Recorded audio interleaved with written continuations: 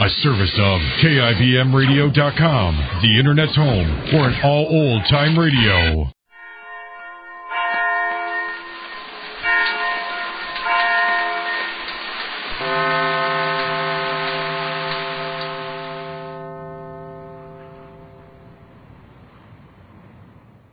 Well, Jane Ace has gone in for social work and better housing conditions for the poor. Mr. Ace is about to put over his biggest real estate deal. There's a connection there because Jane is joining a group of women who are opposing the city's selection of the identical piece of ground Mr. Ace expects to sell the city for a housing project. This episode is in alternating scenes between the meeting place of the women and Mr. Ace's office. But first, the meeting where Mrs. Marsh, society leader and chairman, is calling for order. Listen.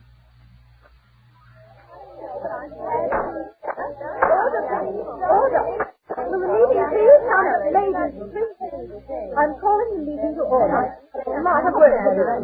Mrs. Block, please. So sorry, my dear. Everybody comes to attend. Oh, that's better. There's a lot to be done, and our time is limited, so I'd like to have as little confusion as possible. Now, the secretary will please read the minutes.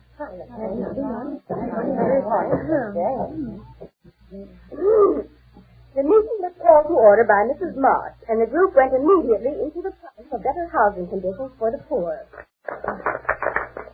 It was moved and seconded that we do everything within our power and leave no stone unturned to oppose the building of homes for the unfortunate on the property to the far side of the railroad track.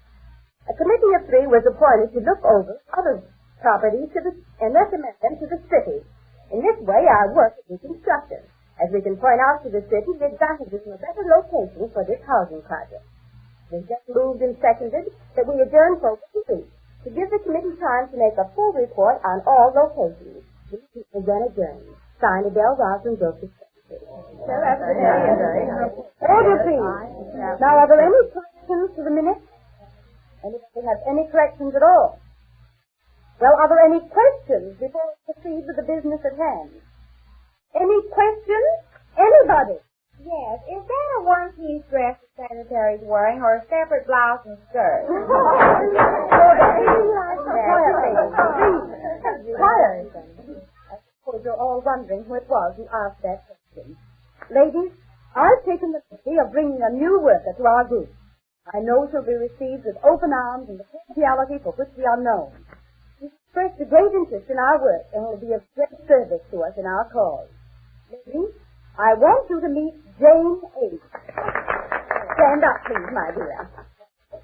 May I present Mrs. Ace? Pleased to meet your acquaintance. Won't you please come forward, Mrs. Ace? Beg pardon? Won't you come up here so our members may have a better look at it? Oh, well, I'm such a mess, though. I didn't have time. That's quite all right. You look perfectly charming. That's it. Now, right up these 2 chairs. Oh, who pushed me? Oh, I'm so sorry. Did you hurt yourself? No, I'm all right. I just didn't see Ladies, this is Jane Ace. Come over here, my dear. And my hat's I met Mrs. Ace last week. I told her of the work we're doing. I described the squalor in which our poor are living. The old tenement houses, the wretched rooms, the filthy halls. She's most sympathetic and understanding, and expressed a hope that she might be able to do something. So I asked her to join us. We need workers of her spirit, and I'm sure she'll fit into our scheme of things. Perhaps I can persuade Mrs. Ace to express her ideas now. Mrs. Ace. What? Won't you say a little something to the girls? Oh, well, I'm sure glad to be here and to meet everybody. Mrs. Marsh told me about how they're working to help the poor people. I think it's a shame that they have to live in those Old Testament houses. Older, please, ladies. Like you said, Mrs. Marsh, pardon me, the squalor. If a squalor came along and blew down those old houses, well, it could. That's why I think it's terrible that they have to live in places like that. I think they ought to have some place where it's nice and comfortable and cool in the summer and vice versa. And I'm going to do anything I can to help them, because I always say a wife should take the bitter with the better. But why do they have to have the bitter all the time? Especially when there's so much nicer places they can live in. Why do they have to live on the other side of the railroad track? I think it's a shame to let them live there like that. There's so many other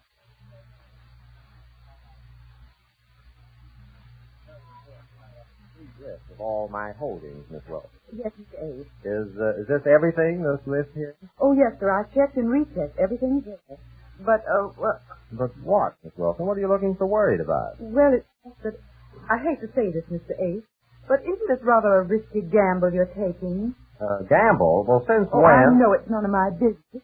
But after all, I've worked here for you a good many years, and I think I've learned a little from you about being cautious and thinking twice before... I have thought twice. Don't worry, Miss Wilson. I'm not going into this proposition with my eyes closed. Yes, sir. I've got information that I can't divulge at this time. Yes, I thought you had, but it's taking everything you've got. I know it is. It's the biggest deal I've ever been in on, and I'm in on the inside track. You're sure the city's going to buy that? Oh, absolutely. You don't think I'd be putting up everything I've got for an option on it if I weren't, sure? Yes, sir, but I thought I read somewhere or heard that there was a lot of talk about the city building someplace else. Oh, that's just talk. I happen to know that... Oh, Mr. Marsh, come in. Good afternoon. Come in, Mr. Marsh, and...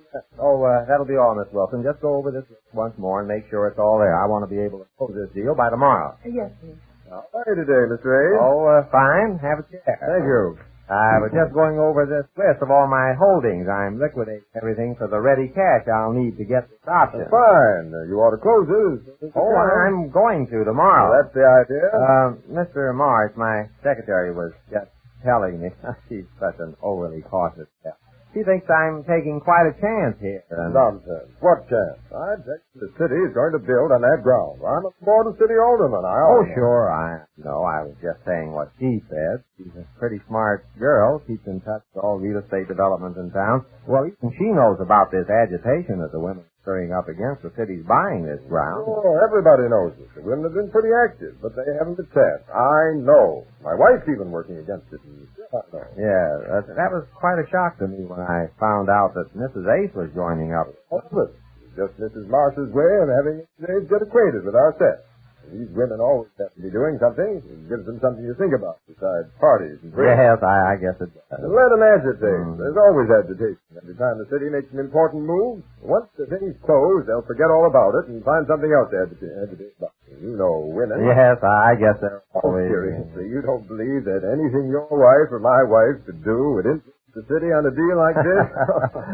Sure, I guess so. There's been little or no mention in the newspapers about it. Yes, I've noticed that. You can't very well arouse public sentiment when the public isn't being informed. Yes, I noticed the papers have had very little about it. Why should the papers carry anything about it? They know it's not important agitation. They're not interested in what a little group of women might try to stir up. I guess it's just nothing. Of course it's nothing. Now, don't you worry about it. You just hurry up. To be here and to be able to do something to help the poor people move into better homes. And I'll do anything you want me to, and I don't care how long it takes, because I always say that home wasn't built in a day, you know. Well, thank you very much, Mrs. Ace. I'm sure your talk was inspiring to us all, wasn't it, lady? Thank you. I didn't know I could make a speech. Thank you for coming out. And now, while you're still here, I'd like to ask one of our members to make a motion that we appoint you to the committee on the newspaper publicity. Me? Will someone make the motion? Mrs. Chairman, Mrs. Blanc. Well, thanks. I think Mrs. Ace is too new a member in our group to hold such a responsible job. Mrs. Chairman, Mrs. Haynes. Well, thanks. Just a moment. I'm not through. Miss Haynes has the floor, Mrs. Blanc. I know what Mrs. Haynes is going to say, and I don't know. Of course you know what I'm going to say, my dear. You know that I know that you thought you were the one for the job. Well, thanks. Ladies, order, please. The idea. And in front of our new member. Well, it's nice of I you insist on order. Mrs. Haynes has the floor. Thank you. I move that Mrs. Ace be appointed a committee of one to handle the newspaper publicity for our campaign, to change the location of the better housing program of this city. I second the motion. It has been moved and seconded that Mrs. Ace be appointed a committee of one to handle the newspaper publicity. All in favor say aye. Aye. Opposed say no. The ayes have it. Congratulations, Mrs. Ace. what? You're in charge of newspaper publicity. Oh, all right. And if you wait a few minutes after we adjourn, I'll show you just exactly how to go about getting little items in the newspapers about our work. Mrs. Mrs. Bluff, I think the time has come when we need more than just little items in the newspapers. Well, my dear, the little items are better than none. We're doing all we can. Just what, for instance? Well, we started the ball rolling. Anything like this takes time. Our time is very limited. We need action. Mrs. Chairman, Mrs. Haynes. I'm a member of the committee in charge of seeing the mayor, and I wish to report that so far we haven't been able to gain an audience. There, you see. Order, please, Mrs. Locke. Mrs. Haynes, why haven't you been able to see the mayor? He just won't see us. He knows what we want to see him about. But there's pressure being brought against our campaign. Then we should bring pressure, too. And the way to do it is through the newspapers. Make the public understand what's going on. Of course, Mrs. Locke. And that will be the duty of Mrs. Ace. But what does he know about newspapers? Just a minute now. What do you mean, what do I know about newspapers? That's what I say. What do you know about the newspapers? Well, we take them. Order, please. Order. I must have order. Mrs. Haynes, I think Mrs. Block is unfair. She's condemning Mrs. Ace without a trial. I think the least we can do after hearing Mrs. Ace's enthusiastic speech is to give her a fair trial on the publicity job. If the newspapers continue to ignore our campaign after that, then will be the time to put somebody else on the committee. But the time is so short. 2 or 3 days more won't matter. I think your suggestion is very wise, Mrs. Haynes. We should give Mrs. Ace a fair chance at handling the newspaper publicity. Mrs. Chairman, Mrs. Joseph, after all this rather embarrassing conversation, I move the chair gives Mrs. Ace a vote of confidence on her new assignment. I second the motion. It has been moved and seconded that we give Mrs. Ace a vote of confidence. All in favor, say aye. Aye. Opposed, no. The ayes have it. Mrs. Ace? Yes? On behalf of our group, I wish to give you a vote of confidence on your acceptance of the assignment of newspaper publicity. And may you have many little items to show for your trouble. Oh, Mrs. Mars, please. For not in front of everybody.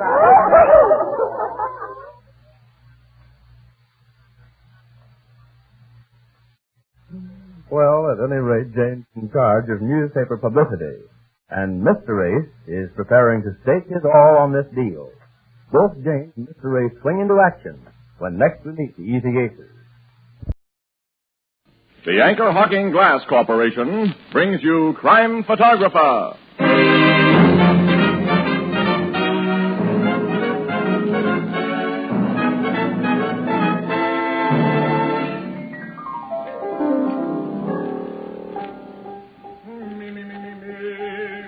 Oh, hello, Casey. I'm sure glad to see you. Yeah, hi, Ethelbert. Say, what's with Marvin and this me stuff? Huh? Maybe you can find out. He won't talk. Huh?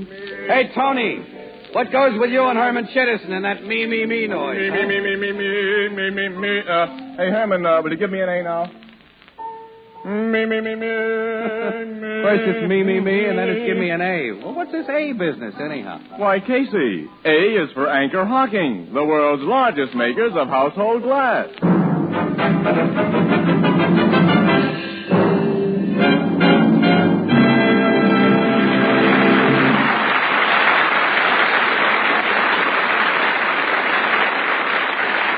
Good evening, ladies and gentlemen. This is Tony Marvin. Every week at this time, the Anchor Hawking Glass Corporation of Lancaster, Ohio, and its more than 10,000 employees bring you another adventure of Casey, crime photographer, ace cameraman who covers the crime news of a great city. Written by Alonzo Dean Cole, our adventure for tonight, The Surprising Corpse.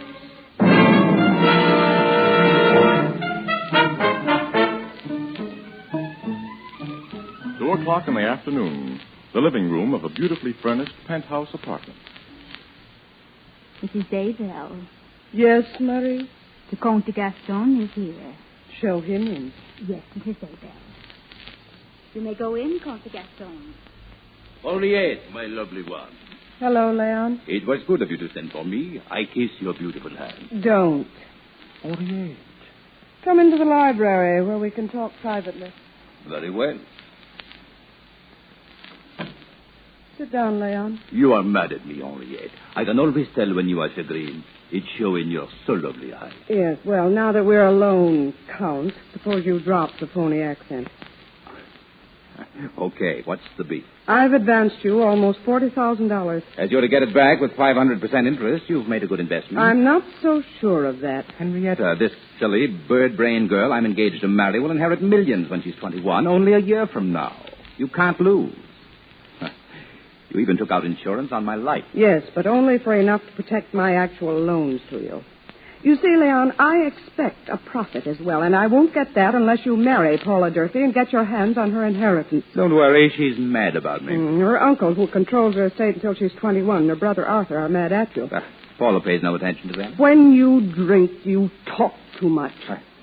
What do you mean? Several nights ago at the bar of the Yorkshire Club, you told everybody what you really think of Paula Durfee. Who told you that? I swear. I have reliable informants in many places, Leon. I watch over my investments, and you're one of them. I've not had a loss so far, and I don't intend to have one in you. I'm sorry, Henriette. I drink too much, no more. I don't trust you. Oh, Henrietta. And because I don't trust you, I want to liquidate your debt. Liquidate? Oh, it'll be to your advantage as well as mine. Would you like to make $100,000 right away? 25% of which goes to me, of course. Would I? My plan may strike you as fantastic, Leon, but this Paula Durfee's a little fool. If she weren't, she wouldn't be in love with you and jealous of you. You're most flattering, Mrs. Zabel. You've an appointment with Paula today, of course? At 5 o'clock for cocktails. Well, don't drink too much before you meet her. And don't tell her this scheme was the idea of anyone but yourself. You must take all the credit. Go on. Tell me how to get this 100,000. This is the way, Leon. When you meet Paula, you tell her in your...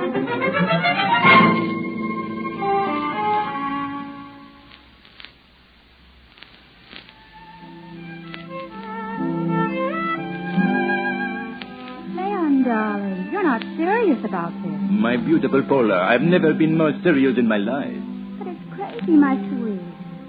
You had too much to drink before you met me. I have only a few. What is for 5, maybe 6 cocktails? Where did you have them? At Luardi's bar. With some woman? I am with a man named Casey. I don't know any Casey. He's a nobody who takes pictures for the newspaper. I meet him in this cafe. We have a drink together. But I don't trust you. You've been seen with other women. Who sees me with other women? My brother Arthur has seen you, and my uncle. They tell you this because they do not like me. Paula chérie, you have proof that I love you madly, that I desire to marry you right away. What I tell you a moment ago is proof of that. What, that crazy scheme? It is good scheme. Will you go to your uncle tonight? I'd never convince him. You will. Paula, you are a great actress. What drew me to you when first we meet is the drama in you. I say to myself, there is woman, fire, with emotion. She is Bernhardt. She is Betty Grable. You didn't. Upon my love for you, I did. Oh, Leon. Will you go to your uncle in 2 hours from now and tell him? Would be exciting. It is perfect plan. You thought it up? Certainement. I have a brain. I'll do it. Uncle Clement should give me enough for us to get married on, even if we have to trick him into it. Tell me the plan again, Leon. All of it, so when I go to Uncle...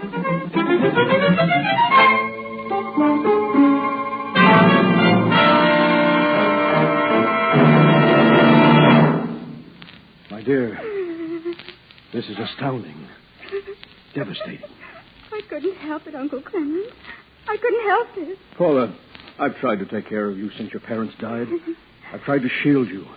I warned you. I had to do it. And now you've got to protect me, Uncle. You've got to save me. I will, child. Take me to this place. I'll do what I have to do.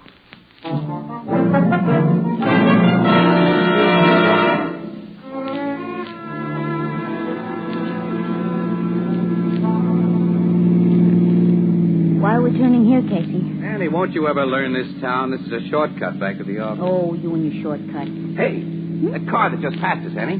What car? Look at the license number. Captain Logan, Homicide Squad. Wait a minute, it's stopping it. He's going to park. Sure is, in front of that brownstone house. Look, Logan and Sergeant Flanagan are getting out and fast. They're here on a job, Casey. Is that it?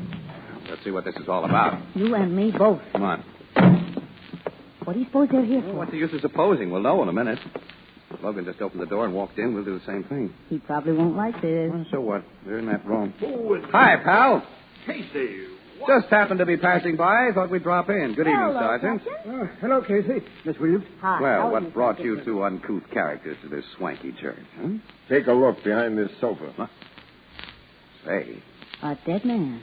2 gunshots got him through the head. Hey, that's the Count. Who? Well, Count Leon de Gaston is what he called himself. He was engaged to that dumb little glamour girl, Paula Durfee. Sure. I've seen her with him around the night spot. This is interesting. How did it happen, Captain? I don't know, Miss Williams. I got a phone call at headquarters from a guy who wouldn't give his name. He said a murder had been committed at this address and that we'd find the front door unlocked. He knew what he was talking about. Look, and this body's still warm. Yeah. I'm going to take some pictures of it. No, not until I call my tech man. Now, Logan. You heard me. Outside door's open. More visitors. It happened in that room, Uncle. Someone. Get behind this screen, everybody out of sight. Show me, Paula. Paula? Quiet. Keep out of sight. I can't go in there again, Uncle. I can't. You must show me where you killed that man. Oh, please, Uncle Clement. Show me where and how you shot him. All right. Leon stood there behind that sofa laughing at me. I took the gun, pointed it at him, and pressed the trigger. Right there is where he stood. You told me the truth. Where's his body? No. Oh, no! We've heard enough. You're under arrest, miss. I didn't do it. I didn't kill him. That's not what you said a minute ago. But I was lying. Leon can't be dead. He just can't be. Oh, my child. I think introductions are in order, mister. I'm Captain Logan, Homicide Bureau. I'm Clement Durfee. This is my niece, Paula. Oh, Leon can't be dead. He can't be. It's no use trying to change your story, Miss Durfee. But what I said was all a lie. I didn't shoot him. Please. I didn't. I couldn't. I loved him. The things you heard me say, the story I told my uncle, was Leon's idea. What did she tell you, Mr. Durfee? I'd rather not say. Look, a murder has been committed. You got to. I'll tell you what I told my uncle, but it wasn't true. I said that I was jealous of Leon, and I came here tonight and shot him, but it was all a lie. You were jealous of Count de Gaston, weren't you, Miss Durfee? He told me you were, when I was with him this afternoon. You were with this guy today, Casey? Mm-hmm, for about an hour at Luardi's bar, and he was getting quite a load on, too. Maybe he told you about the plan he had. He didn't say anything about a plan. Go on, Miss Durfee. All I told my uncle was part of Leon's plan. He said that if Uncle Clement was convinced I'd committed a murder, he'd pay $100,000 to protect me. Really? How was he to pay the $100,000? He was to give it to Batson, Leon's valet. Leon said he'd arranged everything with Batson. And why was he to give it to this Batson? Well, because Batson would say he'd been a witness to the murder and that he'd gotten rid of the body. And when Uncle came here, he was to see nothing but some stains on the floor that would look like blood. Leon said he'd put them here before he went away and hid himself. And I was to get the money from Uncle and pretend to pay Batson for his help and his silence. And then I was to join Leon at his hiding place, and we were going to be married. I don't know who killed him. I don't know. I've heard some pretty fantastic stories from murderers, Miss Durfee, but yours tops them all. Oh, Uncle Clement, make him believe me. My niece told me this man Batson had promised to take the Gaston's body away, Captain. He obviously didn't take the body away. Sergeant, we want to see Batson. Get out a tracer on him. Yes, sir. There's the front door again. More people come into this house. What?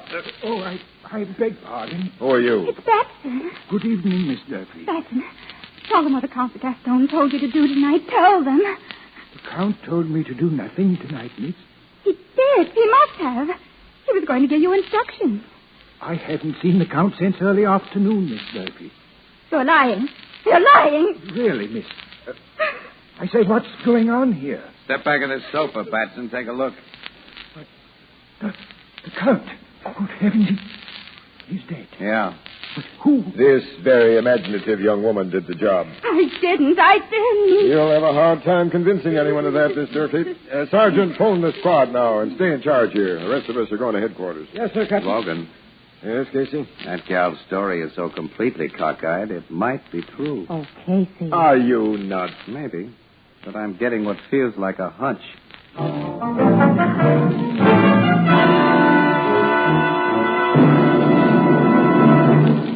Only a few years ago, oven glass which could be used for oven baking, was considered an expensive luxury.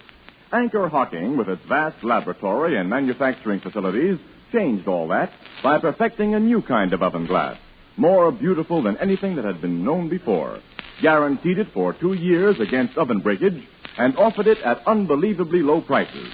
This new kind of glass is Fire King Oven Glass. You can recognize it immediately by its beautiful pale blue color.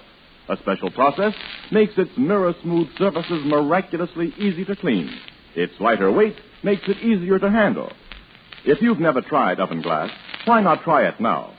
Ask for it at your favorite chain, variety, hardware, or department store. Fire King Oven Glass is a product of Anchor Hocking. A great name in glass.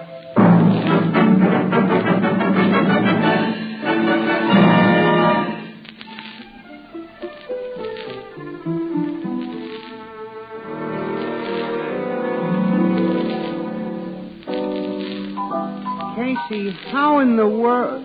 Huh? Now, Grace, look. After all... No, not now. Oh, dear, these women. Now, Casey, as I was saying, how in the world can you think that Durfee gal didn't commit the murder? That's what I'd like to know, too, Ethelbert. Look, I tell both of you, I've got a hunch. It's the kind of hunch I'd hate to bet on. Well, who's asking you to bet on it? I've noticed that when Casey gets a hunch that a gal's being unjustly treated, Ethelbert, she's usually a very good-looking gal. Paula Durfee hasn't got a brain in her head, but she has got looks. Oh, don't talk nonsense, Anne. Hey, Walter! Bring up some more lemons. Yeah. Huh? Annie, listen, I'm telling you, it's because that kid is so brainless that I think that she may have fallen for that crazy plan she says to Gastone proposed. And then somebody who knew about the plan bumped the guy off, knowing that she'd take the rap for it. Casey, you haven't got the slightest basis for that. Oh, idea. yes, I have. Yes, I have. That phone call that brought Logan to Gastone's place. They ain't been able to trace that call? No. Well, a neighbor might have made it, or somebody passing on the street who heard the shots and didn't want to become involved. Oh, that's possible. Now, I doubt Casey, it. the Gaston told you himself that she was madly jealous of him. So tonight she just got too jealous and went bang, bang. Gaston told me something else this afternoon. As a matter of fact, I'd forgotten it up to now. He'd just come from Mrs. Zabel's place. Mrs. Zabel? Yeah. Did you make that name up? No. Henrietta Zabel, that's her name. Who's she? The hard-boiled dame I know. I wonder. You wonder what? Mrs. Zabel always has a few of those fortune-hunting guys around her, guys like the Gaston. I've heard she bankrolls them while they're on the make for gals with dough. Well, so what? Well, so I'm going back to headquarters and check a little matter with Logan that I neglected to check before.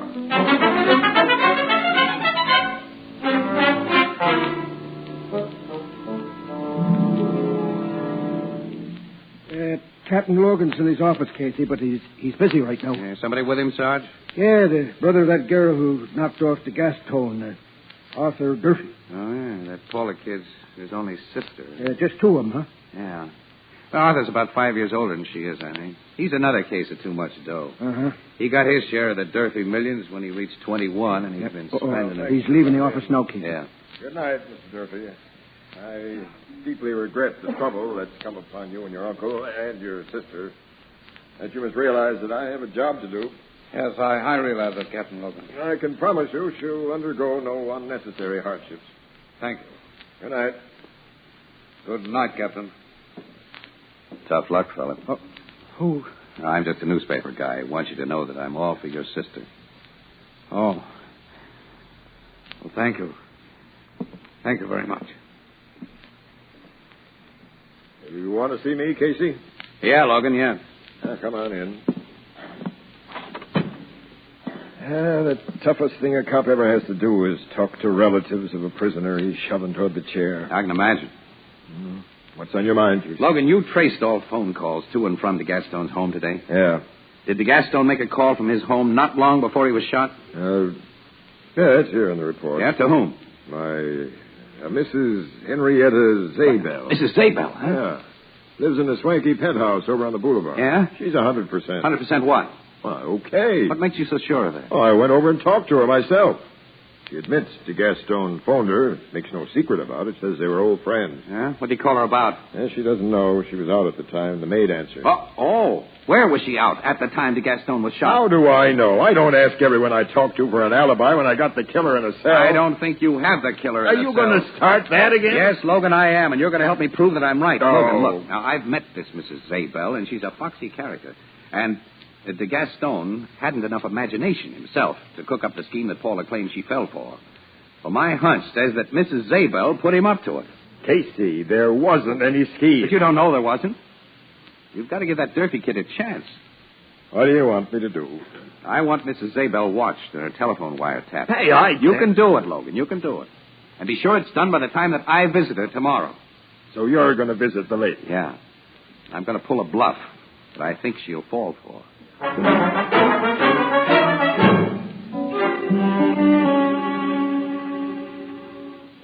Mrs. Zabel will see you in the library, sir. Thank you. Mr. Casey, madam. Come in. Thank you, Mrs. Zabel. Well, I seldom forget a face, Mr. Casey. We've met before, haven't we? Well, yes, I've taken pictures of you several times for the Cafe Society pages. Oh, yes, of course. May I close this door? If you wish. Thank you. Is it customary for press photographers to require such privacy? Well, I'm not here as a press photographer. Oh, then what? I really want to talk to you about Leon de Gaston. Well? I spent over an hour with him yesterday at Luardi's Cafe. He'd been drinking and was talkative. Really? Yeah. He told me about the idea you'd given him. Interesting. I think the cops would find it so if I told them. They might connect it with a phone call de Gaston made to you shortly before he was shot, while you were not at home. They might wonder who phoned headquarters to report the murder of de Gaston, and they might wonder who really killed de Gaston. What do you think? I wonder why you haven't told this to the cops. Because you're a rich woman and I'm a poor guy. Blackmail. Well, let's say you do me a favor and I do one for you. Can you suggest any motive I might have had for committing a murder? I think the cops might be able to dig one up. A motive, perhaps, that would mean a profit for you or prevent a loss. Okay, Mrs. Zabel. Until tomorrow.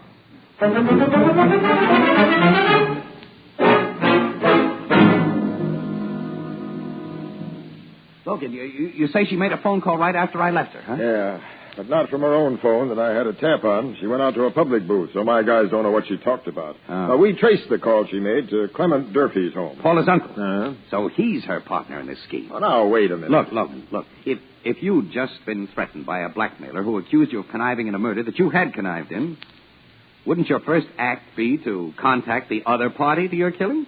I guess so, but... Well, Mrs. Zabel fell for my bluff, Logan. Because she framed the scheme that de Gaston and his gal friend fell for. And she framed it with Clement Durfee. But why Durfee? Remember, he handles Paula's estate, Logan. In a year, he'd have to turn it over to her, but with her out of the way... But why should Mrs. Zabel... Well, she'll do anything for dough, won't she? And he's paying plenty for what she did. But we'll get them both, Logan. And with the goods. I hooked her today. Tomorrow, when she tries to pay me blackmail, you'll be there to pull her in. Well, she's a swell-looking woman with a head full of brains, all right. And that little Paula's a beautiful thing, too. Excuse me. Homicide Bureau, Captain Logan speaking. This is Mrs. Zabel, Captain. Huh? Mrs. Zabel. How do you do? I'd like to see you as soon as possible, if I may. Logan, she's all set for a confession. Shut up. What do you want to see me about, Mrs. Zabel? Well, I'd like to report the threats of a blackmailer, a press photographer named Casey. Very interesting, Mrs. Zabel. I'm anxious to hear about him. Will you come to my home as soon as possible, alone? Yeah, I'll be there in half an hour. Then I'll expect you. Goodbye. You heard that, Casey? I heard it. You put something over on her. Wise guy.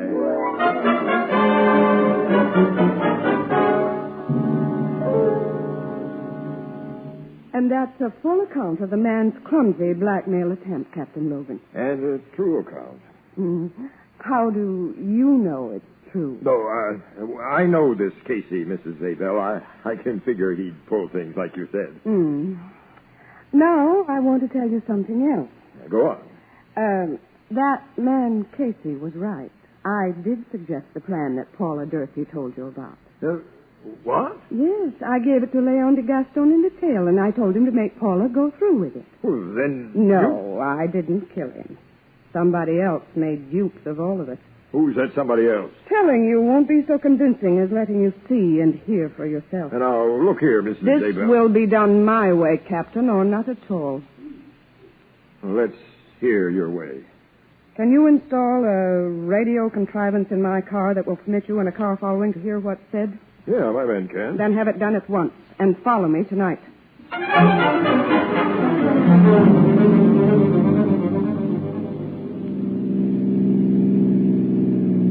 Where's she going in that car of hers, Logan? I told you she wouldn't tell me a thing, Casey, except to follow her, and we're doing that. Well, she might give us a word occasionally through that radio gadget you had installed in the car. Now, she's going to play this the way she wants it. Hey, you know, she is a swell-looking woman, Casey. Yeah. Not so young as Miss Durfee, of course. Oh, no, not nearly as young. But swell-looking. Swell-looking. All right. You both agreed that they're both beautiful Hey, gentlemen. she's slowing down, Logan. She's going to stop. I'll slow down, too. Hey, a man's getting into the car. Couldn't see his face. Neither could I. She's starting up again. Thanks for picking me up, Henrietta. That guy's voice. That radio gadget works pretty good. Quiet. I didn't want you to come to my house. Yes, in the car here. I'm sure no one can hear us. Who's the man, Casey? Can't get his voice. Neither can I. So, Henrietta, you think we are under suspicion of murder? Yes, and I have no intention of facing a murder charge I don't merit. You suggested that little plan to the Gaston. Whose plan was it? Well, since we're quite alone, it was mine. But you didn't tell me you really planned to murder Leon. I thought you were only helping me recover my money. Oh, you know my real motive? Yes. You wanted a murder conviction and death for your sister. His sister? It's Arthur Durfee still. You see, I've spent my share of the estate, but with Paula out of the way, I'd get her share, too. I couldn't allow a little fool like Paula to get that money when I needed it, could I? You think you'll get away with it? Oh, you'll never tell anyone. What? You think I'd have said what I have if you were going to live? Step on it, Logan. And fast. I'm stepping. Look at that car behind us. What? You cut the ignition. And threw the key out of the window. What a gal. I'll say it's all over for him now. Sure is their car stopping. Come out of that car, Mr. Arthur Durfee, with your hands in the air. What's the meaning of this? We're finishing your perfect plan, fella. For keeps. And Mrs. Zabel... Why, Mr. Casey. I'm going to ask a favor of you. May I kiss you? Hey. Excuse me, Annie. Thanks, Mrs. Zabel. Thank you, Mr. Casey. Well, I like that. I was just apologizing, Annie, and congratulating Henrietta. We'll discuss your methods later, Mr. Casey.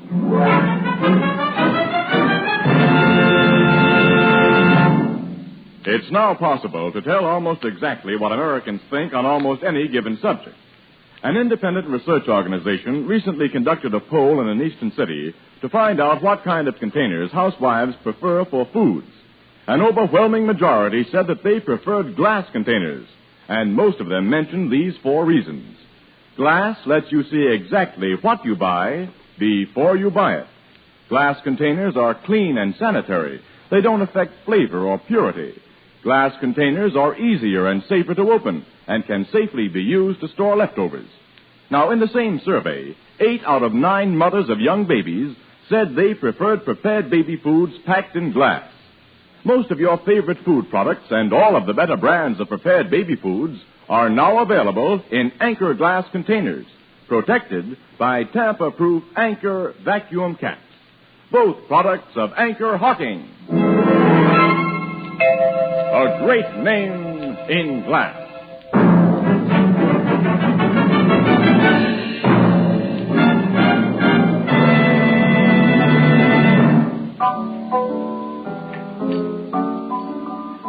So Arthur Durfee's in the clink, Casey, and his sister's free, huh? Yep, Ethelbert, yep.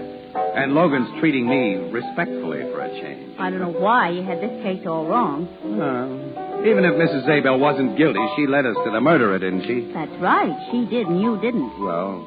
All you did was push your way in for that apologetic, congratulatory kiss at the end. Annie, my emotional nature got the best of me, that's all. She's a nice-looking woman, that Mrs. Zabel. She'll never see 45 again.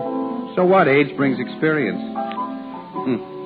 Oh, but experience isn't really necessary. Casey, what did that young, good-looking Paula do when they let her out of the pokey?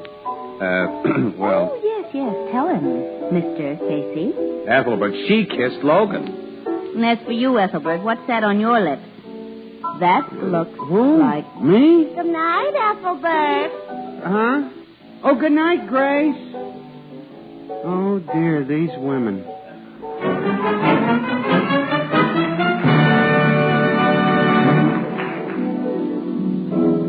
Crime Photographer, starring Stotts Cotsworth as Casey, is brought to you each Thursday by the Anchor Hocking Glass Corporation, makers of Fire King Oven Glass.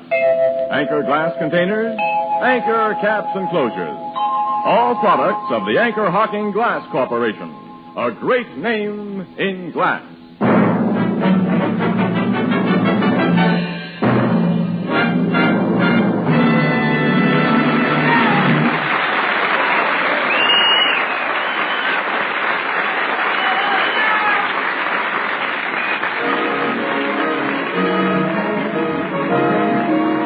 Photographer is directed by John Dietz. The original music is by Archie Blyer, and the program features Miss Leslie Woods as Anne and John Gibson as Ethelbert. Thursday night on CBS is the biggest show in town, so stay tuned for exciting dramatizations on Reader's Digest Radio Edition, which follows immediately over most of these stations. This is Tony Marvin saying goodnight for the Anchor Hocking Glass Corporation, the world's largest makers of household glass.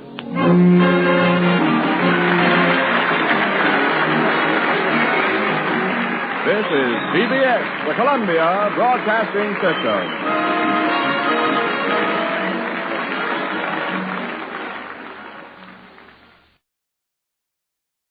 The Anchor Hocking Glass Corporation brings you Crime Photographer.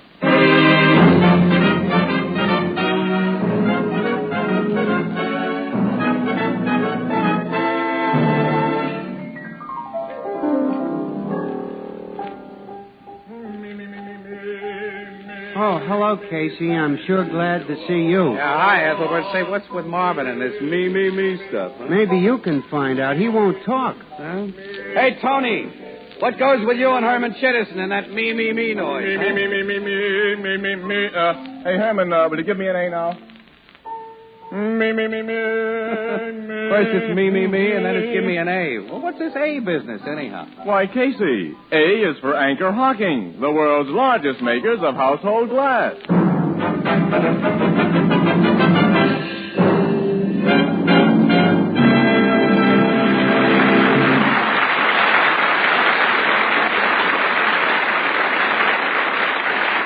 Good evening, ladies and gentlemen. This is Tony Marvin. Every week at this time, the Anchor Hocking Glass Corporation of Lancaster, Ohio, and its more than 10,000 employees bring you another adventure of Casey, crime photographer, ace cameraman who covers the crime news of a great city. Written by Alonzo Dean Cole, our adventure for tonight, The Surprising Corpse.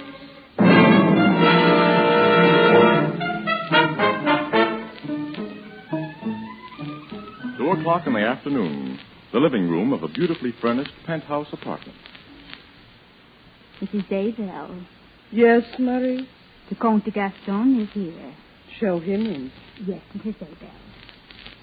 You may go in, Comte de Gaston. Henriette, my lovely one.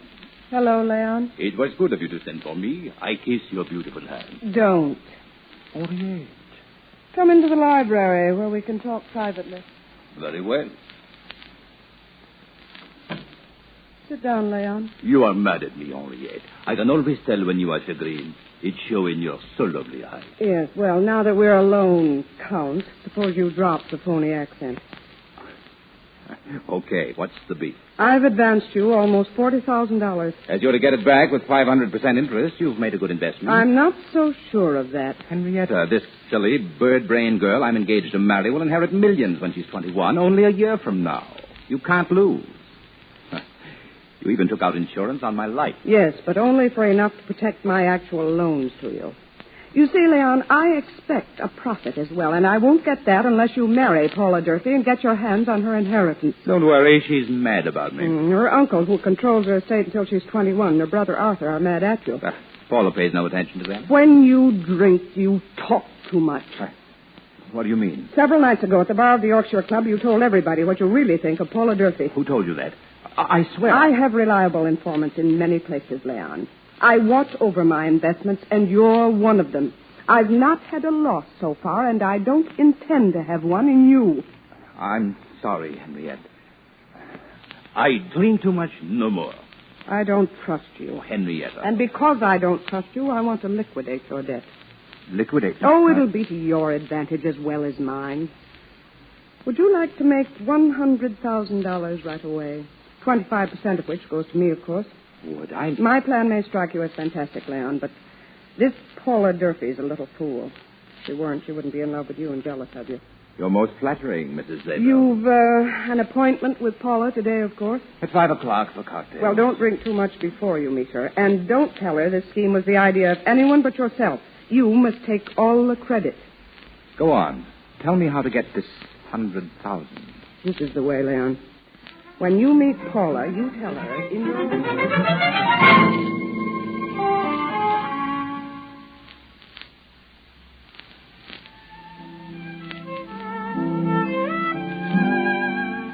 Leon, darling, you're not serious about this. My beautiful Paula, I've never been more serious in my life. But it's crazy, my sweet. You had too much to drink before you met me. I have only a few.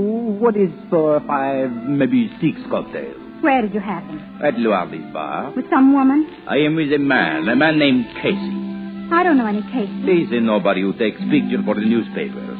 I meet him in this cafe. We have a drink together. But I don't trust you. You've been seen with other women. Who sees me with other women? My brother Arthur has seen you, and my uncle. They tell you this because they do not like me. Paula, chérie, you have proof that I love you madly, that I desire to marry you right away. What I tell you a moment ago is proof of that. What, that crazy scheme? It is good scheme. Will you go to your uncle tonight? I'd never convince him. You will. Paula, you are a great actress. What drew me to you when first we meet is the drama in you. I say to myself, there is woman, fire, with emotion. She is Bernhardt. She is Betty Grable. You didn't. Upon my love for you, I did. Oh, Leon. Will you go to your uncle in 2 hours from now and tell him? Would be exciting. It is perfect plan. You thought it up? Certainly. I have a brain. I'll do it. Uncle Clement should give me enough for us to get married on, even if we have to trick him into it. Tell me the plan again, Leon. All of it, so when I go to Uncle Clement...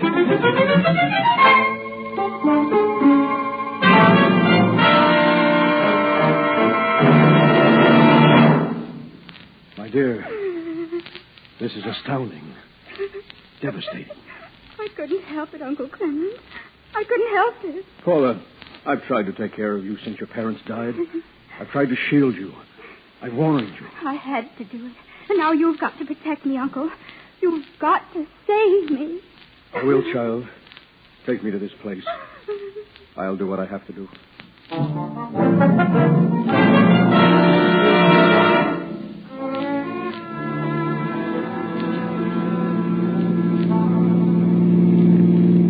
Why are we turning here, Casey? Annie, won't you ever learn this town? This is a shortcut back to the office. Oh, you and your shortcut. Hey, that car that just passed us, Annie. What car? Look at the license number. Captain Logan, Homicide Squad. Wait a minute, it's stopping it. He's going to park. Sure is, in front of that brownstone house. Look, Logan and Sergeant Flanagan are getting out and fast. They're here on a job, Casey. Is that it? Let's see what this is all about. You and me both. Come on. What do you suppose they're here for? What's the use of supposing? We'll know in a minute. Logan just opened the door and walked in. We'll do the same thing. He probably won't like this. Well, so what? They're in that room. Hi, pal. Casey. Just happened to be passing by. Thought we'd drop in. Good evening, Sergeant. Hello, Casey. Miss Williams. Hi. Well, what brought you two uncouth characters to this swanky church, huh? Take a look behind this sofa. What? Say. A dead man. 2 gunshots got him through the head. Hey, that's the Count. Who? Well, Count Leon de Gaston is what he called himself. He was engaged to that dumb little glamour girl, Paula Durfee. Sure. I've seen her with him around the night spot. This is interesting. How did it happen, Captain? I don't know, Miss Williams. I got a phone call at headquarters from a guy who wouldn't give his name. He Said a murder had been committed at this address and that we'd find the front door unlocked. He knew what he was talking about. Look, and his body's still warm. Yeah. I'm going to take some pictures of it. No, not until I call my tech man. Now, Logan. You heard me. Outside door's open. More visitors. It happened in that room, Uncle. Someone. Get behind this screen, everybody out of sight. Show me, Paula. Paula? Quiet and keep out of sight. I can't go in there again, Uncle. I can't. You must show me where you killed that man. Oh, please, Uncle Clement. Show me where and how you shot him. All right. Leon stood there behind that sofa laughing at me. I took the gun, pointed it at him, and pressed the trigger. Right there is where he stood. You told me the truth. Where's his body? No. Oh, no! We've heard enough. You're under arrest, miss. I didn't do it. I didn't kill him. That's not what you said a minute ago. But I was lying. Leon can't be dead. He just can't be. Oh, my child. I think introductions are in order, mister. I'm Captain Logan, Homicide Bureau. I'm Clement Durfee. This is my niece, Paula. Oh, Leon can't be dead. He can't be. It's no use trying to change your story, Miss Durfee. But what I said was all a lie. I didn't shoot Please. him. I didn't. I couldn't. I loved him. The things you heard me say, the story I told my uncle, was Leon's idea. What did she tell you, Mr. Durfee? I'd rather not say. Look, a murder has been committed. You got to. I'll tell you what I told my uncle, but it wasn't true. I said that I was jealous of Leon, and I came here tonight and shot him, but it was all a lie. You were jealous of Count de Gaston, weren't you, Miss Durfee? He told me you were, when I was with him this afternoon. You were with this guy today, Casey? Mm-hmm, for about an hour at Luardi's bar, and he was getting quite a load on, too. Maybe he told you about the plan he had. He didn't say anything about a plan. Go on, Miss Durfee. All I told my uncle was part of Leon's plan. He said that if Uncle Clement was convinced I'd committed a murder, he'd pay $100,000 to protect me. Really? How was he to pay the $100,000? He was to give it to Batson, Leon's valet. Leon said he'd arranged everything with Batson. And why was he to give it to this Batson? Well, because Batson would say he'd been a witness to the murder, and that he'd gotten rid of the body. And when Uncle came here, he was to see nothing but some stains on the floor that would look like blood. Leon said he'd put them here before he went away and hid himself. And I was to get the money from Uncle and pretend to pay Batson for his help and his silence. And then I was to join Leon at his hiding place, and we were going to be married. I don't know who killed him. I don't know. I've heard some pretty fantastic stories from murderers, Miss Durfee, but yours tops them all. Oh, Uncle Clement, make him believe me. My niece told me this man Batson had promised to take the Gaston's body away, Captain. He obviously didn't take the body away. Sergeant, we want to see Batson. Get out a tracer on him. Yes, sir. There's the front door again. More people come into this house. What?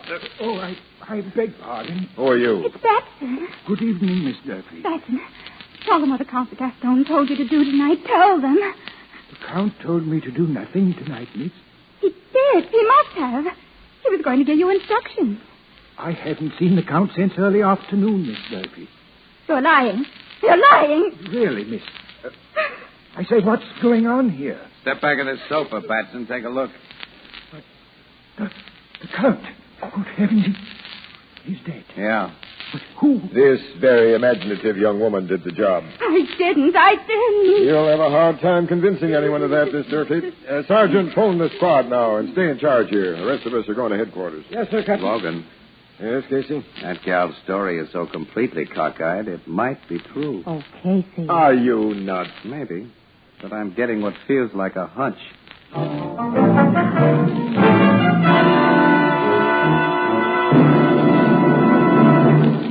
Only a few years ago, oven glass which could be used for oven baking, was considered an expensive luxury.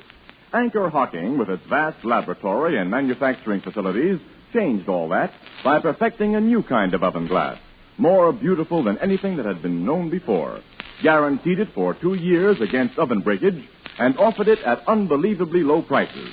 This new kind of glass is Fire King Oven Glass. You can recognize it immediately by its beautiful pale blue color. A special process makes its mirror-smooth surfaces miraculously easy to clean. Its lighter weight makes it easier to handle. If you've never tried oven glass, why not try it now? Ask for it at your favorite chain, variety, hardware, or department store. Fire King Oven Glass is a product of Anchor Hocking. A great name in glass.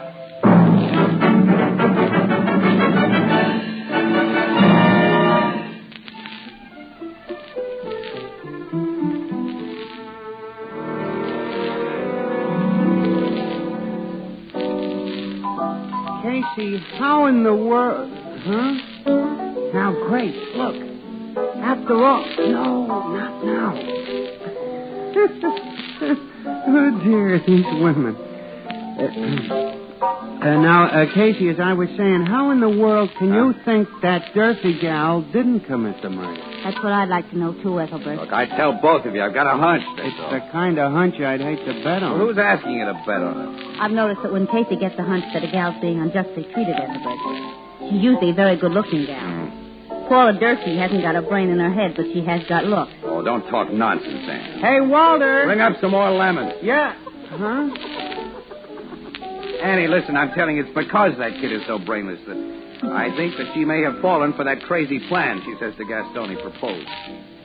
And then somebody who knew about the plan bumped the guy off, knowing that she'd take the rap for it. Casey, you haven't got the slightest basis for that. Oh, yes, I have. Yes, I have. That phone call that brought Logan to the Gaston's place. They ain't been able to trace that call? No. Well, a neighbor might have made it, or somebody passing on the street who heard the shots and didn't want to become involved. Oh, that's possible. Now, I doubt Casey, it. the Gaston told you himself that she was madly jealous of him. So tonight she just got too jealous and went bang, bang. Gaston told me something else this afternoon. As a matter of fact, I'd forgotten it up to now. He'd just come from Mrs. Zabel's place. Mrs. Zabel? Yeah. Did you make that name up? No. Henrietta Zabel, that's her name. Who's she? The hard-boiled dame I know. I wonder. You wonder what? Mrs. Zabel always has a few of those fortune-hunting guys around her, guys like the Gaston. I've heard she bankrolls them while they're on the make for gals with dough. Well, so what? Well, so I'm going back to headquarters and check a little matter with Logan that I neglected to check before.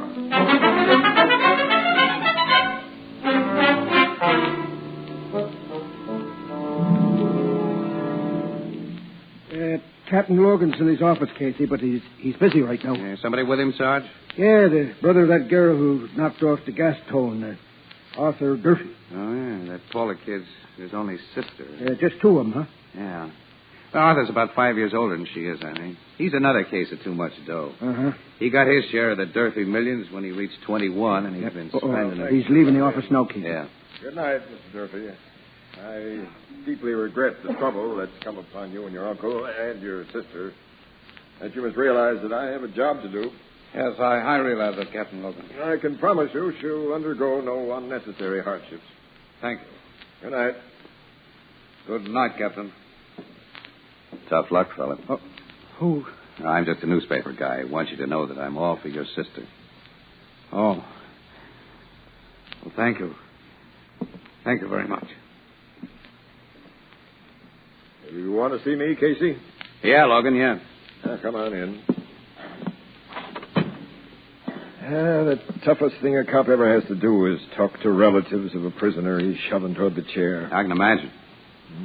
What's on your mind, Casey? Logan, you traced all phone calls to and from the Gaston's home today? Yeah. Did the Gaston make a call from his home not long before he was shot? Yeah, it's here in the report. Yeah, to whom? Mrs. Henrietta Zabel. Mrs. Zabel, huh? Yeah. Lives in a swanky penthouse over on the boulevard. Yeah? She's 100%. 100% what? Well, okay. What makes you so sure of that? Oh, I went over and talked to her myself.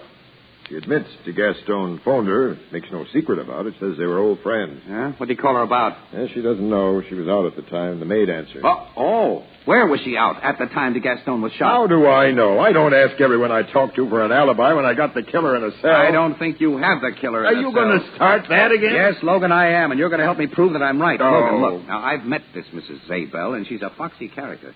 And the Gaston hadn't enough imagination himself to cook up the scheme that Paula claims she fell for. Well, my hunch says that Mrs. Zabel put him up to it. Casey, there wasn't any scheme. But you don't know there wasn't. You've got to give that Durfee kid a chance. What do you want me to do? I want Mrs. Zabel watched and her telephone wiretapped. Hey, You can do it, Logan. You can do it. And be sure it's done by the time that I visit her tomorrow. So you're going to visit the lady? Yeah. I'm going to pull a bluff that I think she'll fall for.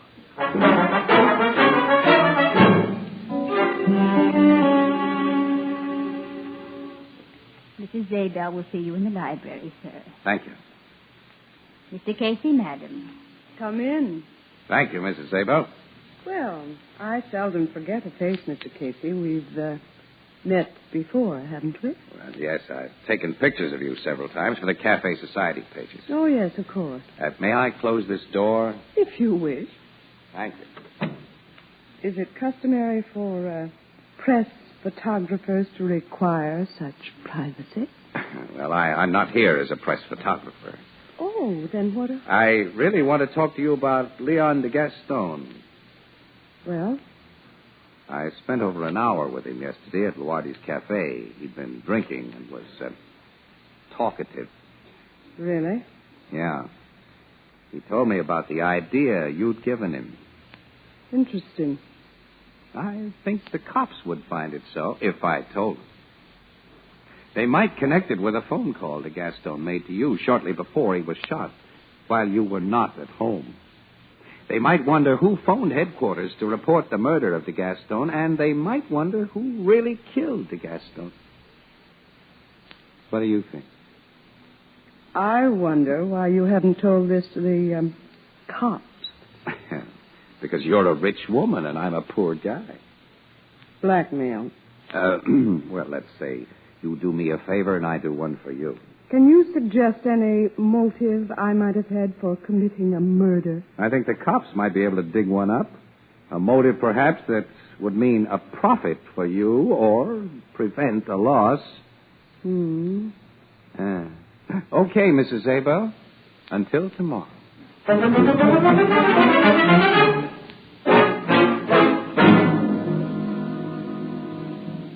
Logan, you say she made a phone call right after I left her, huh? Yeah, but not from her own phone that I had a tap on. She went out to a public booth, so my guys don't know what she talked about. Oh. We traced the call she made to Clement Durfee's home. Paula's uncle. Uh-huh. So he's her partner in this scheme. Oh, now, wait a minute. Look, Logan, look. If you'd just been threatened by a blackmailer who accused you of conniving in a murder that you had connived in, wouldn't your first act be to contact the other party to your killing? I guess so, but... Well, Mrs. Zabel fell for my bluff, Logan. Because she framed the scheme that de Gaston and his girlfriend fell for. And she framed it with Clement Durfee. But why Durfee? Remember, he handles Paula's estate, Logan. In a year, he'd have to turn it over to her, but with her out of the way... But why should Mrs. Zabel... Well, she'll do anything for dough, won't she? And he's paying plenty for what she did. But we'll get them both, Logan. And with the goods. I hooked her today. Tomorrow, when she tries to pay me blackmail, you'll be there to pull her in. Well, she's a swell-looking woman with a head full of brains, all right. And that little Paula's a beautiful thing, too. Excuse me. Homicide Bureau, Captain Logan speaking. This is Mrs. Zabel, Captain. Huh? Mrs. Zabel. How do you do? I'd like to see you as soon as possible, if I may. Logan, she's all set for a confession. Shut up. What do you want to see me about, Mrs. Zabel? Well, I'd like to report the threats of a blackmailer, a press photographer named Casey. Very interesting, Mrs. Zabel. I'm anxious to hear about him. Will you come to my home as soon as possible, alone? Yeah, I'll be there in half an hour. Then I'll expect you. Goodbye. You heard that, Casey? I heard it. You put something over on her. Wise guy.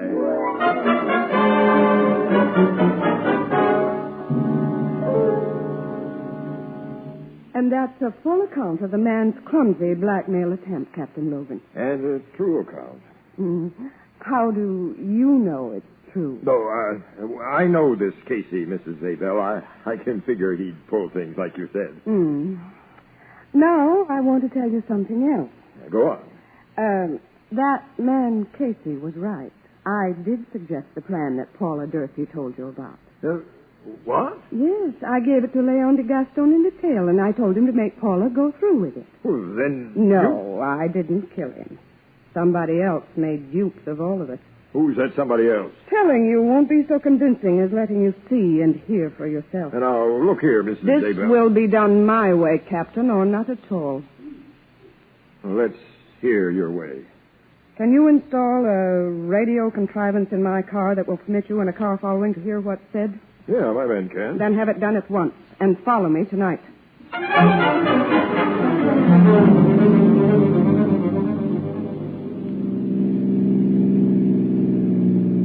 going in that car of hers, Logan? I told you she wouldn't tell me a thing, Casey, except to follow her, and we're doing that. Well, she might give us a word occasionally through that radio gadget you had installed in the car. Now, she's going to play this the way she wants it. Hey, you know, she is a swell-looking woman, Casey. Yeah. Not so young as Miss Durfee, of course. Oh, no, not nearly as young. But swell-looking. Swell-looking. All right. You both agreed that they're both beautiful, Hey, gentlemen. she's slowing down, Logan. She's going to stop. I'll slow down, too. Hey, a man's getting into a car. Couldn't see his face. Neither could I. She's starting up again. Thanks for picking me up, Henrietta. That guy's voice. That radio gadget works pretty good. Quiet. I didn't want you to come to my house. Yes, in the car here. I'm sure no one can hear us. Who's the man, Casey? Can't get his voice. Neither can I. So, Henrietta, you think we are under suspicion of murder? Yes, and I have no intention of facing a murder charge I don't merit. You suggested that little plan to the Gaston. Whose plan was it? Well, since we're quite alone, it was mine. But you didn't tell me you really planned to murder Leon. I thought you were only helping me recover my money. Oh, you know my real motive? Yes. You wanted a murder conviction and death for your sister. His sister? It's Arthur Durfee still. You see, I've spent my share of the estate, but with Paula out of the way, I'd get her share, too. I couldn't allow a little fool like Paula to get that money when I needed it, could I? You think you'll get away with it? Oh, you'll never tell anyone. What? You think I'd have said what I have if you were going to live? Step on it, Logan. And fast. I'm stepping. Look at that car behind us. What? Oh, you cut the ignition. And threw the key out of the window. What a gal. I'll say it's all over for him now. Sure is. That car's stopping. Come out of that car, Mr. Arthur Durfee, with your hands in the air. What's the meaning of this? We're finishing your perfect plan, fella. For keeps. And Mrs. Zabel... Why, Mr. Casey. I'm going to ask a favor of you. May I kiss you? Hey. Excuse me, Annie. Thanks, Mrs. Zabel. Thank you, Mr. Casey. Well, I like that. I was just apologizing, Annie, and congratulating Henrietta. We'll discuss your methods later, Mr. Casey.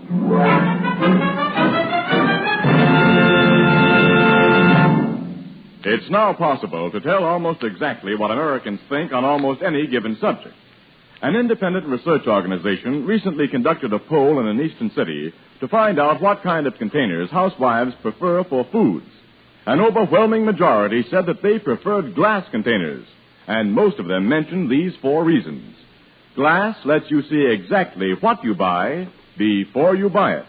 Glass containers are clean and sanitary. They don't affect flavor or purity. Glass containers are easier and safer to open and can safely be used to store leftovers. Now, in the same survey, 8 out of 9 mothers of young babies said they preferred prepared baby foods packed in glass. Most of your favorite food products and all of the better brands of prepared baby foods are now available in Anchor glass containers, protected by tamper-proof Anchor vacuum caps. Both products of Anchor Hawking. A great name in glass.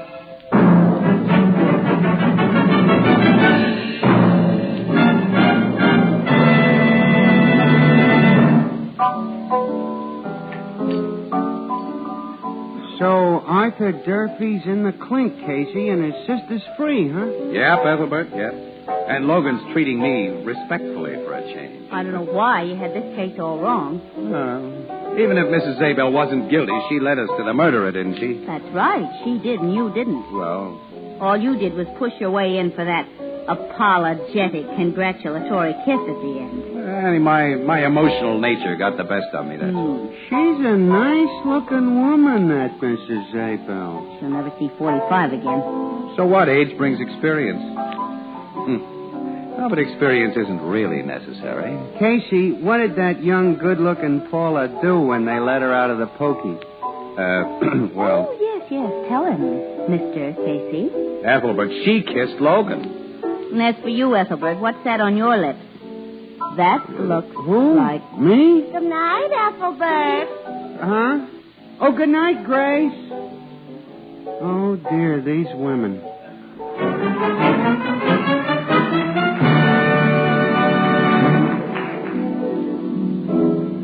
Prime Photographer, starring Stotts Cotsworth as Casey, is brought to you each Thursday by the Anchor Hocking Glass Corporation, makers of Fire King Oven Glass. Anchor glass containers, Anchor caps and closures. All products of the Anchor Hocking Glass Corporation. A great name in glass.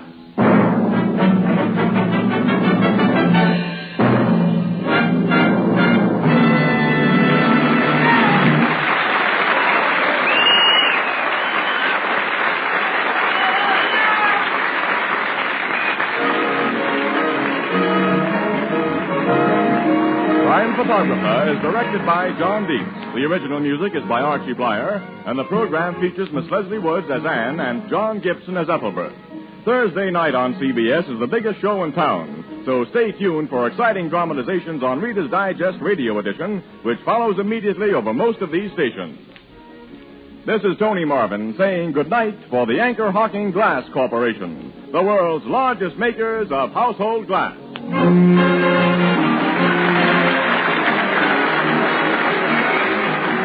This is CBS, the Columbia Broadcasting System.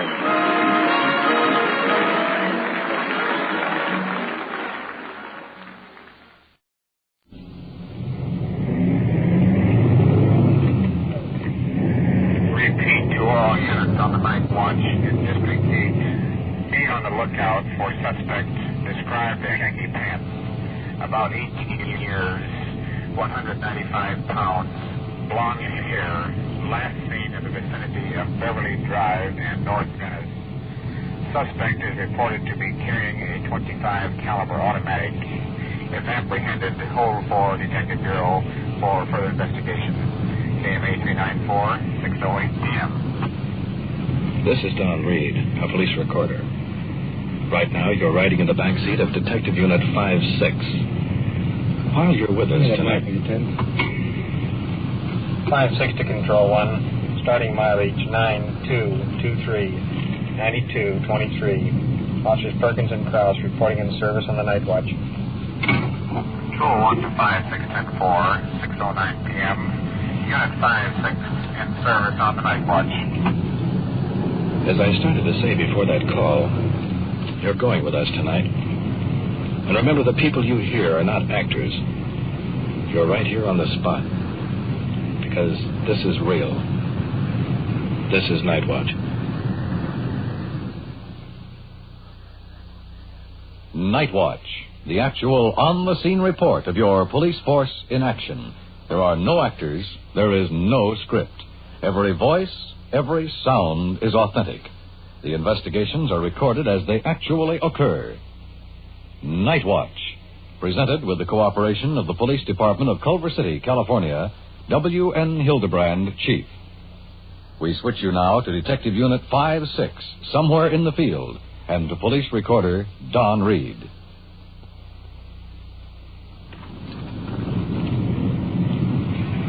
Control 1 to 5-6, come in. 5-6, go ahead. Control 1 to 5-6. Are you still in the vicinity of Sepulveda and Stevens Way? 10-4, we're a couple of blocks from there. Control 1 to 5610-4, meet Unit 50 at that location in the gas station regarding a man molesting 2 women. 10-4, will do.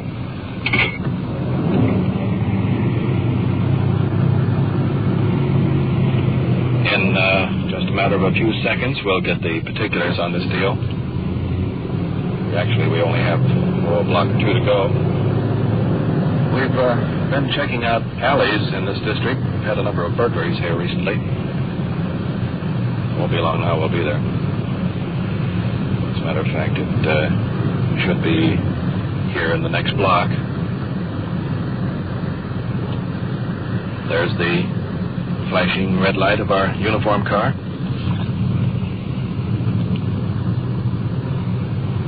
Here we are. Pulling into the drive. Officer Don Ellis over here talking to a couple of young women sitting in the car. Let's see what's up. Apparently, these are the 2 young women someone was molesting. Both highly nervous. One in tears.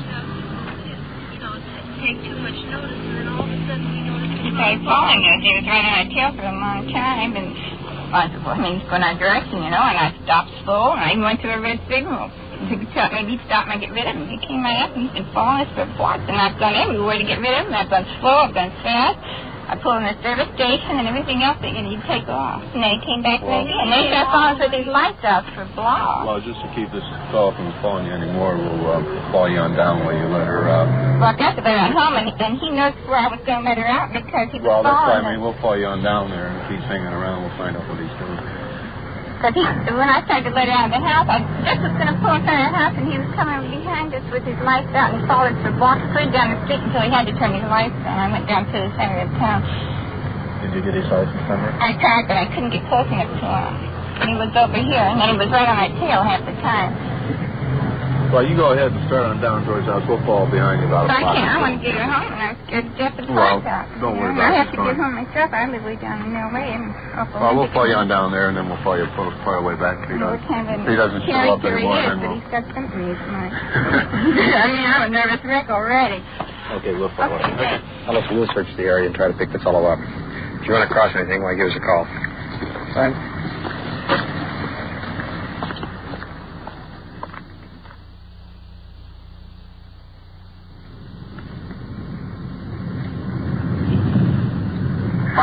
to 5-6, can you read us? 10-450, go ahead. I spotted a car on this woman molest case. We're going to stop him now at Culver and Westerly. 10-450, we'll come in from the north in case he makes a break for it. Check. We're running into the curve right now.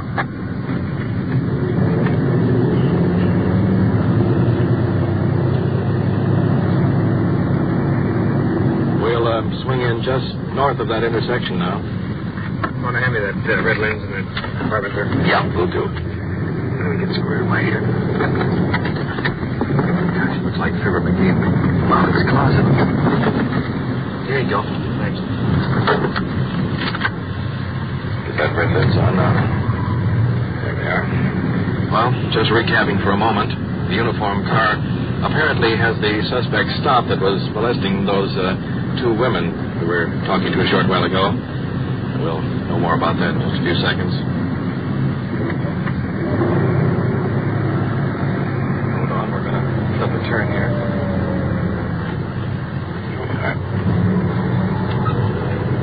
There's Unit 50 right directly ahead, parked at cross angles. They've got a dark sedan with both front wheels up over the sidewalk. Apparently the fellows had a little trouble getting this car stopped. Here we are.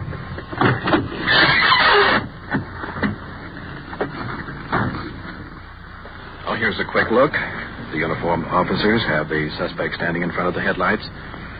Young, unconcerned. Seems to be a joke. What's the scoop? Strictly playing around. What? Strictly playing around. Well, that's where you're going to get into trouble playing around. You had them pretty well scared. I don't know why.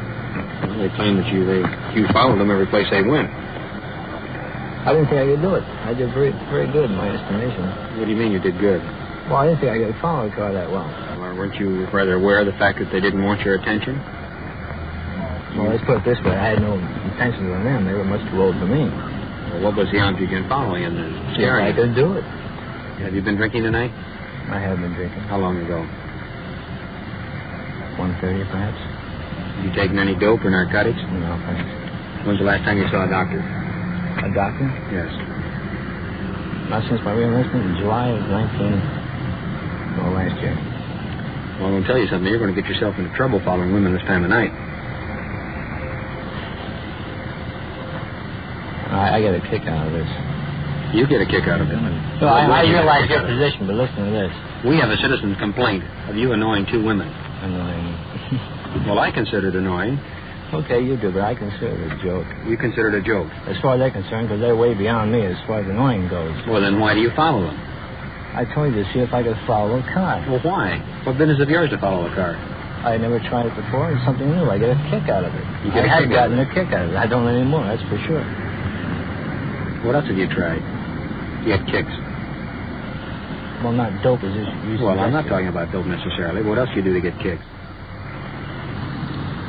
Alice, I'd take this fellow into the station, run a record and warrant check on him, and then contact the two victims and see if they want to sign a complaint against him.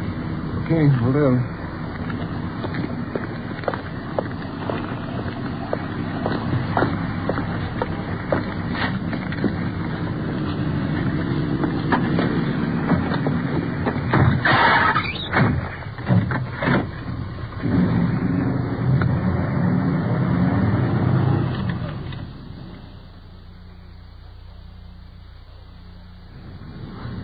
Control 1 to 5-6, come in.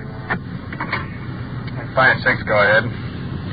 Control 1 to 5-6. On the wanted suspect reported carrying a gun. Description broadcast 6:08 p.m. this date. We have information this suspect is now in the bar at 3101 North Venice. 3101 North Venice. Code 2. 5-6, 10-4. That's the boy in the red jacket that was... Hold on a minute. That's the boy in the red jacket that was carrying that gun, wasn't it? Yeah. The red lens on? No, I don't want it. We're just got a couple of blocks to go. All right. Slipping our way through the traffic. Now, the standard procedure in this type of case... Hold on, we're going to flip and turn. The standard procedure in this type of case, when we have reason to believe the suspect may be armed, is to try to take him in the open rather than a crowded bar. Of course, we may have to stake out on him rather than take a chance of injuring someone in a cafe. Should be up on the next block on the left-hand side. Now, check that. It should be on the right-hand side. Almost closing time for the bar. We'll have to wait just a bit, a few minutes perhaps, if he doesn't come out. Slowing down. Here it is, right off the right hand, slowing down out to the front door. It looks like our boy in the second stool, the one in the red jacket. Yeah. Looks like he's leaving right now. Well, here's the suspect coming out the door to the street. About 18 years, staggering a little. Has an older fellow with him. Come on, Ted, let's take him. Sergeant Perkins going to take the one in red, Ted Krause the other. We'll get in the middle, see what happens. Both of you stand right where you are. We're police officers. Take your hands out of your pockets. Officers shaking both boys down. I said, where's the gun? Apparently the suspect is under the influence of alcohol. Just looking blank. Well, he's clean. Doesn't seem to have the gun on him. Find it. What? I ain't gonna find it. Where'd you get it? Been drinking at home, buddy's house, stuff like that. No, not yet. He's the friend. Where are you just coming from now? Walking on the street. Whereabouts from? Where from? Just walking on the street. Oh, where from? Where have you been? We've been uptown, around here. Oh, whereabouts is around here? Cafe, we had a couple cups of coffee. When did you have your last drink?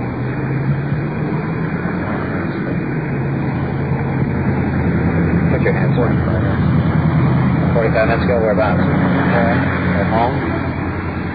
You're lying. Not lying. You're lying. Don't tell me you're not.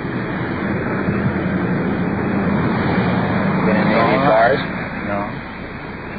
You haven't been in any? You been this bar here? No. How about around the corner? That doesn't make sense. We saw him sitting in the bar. Suspect is getting belligerent. His language is getting out of control for the moment. Play cool, will you? Play You don't cool. talk to me like that. You're You're right. talking to a police officer now. You don't use that I kind know of the language. man. Play cool, will you? He's okay, will you? Okay, I'm being picked I up. know the man. Don't worry about it. I'm being picked up, too. No, man, you're He knows me. So what's the difference? What do you... Don't act... Man, Oh, play man. it... Will you play it right with these guys? I play it right. Look, you play it I right know with these it's- guys, I they'll know play it's you good right. Play it right. Let's not play it right, will you? You treat them right, they treat you right. They got a duty to do. These guys around here with dope peddling and everything else, they got to do it. I know that much. You tell me that you didn't come out of this bar. I didn't. We didn't. That I'll swear myself. We haven't been anywhere around here. In this Where- town. I can drink anywhere I want, but he I'm not can't. that dumb. I've been in the Republic. I mean, I've been screwed up, you know? My stepfather's one of the... Look, I know you. All right, your stepfather. We'll take it out with him. What can I do? The cops have got me. They don't got you. They don't got me. You got me. Look, any of these guys can drink around here. You go in here at all? No. You're lying. I'm lying, man. That's right. Let's get in the police car. You want to take him in for me, Bill? The district car just rolled in, putting the suspect in the red jacket in the car. Transport him to the station for further investigation. Now let's go over and check out the second young fellow. It's a funny thing. We tangled with him just a couple of weeks ago. We came out pretty good friends. Let's see what happens now. You haven't answered my question. Yeah, I Just know. asking one question. He wasn't in with me. Was he in there? I saw him in there, but he wasn't in with me. Okay, I suggest you go on home. Well, if you don't mind, may I ask you a question? Yeah? What are you going to do with the boy? I'm going to straighten him out. That's good. You're not going to put him in, are you? All depends on his attitude when we get down to the station. These guys out here, most of them are hopeless. I mean, I can't blame you guys one bit what you do. I mean, I know that. I mean, even from the night you picked tell us me the up. truth. That's all we want. Well, I'll leave it up to him. That's about the way it's going to be. I know that. I mean, I know you guys what you've got to do. Yeah, take him on that way, Bill. What you don't have to do. I mean, I'm not. I mean, I learned that. I mean, I had to learn everything the hard way. Take it easy now. Hey, will you, don't give the guy a hard time, huh? I won't give him a hard time. Unless he gives me one. Well, if he does, he deserves it. Okay, thanks a lot, man. Take it easy. I wonder what he did with the gun. I don't know. We'll check into it when we get back to the station. I'm pretty drunk right now. It's hard to get anything out of him. Yeah.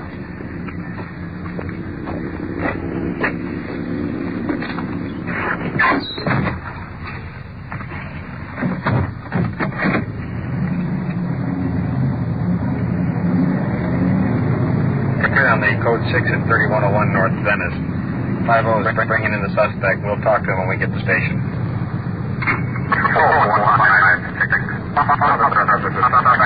Is in the station now. Want him to wait. 10-4, Control 1. We'll be there in a few minutes. Have him wait for us. Control 1 to 5-6, 10-4.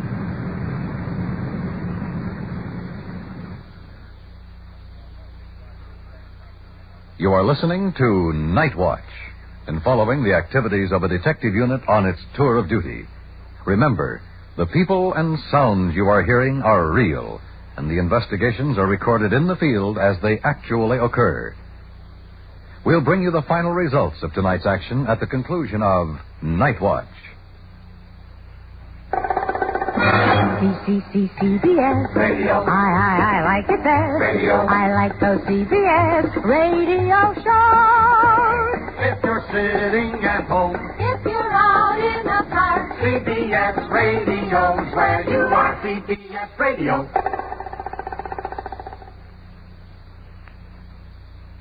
And now we switch you back to police headquarters, where an investigation is underway, and your police recorder, Don Reed. We're here in the Detective Bureau. The father of the suspect has been giving us as much information as possible on the case. Seems the boy had a gun with him when he left home. Apparently he's gotten rid of it. The father's filling us in on the boy's background now. Monday morning, she went round and round with him because, he got up and he just cussed her. He says, no female's going to tell me what to do. It's a heck of a way for you to talk to his mother, see. And I'll tell you, the kid's getting to be where he's dangerous. When he's got a few drinks, I'm telling you, he's just liable to kill somebody who's not. In the morning, he eats his dinner, he's gone. You never see him more ever until 1:30, 2 o'clock, 2:30 in the morning. It's every night that way. You think he's hanging around these bars down here? I know he hangs out there a lot. He's drinking. And he's buying his liquor, too, for us that goes here. But it's just getting to be a ruination of the kid. The main thing is, I want to know what we can do to put him out on his own. And let him do it on his own. That's the only way in God's world he'll ever straighten out. How old is he now? He's 19. 19? You can put him out, legally. Because he's working, his mother told him, she says, you're either going to pay and keep your obligations or you're going to get out on your own. He said, you can't put me out. Damn a minor and just try to do it. Oh, after 18 you can put him out. I don't like to do it, and his mother is just about, she's on her rope, that's all. She's gone her distance because she's disgusted. What's his draft status? He has never got his, he was thrown out of the Marine Corps. And they've never sent him any other papers whatsoever. Now, the wife does all of his handwork, his laundry and washing and ironing and boarding and fixing him 4 sandwiches with a lunch pail every day in room board, and she only charged him $12 a week. How much does he owe you now? About $142, I think it is. I got the exact amount. It's unfortunate. And it nearly broke my wife's heart to have him talk to her the other morning the way he did. And when he started cussing her out, ordinarily I would have took it out and went in after the house. And I told her, I said, honey, I feel less like going in there and taking his clothes and putting them out on the driveway and say, there they are, get going. But it's just, I don't expect you to be no genius, but I just wanted to know what steps I would have to take to tell him to get out and get going on his own. Well, let me talk to him first. And you contact me later during the night, and I can tell you what's been going on, what we're going to do. Okay. Well, thanks a million, fella. Okay, you bet. I'll see you later. All right.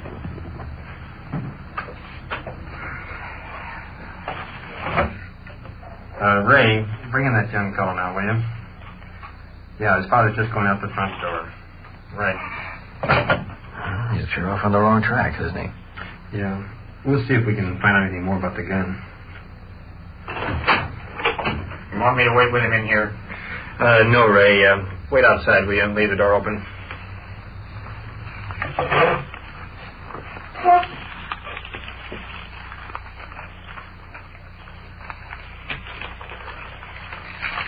You've been arrested? Yeah. What for? Drunk. What else? Here he is. Slim build. Long black hair. Oh, sorry, man. Bit shaky on his feet. Would you shut the door? No. Try to put this back in. I mean, I'm not trying to be rough in it, you know? I'm not either. I'm running it here, though. You're not. I've been so many times. Look, let me tell you something right now. You keep talking, you're going to talk your way right into jail. I haven't made up my mind whether I'm going to book you yet or not. You've been drinking, you're underage. That's illegal. Now just keep on talking that kind of language. Talk yourself right into jail. The jails are full of guys that don't know when to keep their mouths shut. What do you do with yourself? What do you mean? Well, you're not working. I just been to loafing, irritating them, and driving to a sanitarium. Why? Well, they worry. I had a gun there. I bought a gun for one of my buddies at work. 25 caliber automatic. I sold it tonight to go out and get some booze, you know. My old man never has liked me since the adoption, you know. You know, I'm getting tired of the whole situation.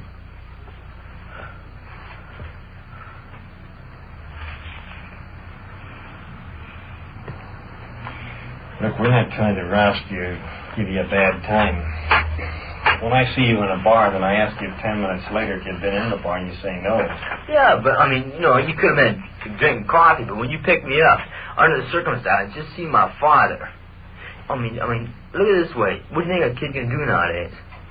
They got us in the corner. Now, I'm not talking with the cops. I'm talking with everybody. They got us in the corner. We can't, we can go dancing, yeah. We can go to the show. We can go to the beach, but we got to be out at the beach by 12 o'clock. Did you get rid of that gun? I sold it tonight. And the kid was over 21. He works the same place I work. He used to work. What did you have the gun for originally? I'll admit, I was drunk tonight at a party. I was kind of drunk. We got down to his place, and the guy started filling me full of tequila. So I got pretty screwed up. I've been drinking vodka and calling straight all night. And, you better start laying off that stuff, man. I got troubles, man. Deep troubles. How about your mother? How are you along with her? I used to get along with her, but my stepfather's turned her against me. You can see why I'm so bitter lately.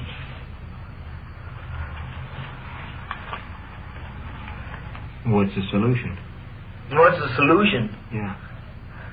I like to knock my stepfather's head right off his shoulder. That's the solution. Think that'd do it? It wouldn't do me no good, no. For the time being, I sure would. Like I say, you know, I was in the Marine Corps, I was in the brig quite a bit. I was in quite a bit of trouble. I was in a reform school. I was in a boarding school. I know what's happening.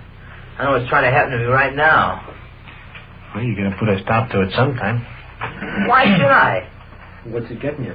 It's not getting me nowhere. That's the trouble. But I'm going to try. I'm going to try it again until it does get me somewhere.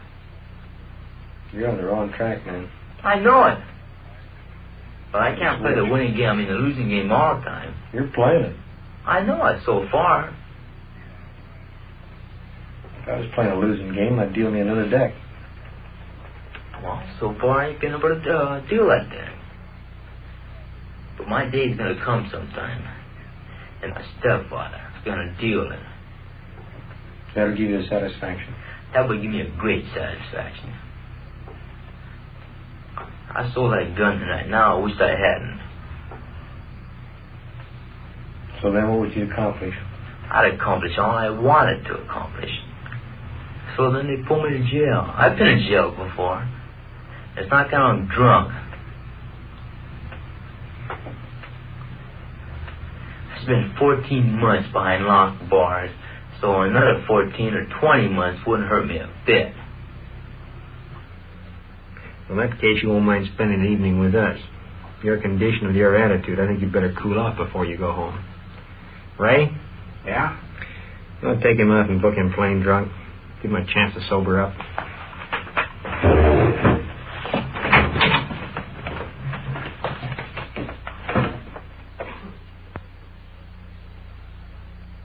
What you have just heard is real, recorded as it actually happened on The Night Watch.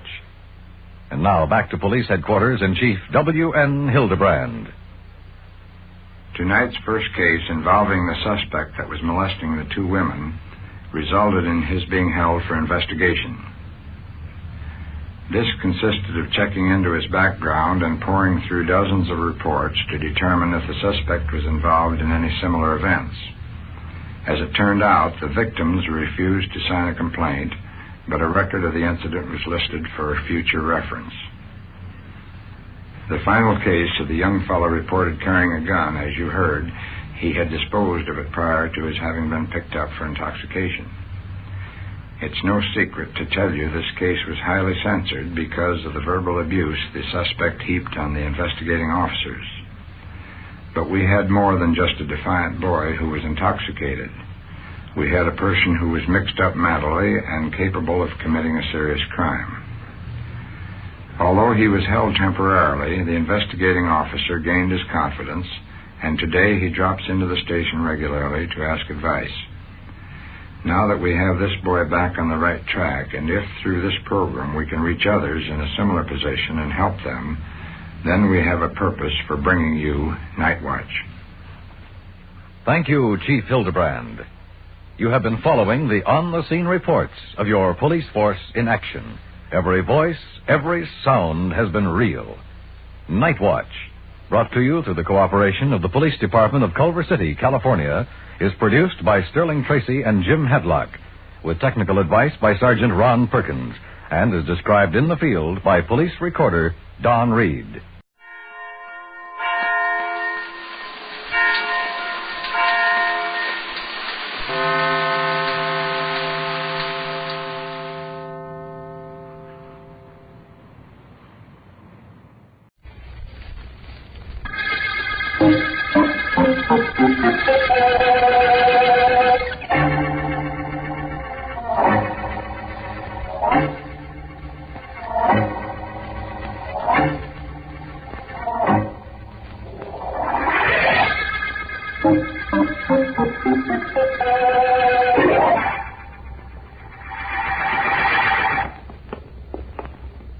Yep, gets pretty lonely pounding a beat in this neighborhood, Mr. Gorham.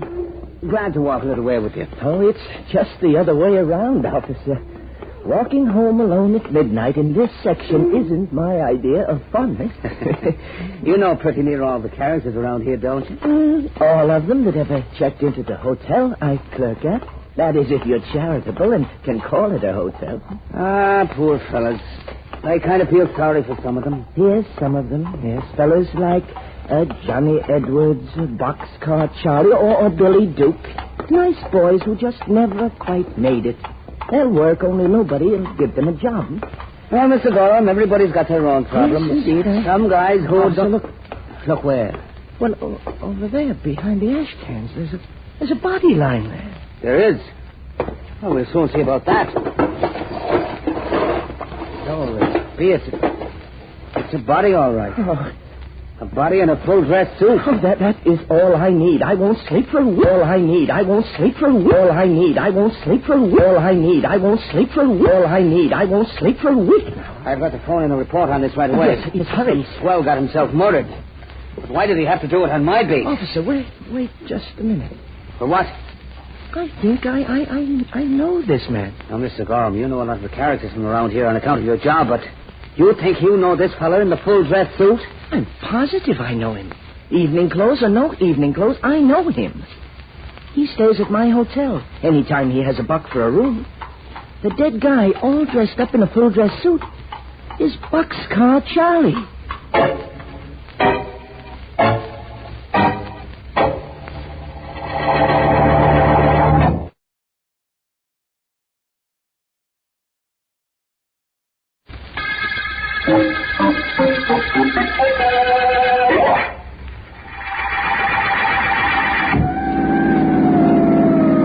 What's the use of being district attorney, Vance, if I can't have a siren on my car? Well, there's the little matter of seeing that guilty people are punished, that the laws are upheld, little things like that, Markham. I know. But I think this siren is a throwback to the days when I was a kid and wanted to be a fireman. I wanted to be a streetcar conductor. I'll have to have a bell put in this car for you. Oh, thank you. There's the spot where they found the body, Vance. Just up the street where the crowd is gathered. Glad I was with you when the call came in. The man definitely identified as a derelict, was wearing full evening dress when he was found murdered. Fascinating power. I thought you'd like it. Now, let's see what we can do about finding out who killed him. After you, Vance. Right. Surprising the crowd will gather at any hour of the day or night just to see something unusual. Oh, these people have plenty of time. Excavating work doesn't start for 7 hours or so, and they have to watch something. That's so. Let us through, please. I'm sorry. Let us through. If you don't mind. What happened? Please. Out of my way, please. Thank you. Hello, officer. I'm District Attorney Markham. Oh, I recognize Miss Markham. I'm Riley, 23rd Precinct. I found the body. Yes, I know. I see it hasn't been removed. I'm waiting for the men from the morgue now, Mr. Markham. While we're waiting, is it all right for me to examine the body? Go ahead, Vance. It's all right, Riley. He's Philo Vance. Oh, Vance is it. Go right ahead, Mr. Vance. Thank you. I don't think I'll be more than a few moments. Right, Vance. Officer. Yes, sir? Your report said the dead man lived at a very cheap hotel down in this section. Yet, when you found him, he was wearing evening clothes. And it did, Mr. Markham. And don't ask me to explain it, because I can't. You won't have to, officer, but I think I can. What was that? Vance, you took one look at the body, and you can explain why a down-and-out individual would be wearing a dress suit? Not only that, but I think I have an idea where I can start looking for the killer of our friend Boxcar Charlie. Now, Vance, I've seen you do astounding things, but never anything like this. How could you possibly find a clue so quickly? Charlie was stabbed, but the knife isn't here, so it couldn't be that. It isn't. And I never saw Charlie while he was living, if that's what you're thinking, Markham. I'm not thinking anything at the moment. All right, my friend, let's leave it just that way. Personally, I never saw anything like this. All right. You're pretty smart, Mr. Vance. Thank you. Now I'm going to investigate the clue I found, which will give me an idea of just how smart I am.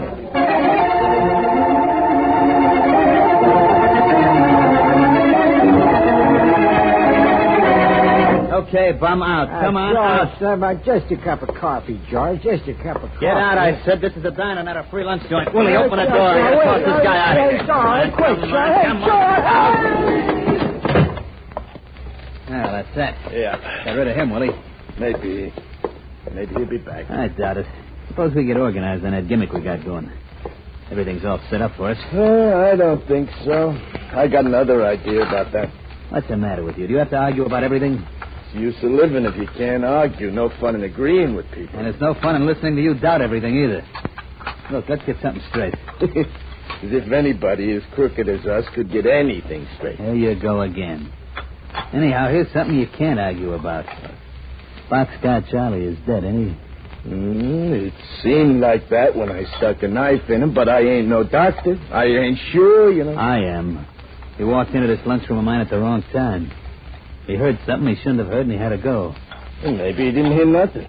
We ain't sure he did. We couldn't take any chances, could we? Now, don't get sore at me. I killed him, don't forget.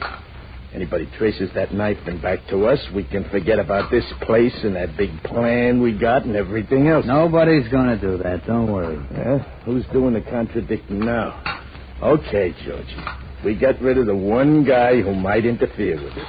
We got clear sailing from here in. It's going to be happy days here again for us, unless... Now what? Unless somebody gets hep to what we're doing. And then it ain't happy days here again. It's goodbye forever.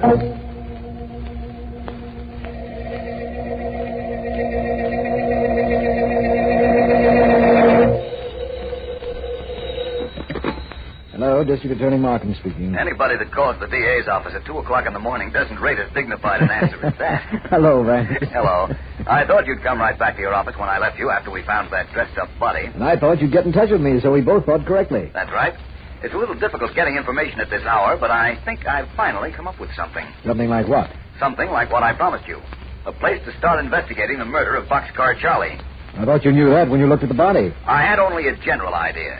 It isn't that any longer. What do you mean? Gone, like all good ideas, from the general to the particular. Oh. I just thought I'd let you know I'm on the way to a certain diner. You hungry, Vance? For information.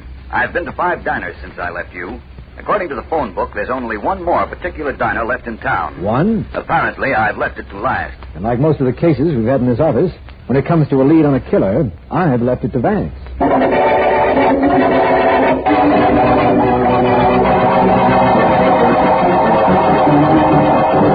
Keep you pretty busy, don't they, Connie? Oh, I don't mind. This mission is part of my life, George. I like helping people. Why not? Oh, and I want to thank you for bringing those sandwiches. The men will appreciate Oh, them. I was glad to do it. What's the use of running a coffee shop if you can't give away the food you're not going to sell anyway? How's the big thing coming? Oh, the benefit? Yeah. Better than I had any right to expect. Everybody's helped. They announced it over the radio. The newspaper men have been wonderful, and people are actually buying tickets. Good. Well, then I sold more than $1,000 worth today alone. Well, why not? It's a good cause. A mission like the one you run here helps people. It helps unfortunate people. Oh, but the others have been very kind. Well, why shouldn't they? Well. After all, what are other people except unfortunate people who got a break? Some philosophy from a coffee shop owner. Wow. Well, George, I never believed it. Anyhow, I've got $3,000 in cash right here in this envelope, and it'll be $10,000 by tomorrow, I hope. All I can say is you're a pretty nice gal, Connie. Personally, Oh, here comes the customer, George. Excuse me. Hello, lady. I'm a poor unfortunate. I sure would like a cup of coffee. Maybe you had something to go with it. I'd like that, too. Well, that's what we're here for. It's rather late, but I just got in a fresh batch of sandwiches, so if you'll sit down... Gee, sure. Thanks. Join me, bud? No, thanks. Connie, Yes, sir.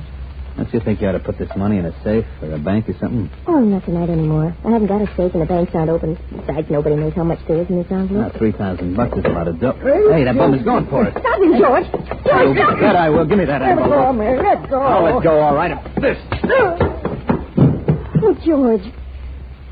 I didn't want to do that, but then you didn't want to lose that $3,000 either, did you, Connie? No, I'll get some water for this poor fellow. Oh, and George, it was good of you to stop him from stealing that money. Nobody touches that money, Connie. You mean nobody but me, of course. Sure. That's exactly what I mean.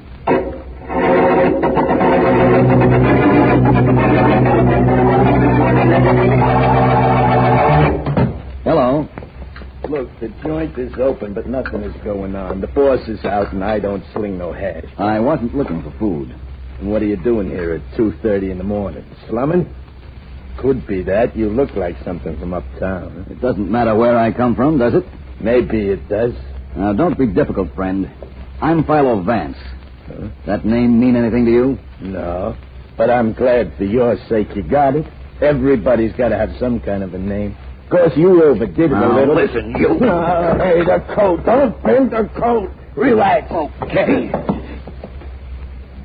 What do you want? I want to know whether you ever heard of a man they called Boxcar Charlie. Not that I remember. He never came in here? Not that I know of. You around this place very often? Not so you could notice. Where's the owner? George, I don't know. Out somewhere, I guess. I see I'm not getting anywhere. Is there anything you do know, my friend? Yeah, sure. Try me on that 2 and 2 business. Look, I've had no sleep and I've very little patience left. Get me a cup of coffee. Hey, why don't you drink milk, huh? It's better for growing boys. Now beat it, Sonny. I'm awful busy doing nothing. I've got nowhere to go. If you don't get out of here, they'll be digging you a place to go. Now beat it, I said. That's right, you did say that. Now, is there any way you know of making me leave? Yeah, just one very simple way. I ask you nicely, and then...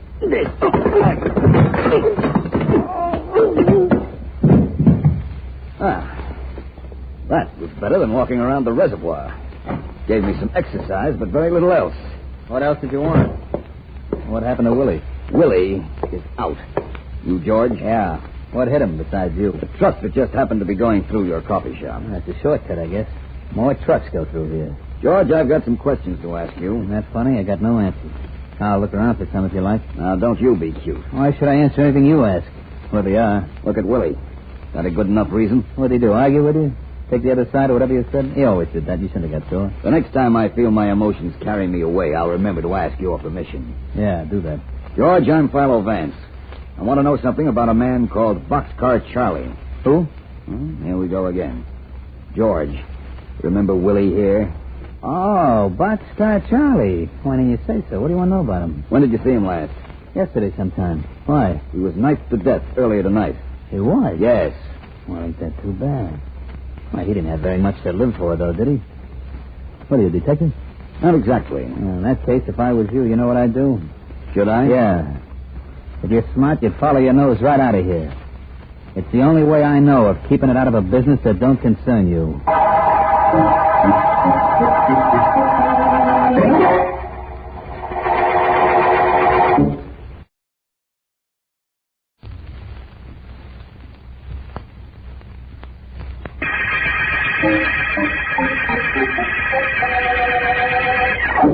This is District Attorney Markham. The full-dress murder case opened with the finding of the knifed body of Boxcar Charlie, derelict.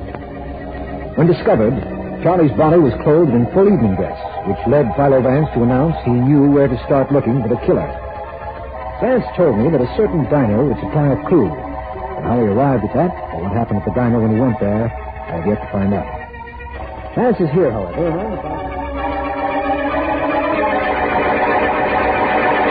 Vance, I have a theory about the evening clothes. Have you, Markham? Yes. Boxcar Charlie wasn't a tramp. He was living in the slums for some reason. Actually, he lived a double life and was known by quite another name in society. That would account for his full dress. Yes, it would. Well, then you agree that what I believe is possible. Oh, definitely. Of course, I haven't done any investigation along those lines, but it is possible. If you haven't investigated, it's because you're on an entirely different and chances are a much more logical angle. Well, it is different, I'll tell you that.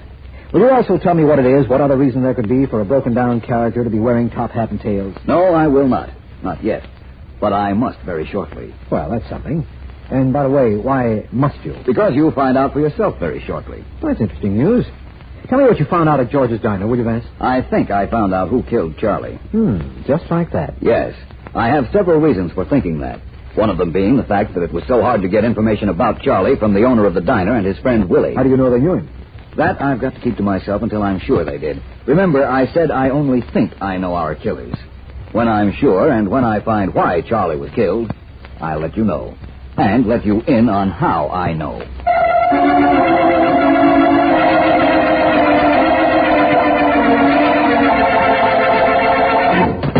Connie?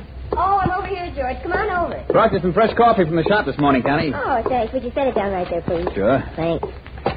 Guess how much came in this morning? A lot, huh? Mm-hmm. $8,000, George. I've got over $11,000 right here. Isn't that wonderful? I'll be able to build a sleeping dormitory and put in a kitchen and... Oh, golly, I think people are nice, don't you? Some of them, Connie. I still think you ought to put that money in a safe place. Oh, I will. As soon as someone comes in to relieve me, I'll go to the bank. Oh, it was wonderful opening those letters and seeing all the money that... Hold everything, you two. Well, what? George, he's got a gun. George! What's the matter with your boyfriend, lady? Can't he talk? What do you want? This is a mission. There's nothing here you can steal. I wouldn't say that. I'll take that envelope on that desk, lady. Oh, no, please. That isn't my money. It belongs to me. It's gonna belong to me. No. That's all I care about. Now hand it over. George. Okay, Connie. Now, look, you. That money is charity dough. It's supposed to help poor people. What's the matter? You think I'm rich? Give me that. Oh, no. Yeah, now that's better.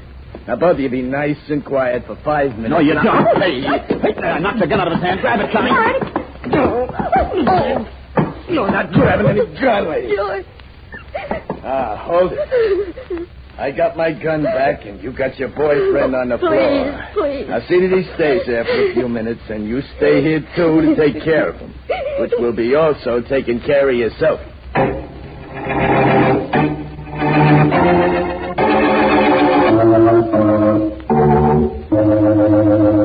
Over 10 grand already, Georgie, and I ain't through yet. There'll be over 11,000. I don't think so. Again, he don't think so. Don't you ever agree with anything, Willie? Not if I can help it. Yeah, one thing. What's that?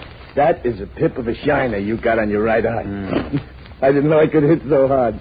You know, when I clipped you at the mission, Georgie, I wasn't trying to hurt you. You didn't. I faked getting knocked out, and you know it. Well, then what's with the eye? That's smart, Alec. Philo Vance has been around, hasn't he? I suppose he hears about the stick-up of the mission and starts putting two and two together and finds I was at the mission when a hold-up took place. Oh, so you gave yourself a black eye. Smart guy. Uh-huh. And on you, it don't look bad. Big joke. Hey, now, where did they stop counting? It was over 10,000. I don't know the exact figure. Well, we'll call it 10,020. That was about it. Hey, Georgie, somebody's trying the door. Oh, shut up and he'll go away, whoever it is.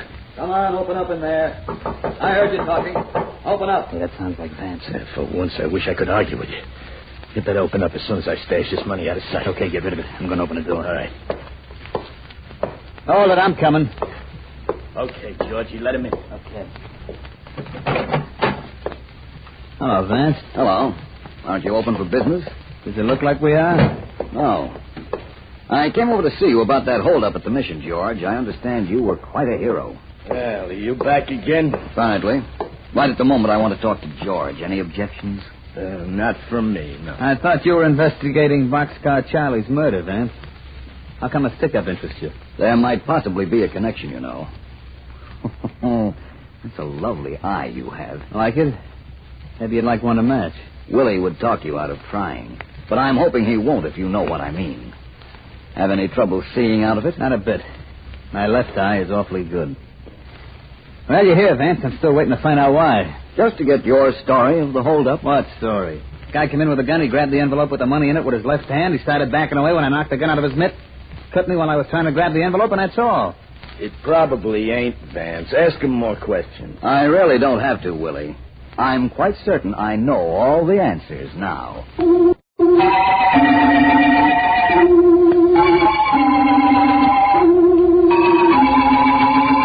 Miss Connie here, and I have been waiting quite a while for you, Vance. Yes. I'm sorry, Markham. My apologies, Miss Connie. Quite all right. But I wanted to be very sure of my ground first. And are you now, Mr. Vance? Yes. I know George and Willie killed Boxcar Charlie. I know why they did it. Oh? And I know both of them were in on the plan to rob your mission of the benefit money. You don't have to know very much more than that to make our arrest, Vance. I'm still waiting to find out the reason Boxcar Charlie was dressed in evening clothes, by the way. I'm so glad he was, Markham. It made things so much easier. Not for me. Well, Mr. Vance, if you know who killed Charlie, if you know it was Willie and George, and you know they both robbed me, what are you waiting for? Why don't you let Mr. Markham arrest him so I can get that money? I want you to try and get it without our having to arrest him, Miss Connie. What? You took the word right out of my mouth, Miss Connie. I'm sorry. I didn't mean to be mysterious. What I meant was that if you'll do one thing for me, Miss Connie... Yes? We'll have 2 killers in custody before nightfall.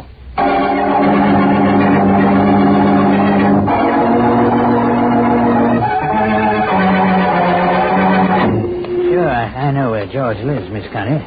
I sure am anxious to do something for you on account of all the coffee you give me at the mission. Oh, that's perfectly all right. Just point out the house to me. Well, it ain't really a house. It's kind of like a basement. It's right here. It is right there, Miss Connie. Only I sure hope you ain't going to get tangled up with him. I sure hope you ain't, Miss Connie. I'll be all right. And thank you very much. It's all right. It's sure all right. I'd sure like to come over to the mission sometime. Any time at all. Yeah? Who is it? It's me. Connie from the mission. Ah. I never expected you here. I know you didn't. Hello, George. Hi, Willie. You're all we need here. Of course, I'm delighted to have you visit me, Connie, but I can't think of any reason why you're here. I can. I think Willie's got something. You said it. Look, George, you don't think I fell for that phony hold-up, do you? I know Willie didn't hit you hard enough to knock you down. I let him grab that money. And now I'm here for a cut. Oh. For once, I agree with you, George. I have a little information, boys. Philo Vance knows the whole score, too. And if you don't land, you two characters are cooked. So you're not the big-hearted dame who only lived to pass out coffee to bums, are you, Connie? Do you want to talk about me or you? All right. Vance knows you killed Boxcar Charlie, and he knows Charlie probably overheard you two planning the stick-up, and so you killed him. Oh, that's Vance. How could he know that? That ain't important. Connie, you've earned your cut, and you'll get it. Fine. Now, can you stall, Vance, if we make a three-way cut of the dough we got? Maybe. And I think I know how Vance located us. But does he know we faked that hold-up, Georgie and me? He sure does. How could he know that? We didn't do anything. That's a matter of opinion. Vance. And District Attorney Markham. Yes. Oh, how well did I do, Mr. Vance? Hey, what is it? Snapping off the lock on the door so we could get in was excellent, Miss Connie. Hey, that dame was a phony. How do you like that? And these characters heard us admit we killed Charlie. The window, Willie. Let's get out the window. No. Grab Willie, Markham.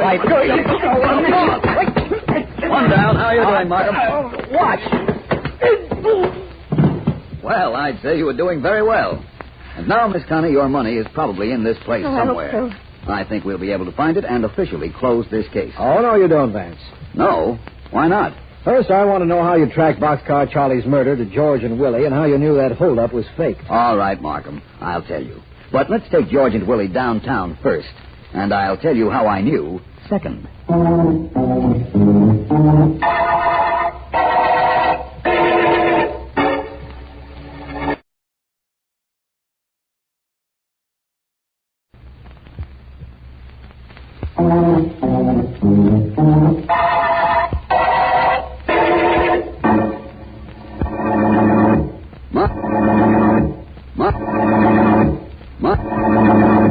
Markham, you've been puzzled as to why Boxcar Charlie was wearing a full-dress suit when he was killed, aren't you? Among other things, I am puzzled about that, yes. Well, when I saw the full dress he was wearing, I noticed there were two worn spots about 1.5 inches wide on each shoulder.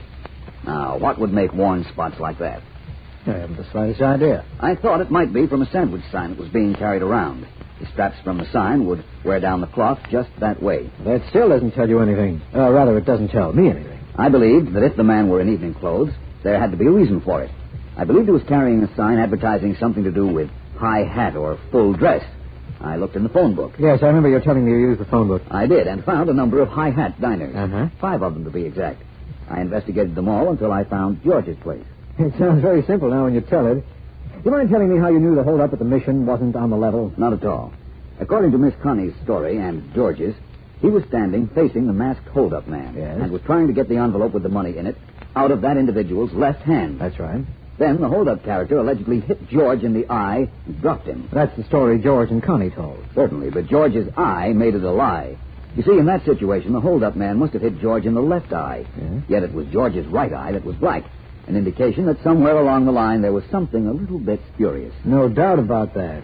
George probably blackened his own eye to make his story and Connie's corroboration really stand up. Yes. Your theory of why George and Willie killed Charlie has been borne out by their confession, so I guess that's the end of that. The end of them and of the full-dress murder case.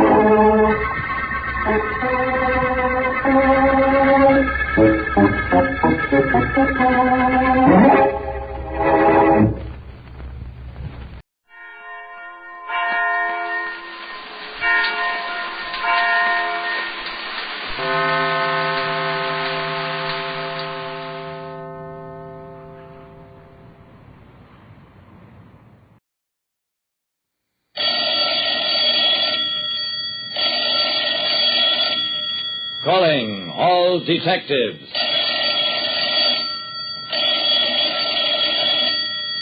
A ship struggling in a storm, and a lighthouse beacon that suddenly goes out just as the ship goes on the rocks.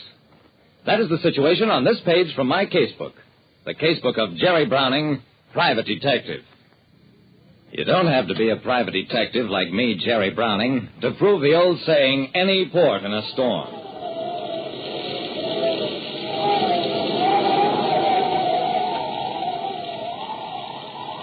I was spending a few days at Windy Point, at the Cliff House owned by old Ezra Crummett. Yep, about this time every year get a batch of weather. Wind enough to knock Windy Point clear off the map. Sure don't envy Larry Olson up to the lighthouse. Weren't for his beacon, boats had piled right up on the rocks off Jarvis Island. I peered out the window, watched the lighthouse beacon sweep the sky in a wide arc. Jerry, how'd you like to see how Larry works that light? What, in this weather? Certainly not. Brisk walk's just what you need.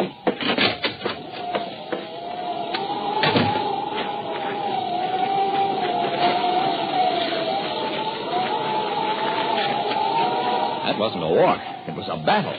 But old Ezra... Right, perky night. Just follow me, Jerry. If you can't see me, follow the beacon.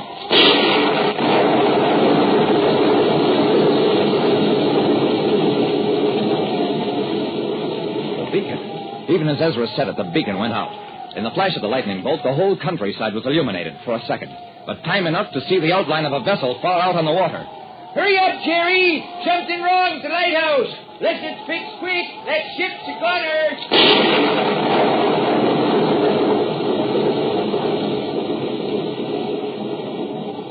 It took us 20 minutes to reach the lighthouse, climb to the light tower. Ezra flashed his lantern at the shattered beacon, then all around the tower room. The place was completely deserted. Say, if saving money means anything to you men, if you want to get the most out of every dollar... When a ship was in trouble during a storm, the lighthouse beacon went out, and the lighthouse itself was deserted. By dawn, the storm had spent itself. We could see the ship now, broken and battered, and listing crazily on the rocks off Jarvis Island. Speeding toward us was a motor launch filled with men, and with a small boat in tow. Young Phil Jarvis boat. Done it again. Says another pack of idiots. Well, hey, he's got lighthouse keeper Larry Olson with him.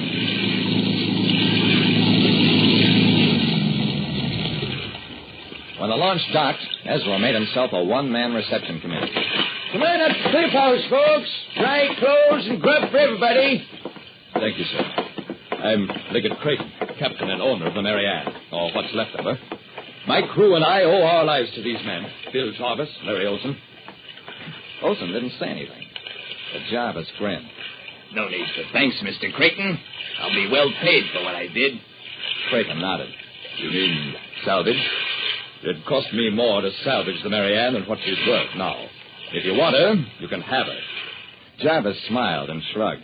Guess I'll have to take her if I want me pay. He turned to the silent lighthouse keeper. Larry, I'll tie your dinghy up to the dock. For the next time you feel like doing rescue work. Olson's face was white as he watched the burly Jarvis stride off. I'll fix him someday. Mr. Olson, how come you left your station during a storm? Because it was the only way I could help. The lightning shattered the beacon, so I rode out there to try and head the Mary Ann off the rocks. Creighton's face was grim. Maybe so, Mr. Olson. But my impression is that the light was on until after we grounded on the rocks. Of course, I can't prove. I was left alone with Olson, and I was curious.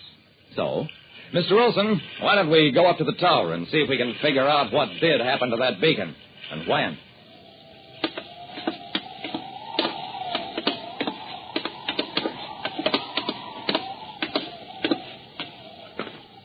While Olson installed a substitute light, I prowled around the tower, pored over the shattered glass on the floor, finally found what I began to suspect might be there. A flattened piece of lead. And later that afternoon, at Cliff House... Mr. Creighton, the Mary Ann was deliberately wrecked. This is a slug from a rifle. The lighthouse beacon was shot out. Careful, don't raise your voice. Who's responsible, Mr. Browning? I've got a pretty good idea, but that's far from the kind of proof a court of inquiry would accept. You can't do a thing now. But if you'll wait a year and spend a little money, we could try a very interesting experiment. Creighton eyed me for a long moment. Mr. Browning, I have enough money and enough patience for that purpose.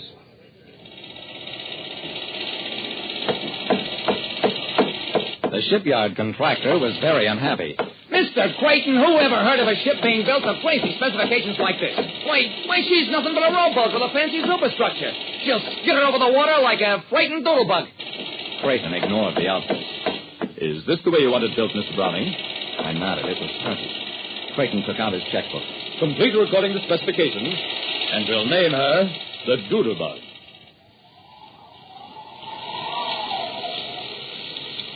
It was just about a year after the wreck of Creighton's yacht. Another season of storms, another savage, wind-torn night. And like that other time, a ship was struggling up the coast. But this time, I was on the ship. As night closed in about us, the beacon at Windy Point was our only guidance.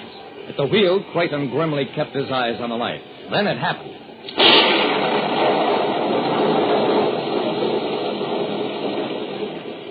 In the instant that the bolt hit, the beacon snuffed out and reappeared a moment later.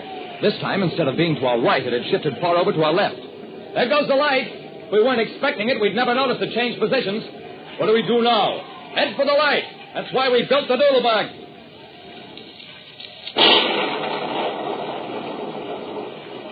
I'll say this for Creighton. He had plenty of nerve. He knew we were heading for the submerged rocks of Jarvis Island, but he never swerved. 10 minutes later...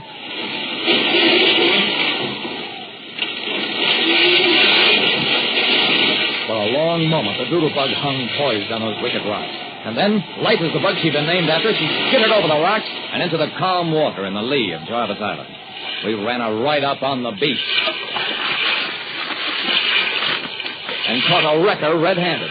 Bill Jarvis, all set for another rescue and a fat salvage claim. He had a false light rigged up on his island out of sight from the mainland. We didn't give him time to hide the light or the rifle with which he shot out the Windy Point beacon. But a maritime court gave him plenty of time to think it over. In fact, they threw the book at him.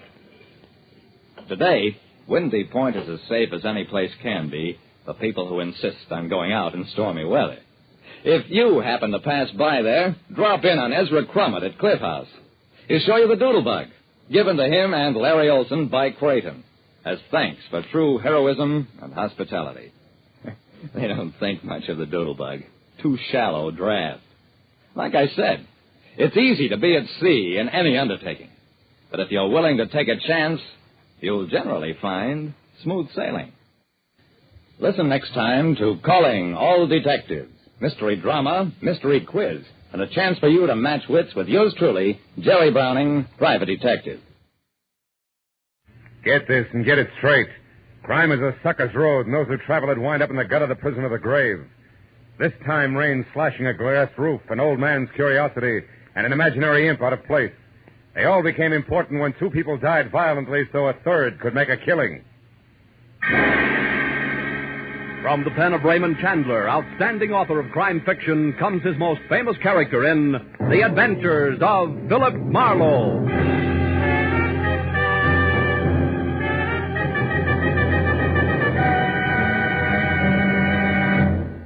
Now, with Gerald Moore, starred as Philip Marlowe, we bring you tonight's exciting story, The Fatted Calf.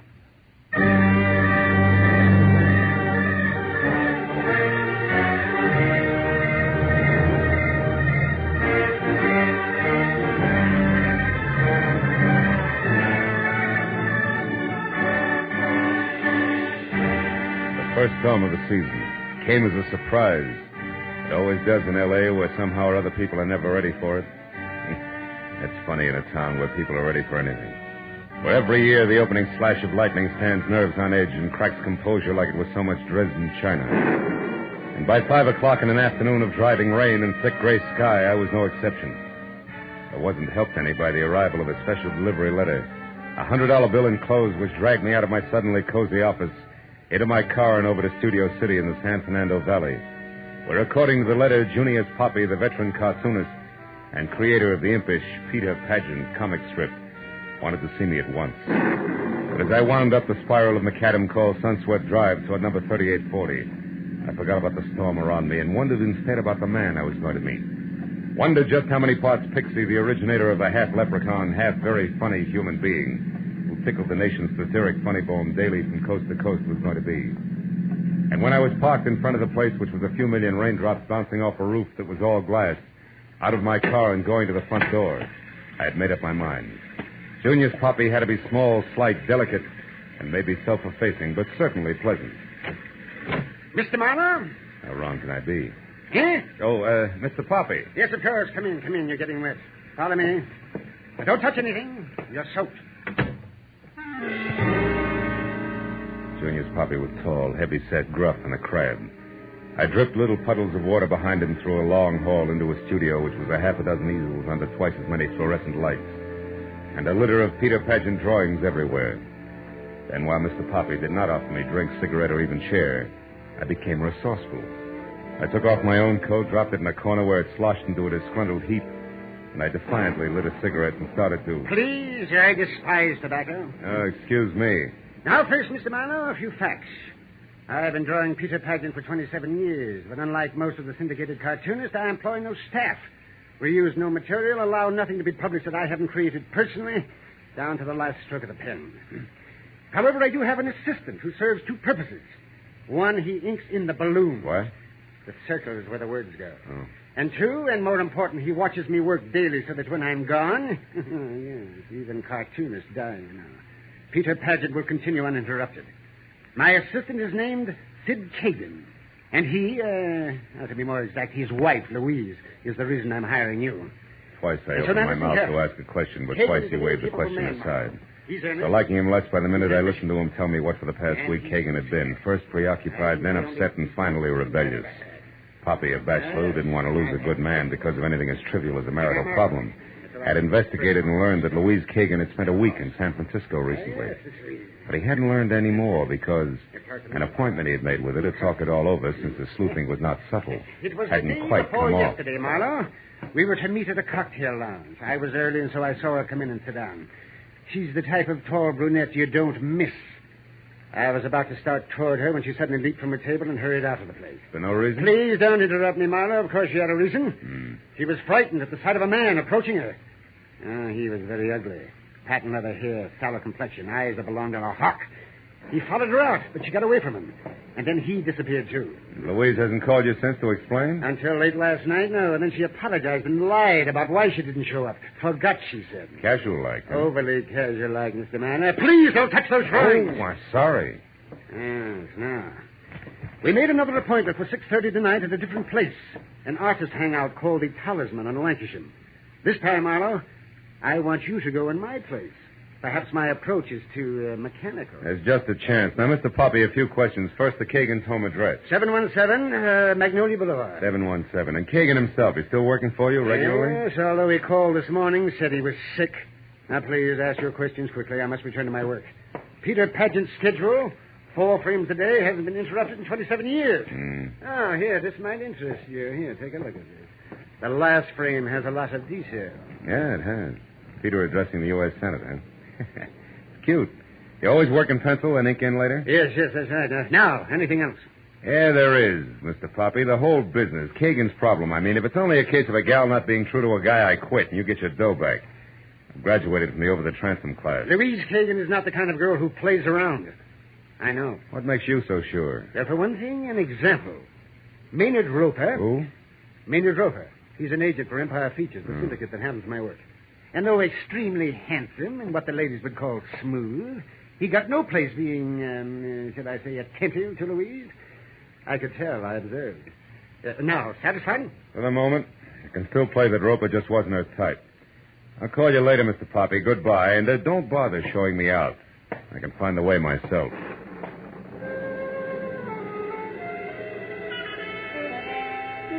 Impulse number 1 said nuts to the funny on paper only, Mr. Poppy. But impulse number 2 said, quiet, Marlowe. It's the storm that's making you jumpy, and there's a $100 bill in your pocket. So I got into my car and drove the 1.5 miles to 717 Magnolia Boulevard, where I figured I'd look over the Kagan home grounds before it was time for me to show at the Talisman. As I drove past the place, I saw there was a light in the living room.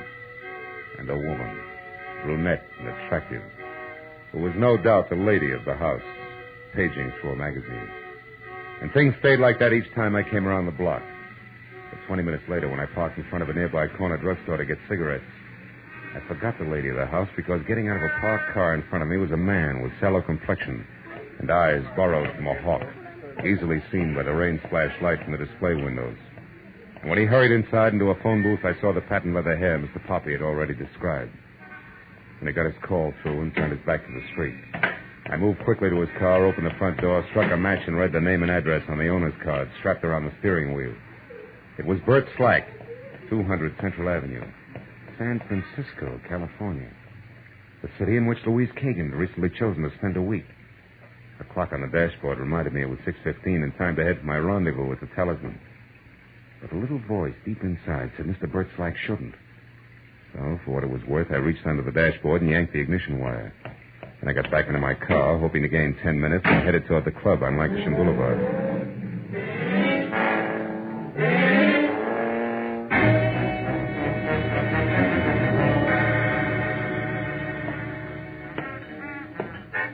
Scotch and soda, sir? Keep the rain from soaking all the way through, you know. Yeah, all right. Another scotch and soda. Hey, wait a minute. Hmm? That lady there, the one in the blue cape just came in? Oh, yes. Ask her to come over to Mr. Poppy's table, will you? We'll order there. All right, sir. In a jiff. Keep the rain from soaking all the way through. Isn't that awful? Sir, I'm awfully sorry I'm late, Junior's. Oh, excuse me. Waiter, you've made a mistake. No, Mrs. Kagan. The mistake was mine on purpose. You wouldn't have known me by name. Which is what? Philip Marlowe. I'm a friend of Junius's. He was tied up with his work tonight and asked me to keep this date for him. Like a drink? No, thanks. I haven't got the time. But why didn't Junius call me or leave a message here? I don't know. Perhaps he forgot or... Perhaps you're a liar. Perhaps he called my place after I left, then called here. Waiter. Yes, ma'am? Will you please check with the captain and see if anyone left a message for Mrs. Kagan, please? Yes, ma'am. And on your way back, 2 scotch and sodas, huh? Yes, now, just a minute, Mr. Marlowe. I've already said no. As long as we're playing things back, you already said I was a liar. Why? Because Junius told me that my meeting with him would be personal. And since he's gone far enough out of his way to even call me on the telephone about it, it must also be important to him. It is. As important to him as, say, San Francisco is to you. So you're not really a friend of Junius Poppy? Not buddy-buddy, no. But I am a friend of Bert Slack. You know Slack? Yeah. Now, why don't you sit down, Louise? Our drinks are coming. Well, here we are. 2 scotches and sodas. Just the thing to keep the rain... Oh. I already said that once, didn't I? Yes, you did. Yeah, well, 2 scotches and sodas just like you ordered. Oh, and no message for you, Mrs. Kagan. Thank you. Mr. Marlowe, you know about San Francisco, you know about Bert Slack, and somehow or other you know I was supposed to meet Junius Poppy here, and he couldn't make it. So why don't you just sit here and think it out all by yourself, huh? I'm going. Come back here. Let go of my arm. When I'm ready, gentle lady. Which might be right now, don't you think? Oh, Maynard, thank heaven you're here. I usually am, Louise. Well, my good man, have you reached a decision? About the young lady's arm, I mean. Let go. Maynard, please see that he doesn't follow me. It'll be a pleasure, Louise. What are we drinking, Mr. Marlowe. Scotch and soda. Wonder what keeps that from soaking through. Maynard Roper, the handsome syndicate agent Junius Poppy had tagged very smooth, was also very snide. When he slid into the booth next to me and we each had a fresh drink while Louise Kagan put distance between us, I knew that the urge I had to punch him in his finely chiseled Grecian nose could not be blamed on the stormy weather. It would be just as much fun on a sunny day. And a couple of minutes later, when he got up, flashed, glistening uppers and lowers at me, and started to leave with a worse than snide, "Bye-bye, boy." I had to hold on tight. Somewhere along the line, I slipped. "Hey, Roper, you forgot something." Oh? Well, what is it? This. There we go. Also, you didn't thank me for your drink. It was rude of you. Bye-bye, boy.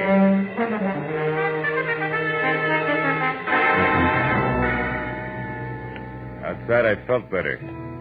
As I walked around to the alley behind the club where I parked my car, I noticed that the rain had tightened up to a drizzle that was about ready to call it quits. That a corner of the sky already showed dark blue with a single star front and center. What I didn't notice until I was in line with my front fenders was company on hand. I've been waiting for you. He was small, with wide-open eyes that flashed something close to hysteria, the length of a long, thin arm that was pointed at me and trembled while the hand awkwardly held a gun for what had to be his first time. I'm Sid Kagan. I want to know why you're following my wife, what you have to do with her. I do know that you're a private detective and that your name is Philip Marlowe. That Junior's Poppy hired you. That much I found out. And you ought to be able to put the rest together yourself. You're a big boy now. Junius is worried about you, Kagan, because you in turn are worried about your wife. Look, he wants to help you all the way around. I don't believe you. I only believe that people are bothering Louise, molesting her, driving her out of her mind, and I want to stop them. I want to protect her. All right. You take a look at this picture and see if you can tell me whether or not this is one of those you say are molesting her. Picture? Let me see. I can't. It's only a calling card, Kagan. Don't give me that gun. Sure. With the clip out. Here. Now, also, I'll give you some advice. Go on home, Kagan, and soak your hot head in a bucket ice cold. It's the most you can do to help. Now beat it before I get mad. Go on. All right.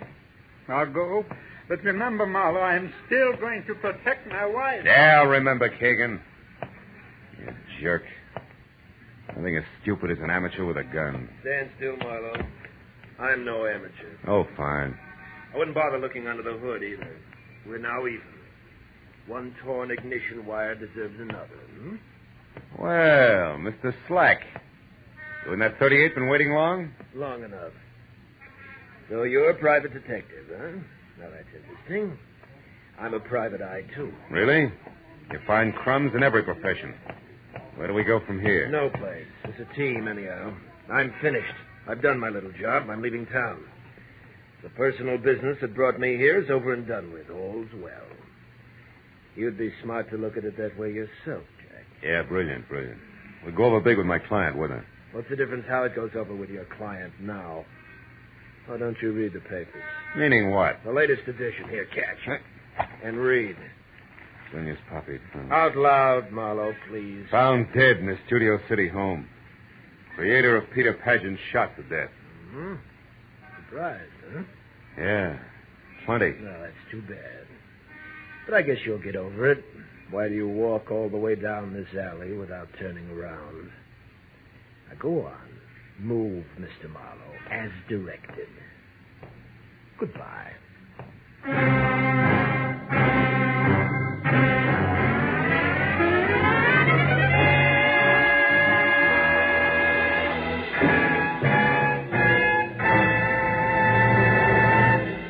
In a moment, the second act of Philip Marlowe. But first, you'll say, where is the time gone? When you listen to Club 15, the great quarter-hour show of melody, song, and patter starring Dick Hames with the Andrews sisters, Evelyn Knight and the Modernaires. You'll like singing host Dick Hames. You'll like song stars Evelyn Knight and the Andrews sisters. In fact, you'll like everything about Club 15. Listen every weekday evening over most of these same CBS stations. Tune in this fall for the show that you love best of all. Listen carefully, here's the address. It's CBS. Now, with our star, Gerald Moore, we return to the second act of Philip Marlowe and tonight's story, The Fatted Calf.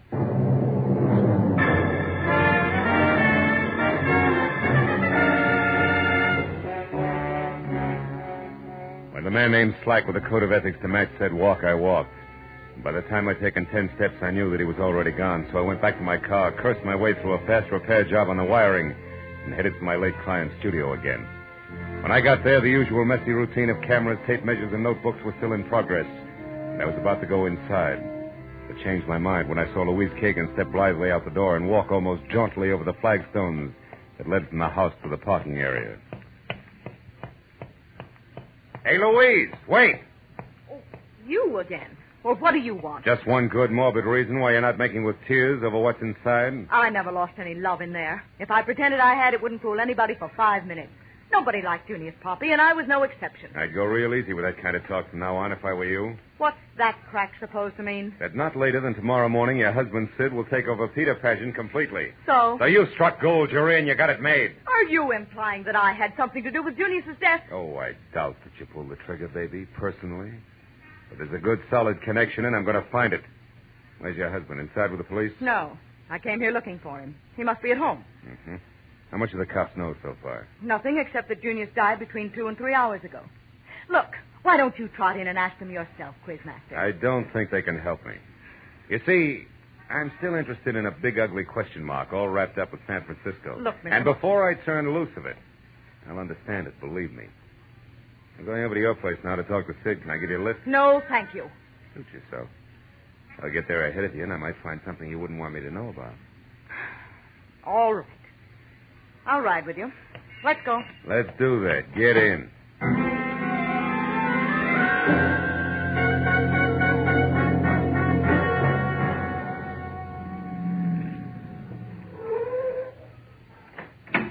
Thanks so much for the ride. You know, I wouldn't have enjoyed it a bit more in a hearse. You can drop the acid routine, Louise. I got a thick skin. Let's go inside. Now, look, Marlowe. Sid isn't home. I can see from here the lights are out. Only proves somebody turned a switch.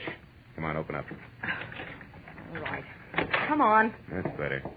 And since you're making yourself so at home, you might as well make yourself a drink. Hey, it's a good idea. Nice little bar you got here, honey. Always easy to talk with a drink in your... Hey, Louise, these papers on the table. Ever seen them before? What are they? Contracts, I'd say. Yeah, all filled out. Just waiting for Kagan's signature. So your husband is now a full-fledged, big-time cartoonist. What do you know?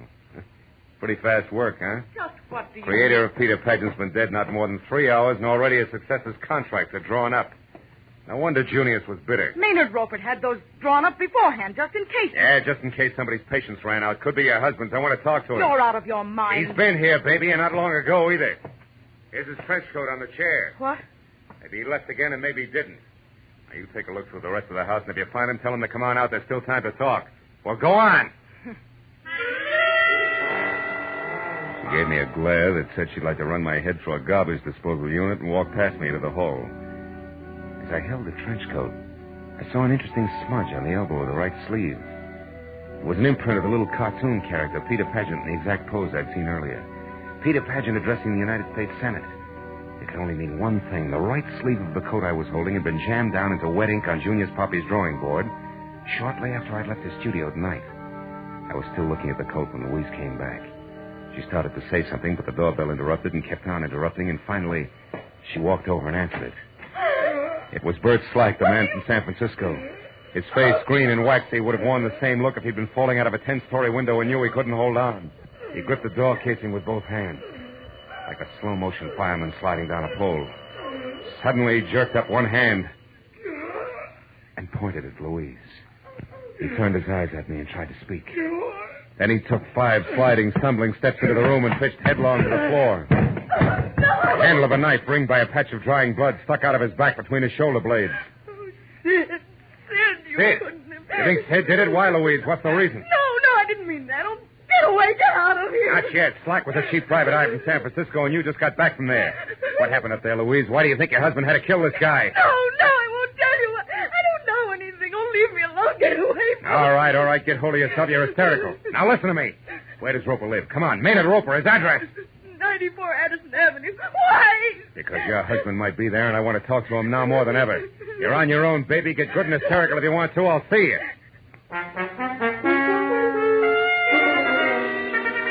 94 Addison Avenue was a shellac pine under ivy bungalow hiding behind 10 feet of manicured hedge and flanked by a small swimming pool that involved more chromium than water.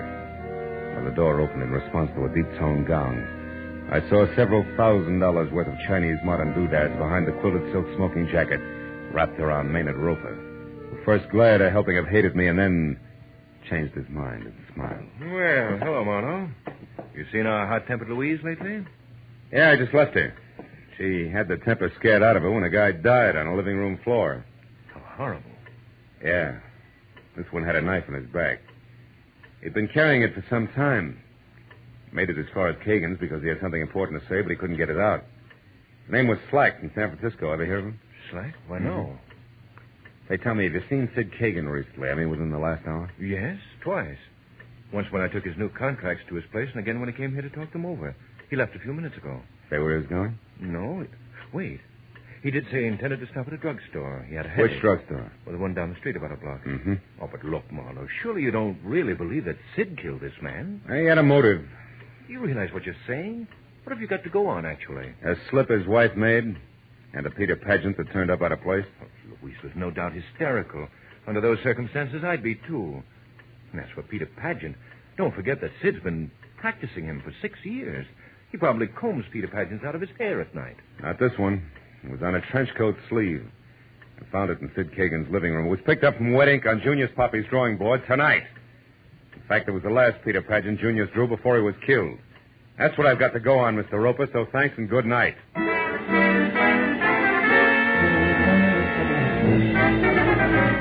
I got in my car and drove fast till I found the drugstore and then pulled up across the street from the place and watched. A cab was waiting out in front. When the door opened in the store, I started to get out, but stopped again as Sid Kagan, the collar of his trench coat, turned up high. And both hands, thrust deep in his pocket, shouldered his way out. Got in a cab and drove away. I sat there for a few minutes until the crazy logic of the crazy pattern finally sank in. And I turned and drove back toward 94 Addison. A few houses down the street I parked, got out, and after dropping my gun in my pocket, I left my hand curled around it and walked in past the chromium swimming pool up to the pine and ivy house and looked in. It was deserted. I turned and started for the gate again, but that was as far as I got. I'm not inside, Marlowe. I'm here behind you. Don't move. Automatic and all, huh? Didn't think you had nerve enough to stick here and wait for me, Roper. I had no choice. Raise them up slowly and don't turn around. I'll take your gun first. Okay. Now get inside. So it was your trench coat I found at Kagan's, huh? You forgot and left it there when you took the contracts over. Yes, and when you told me about it, I followed you. I saw you spot Kagan still wearing his coat at the drugstore, and I knew then that you'd come back here after me. Why? Stand still. Sure. You know, you might have gotten away with old Junius Poppy's murder because you were the only one with no motive, apparently. But you cluttered it up by killing your partner, Slack, too. Slack was stupid and loud-mouthed. He'd have double-crossed me or let the cat out of the bag the first time he got drunk. Blackmailers have to keep their secrets or they go out of business fast. With you, it's obvious that I had no choice. It's you or me. Yeah. You're a smart boy, Roper. How'd you manage to cut in on what Slack knew? He tried to find out from me whether Sid loved his wife enough to pay to keep her out of jail and how much he could demand and expect to get. I told you he was stupid. Believe me, chum, the idea of getting rid of Junior so Sid could get enough money to make blackmailing him worthwhile was quite a switch. But one a good agent might think of. Stand still. Don't try for anything on that table. Why not? What are you saving me for? More conversation? No. I just wanted to get my breath. I've had quite a day, remember? All right. Let's go now. Where? Out back to the garage. Go on. Davy, police!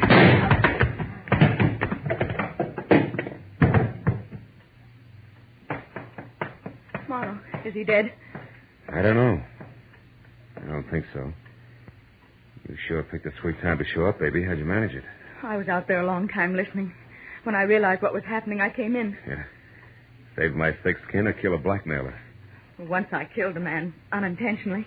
I didn't want to do it again, even him. But tonight, when I thought Sid had stabbed Bert Slack because of it, I couldn't stand it any longer. I came over to find you and turned myself in. The big question mark on San Francisco? Oh, there was a brawl. I got mixed up in it. A man had a gun, and in the struggle, it went off and killed him. I was scared silly. I ran away, but Slack had seen the whole thing. He even got the gun with my fingerprints all over it. And... well, that's that.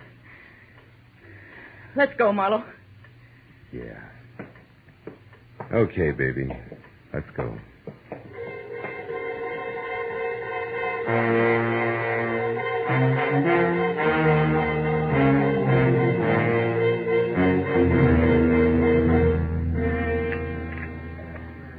Two refills, please. Okay. Better have some more, Sid. It's going to be a long night. Yes. I still can't get it through my head that this has happened, Marlowe. I can't realize it.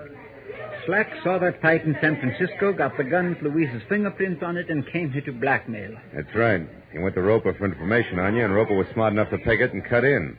Killed Junior, so you'd get more money by taking over the strip, and then... And then he and Slack began to fight between themselves, and Maynard killed him, too. Mm-hmm. How can there be people like that? Same way there can be rattlesnakes, black widow spiders, and cancer. Marlowe, what is going to happen to Louise? I don't know, Sid. Oh. But she's got something now she didn't have before. What is that?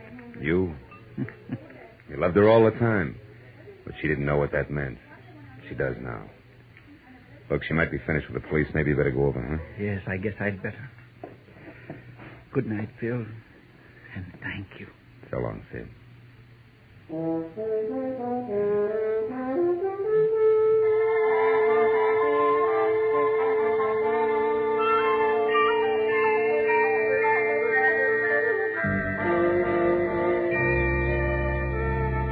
As he crossed the street and went into police headquarters, I turned back to my coffee and thought about Peter Pageant.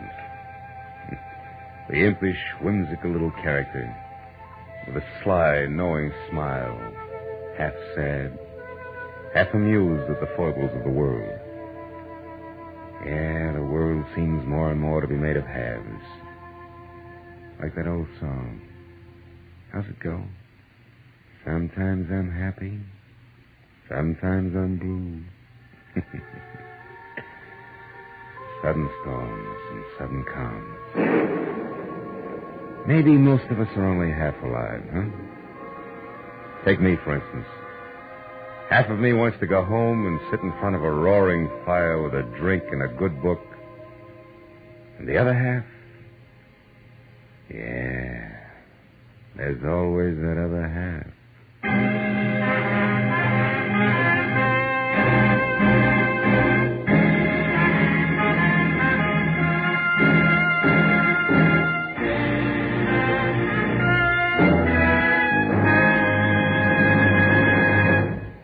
The Adventures of Philip Marlowe, bringing you Raymond Chandler's most famous character and crime's most deadly enemy, star Gerald Moore, and are produced and directed by Norman MacDonald. Script is by Mel Donnelly, Robert Mitchell, and Gene Levitt. Featured in the cast were Vivi Janis, Howard McNear, Parley Bear, Bill Johnstone, and David Ellis. The special music is composed and conducted by Richard Orant. Be sure and be with us next week when Philip Marlowe says... It started with a wreck and went from there to double murder over $75,000 worth of glitter that nobody got in the end. Because I found out just in time what was fishy about the tale of the mermaid.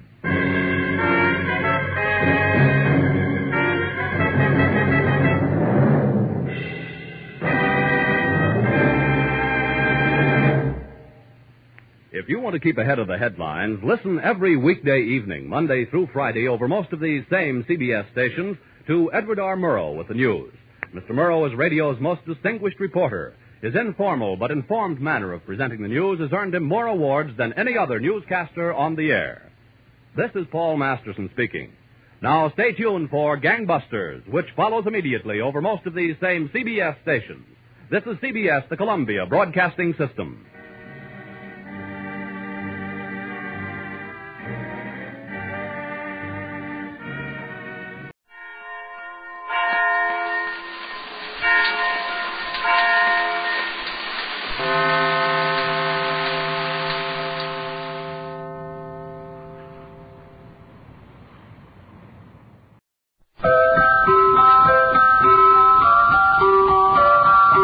Pepsi-Cola, P-E-P-S-I. That's your smartest cola buy.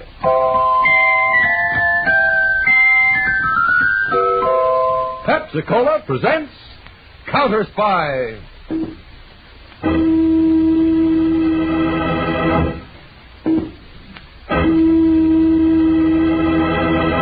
Washington calling David Harding, Counterspy. Washington calling David Harding, Counterspy. Harding, Counterspy. Calling Washington.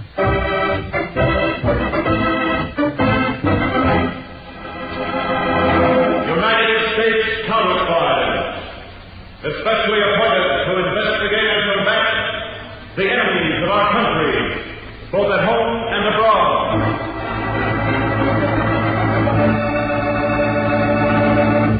Tonight, the case of the magic murder. A thrilling counter-spy report to the American people. Brought to you each Tuesday and Thursday by delicious Pepsi-Cola. And now, another report to the American people. In your family's interest, listen to these findings, recently released by the United States Testing Company, Incorporated. After thorough and impartial tests, Pepsi-Cola proved of highest purity.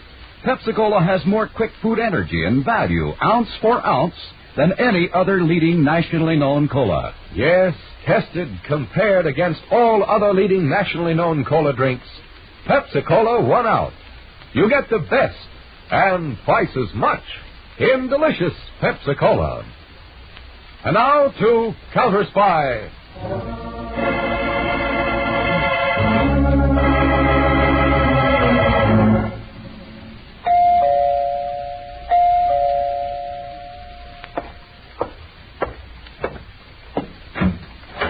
Oh, this would be Mr. Peters, would it not? Good evening, Professor Caper. Good evening. I appreciate you seeing me this evening. Please come in. Thank you. This chair by the desk, Mr. Peters. Thanks. Well, you were lucky to find such a nice little house near Washington, Professor. It was your chief of the counterspies, Mr. David Harding, who helped me find it, Mr. Peters. The 3 rooms are sufficient for my personal needs. I have turned the cellar into a fine laboratory for my homework. Of course, you'll be working most of the time at the government laboratories, won't you, sir? Yes. The development of turbojet engines for land vehicles is a big project. Mm-hmm. I'm honored to have been brought to this country by your great government to work on it. By the possibilities of jet engines for land use, But you did not come for a lecture on engines, Mr. Peters. Not quite, Professor. The main purpose of my visit is to have you fill out this questionnaire. That is what you mentioned on the telephone. Yes. Now, by law, the counterspies are responsible for the safety of distinguished visitors from abroad. The more information we have, the easier our job is. But no one means me any harm, Mr. Peters. We hope not. But in these days, there's no knowing. Oh. Now, will you fill in these blanks? Now then, do we have the full name correctly, Professor? Of the University of Maslava. First name, Jan. Middle name, Fyodorovich. Yes, and last name, Cabarrus. C-A-B-A-R-R-U-S. Correct. It's an odd name, sir. But common in my part of Europe. Oh? Now, our records already show that you hold 5 degrees. Yes. And before the last war, you were a scientific consultant to the government of your own country. Those were happy, fruitful days, Mr. Peters. But today, my country is in the hands of... My feelings on that point are very strong, Mr. Peters. Please, go on. Now, to your experiences during the war and immediately after, our records require some more information. Well, I shall do my best. In 1939, when the Germans first...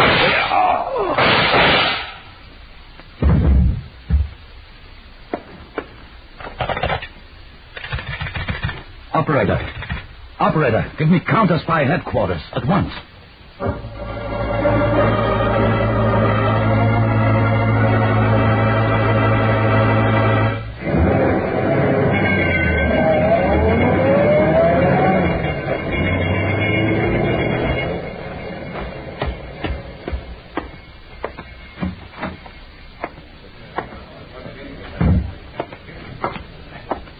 Feeling all right now, Professor Cabarrus? Somewhat shaken, Mr. Harding. I am much more disturbed over Mr. Peters. Me, too. Very seriously wounded in the head. Oh. Been taken to the Counterspy infirmary. The shots seemed to come, you said, from that glass door to the sunroom. Yes. It must have been opened quietly by someone as Mr. Peters and I were filling out this... Oh, by the way, here it is. Oh, the questionnaire. Oh, Professor, did you by any chance get a glimpse of the man who fired the shots? Just as it were, out of the corner of my eye. Well, can you recall anything at all? Try to recreate the image of that moment in your mind if you can. Let me see. I was here, and Mr. Peters was there. You were at right angles to the sunroom door? Yes. And then the door must have opened. He wore a black velour hat. Oh? And, he must have been holding the pistol in his left hand. Left-handed. Now, go ahead. I believe he was tall, wearing a dark coat, and yes, a mustache. Black or dark brown. And one other thing. Yeah? In my mind, the picture of that man is like death. Death? He seemed like a skeleton. Sunken eyes. Thin face. I'm sorry, Mr. Harding. This may be all a waste of time. Your pardon, Mr. Harding. Yes, Edward. Did you and the boys find anything? Yes, sir. The attacker apparently entered the sunroom from outside the house. Cut out a square of glass above the lock on the door from outside into the sunroom. Professor Cabarrus, with your permission, my men will keep working here. We can't even tell now whether the shots were meant for you or for Mr. Peters. Edwards, bring all the data with you later. I'm going to headquarters to see how Peters is.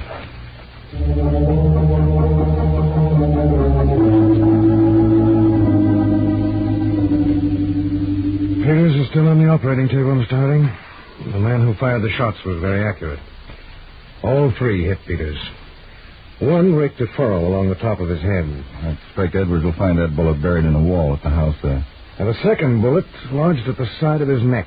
We've removed that one. There'll be no serious after effects. What about the third bullet? Lodged in his skull. We're studying the x-rays now. Doctor, Harry Peters is not only my assistant, but he's my friend as well, and I hope... Oh, we're doing our very best, Mr. Harding. Would you excuse me? Harding. Edwards, Mr. Harding. I've returned with all we found at the professor's house. I'm in the identification section now. Thank you, Edwards. I'll be right down.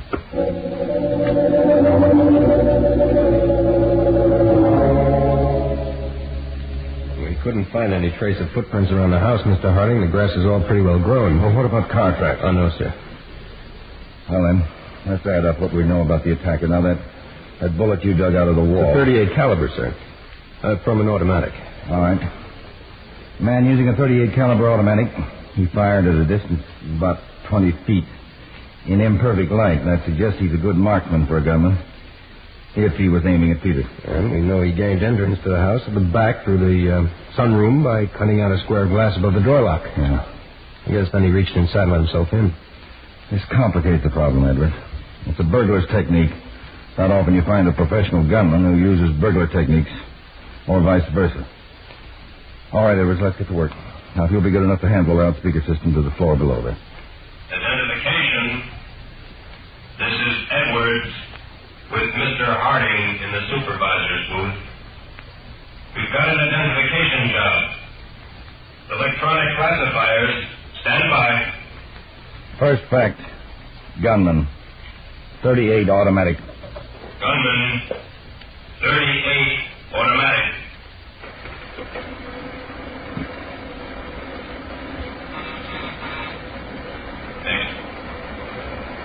Left-handed. Left-handed.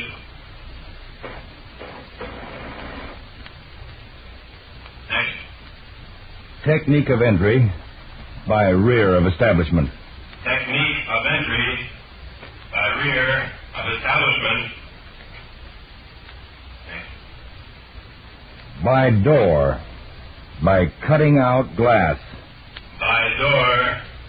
By cutting out glass.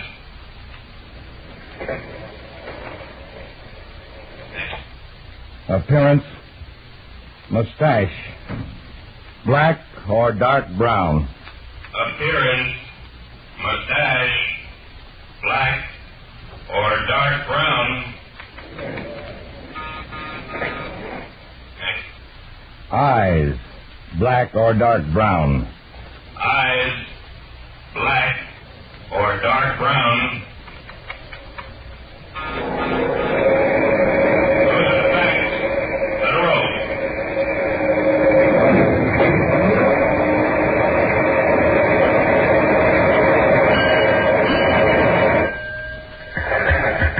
They got something, Edward. Yes, sir. That's coming up here to the booth on the teletype. There you are, sir. Well. Outside wire, please. This is very strange, Edwards.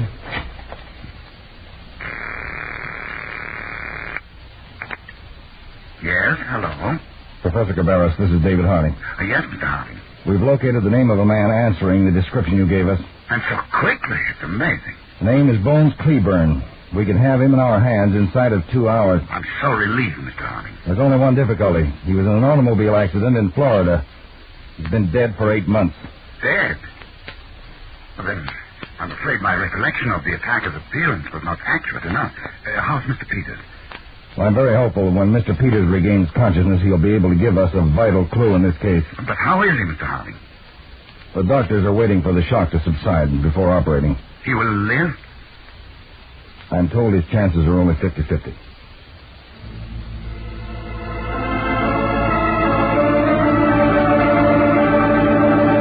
We just don't dare operate, Mr. Harding. We just don't dare. I don't understand, Dr. Dillon. Well, the bullet lodged in the frontal lobe. Probably the frontal gyrus. Just missing the lateral cerebral artery. Oh. Now, the removal would be a most delicate operation. None of us here on the staff knows the technique well enough. Well, who does? Only one man, I'm afraid. A great brain surgeon who just this past year developed a new technique for this type of brain operation. Get him over here, Dr. Dillon. Well, he's Dr. K.T. Holborn of Central Hospital, Colby City. Colby City? That's 1,000 miles away. Well, let's get on the phone. Dr. Peters has got to be saved. Operator, this is Mr. Harding. Yes, Mr. Harding. I'm going to be here on Dr. Dillon's line in the infirmary for some time, and I want you to keep it clear for fast work. Certainly, Mr. Harding. I want to place a call to Colby City, Central Hospital, Dr. K.T. Holborn. That's Holburn. Colby City, Central Hospital, Dr. K.T. Holborn. Right, and rush it.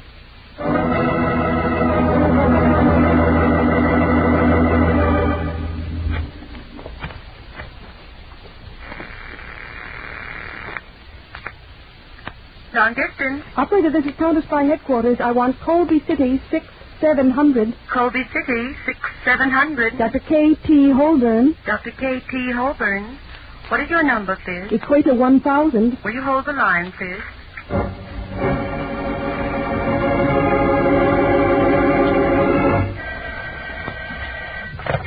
No, Harding, Piggy. Mr. Harding, Dr. Holborn is not at the hospital. Oh? Let me speak with the long-distance operator, please. Surely. Hello? Hello, sir. Dr. K.T. Holborn is not at the hospital. Well, does the hospital know where he can be reached? Now, this is vitally important. I am sorry, sir. They say Dr. Holborn's not in Colby City at all. Where is he, then? He's on a medical research trip to South America. South America? Well, do you know where he is right now? According to the schedule, he left with the hospital. He's in Caracas, Venezuela tonight. A 2-hour stopover. Venezuela? Well, how's he traveling? By plane, sir. Commercial Airlines of South America. The Rio de Janeiro flight. Well, thank you very much, operator. Holborn's in Venezuela, Mr. Harding? Well, that's a bad blow to Peter's chances. I'm not giving up yet, Dr. Dillon. Yes, Mr. Harding? I find that Dr. Holborn might be reached in Caracas, Venezuela, at the Commercial Airlines airport. Rio de Janeiro flight. I've got to do everything possible to reach him. Will you put a call through there, please?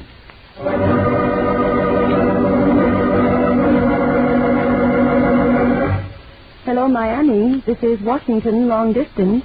Will you give me your overseas operator? Overseas? Hello, overseas. The ticket. Washington, Equator 1000. Mr. David Harding, Counterspy headquarters, calling Dr. K.T. Holborn at Commercial Airlines Airport, Caracas, Venezuela. Washington, Equator 1000. Mr. David Harding, Counterspy headquarters, calling Dr. K.T. Holborn, Commercial Airlines Airport, Caracas, Venezuela. Will you ring the number, Washington? Counterspy headquarters. This is the overseas operator. Let me speak to Mr. Harding, please. Harding speaking. On your call to Caracas, Venezuela, due to the number of calls already on hand, the next available time is tomorrow afternoon. Will that be satisfactory? Tomorrow afternoon, operator Dr. Holborn's a brain surgeon. We must reach him for an important operation. We'll try to complete your call as soon as possible.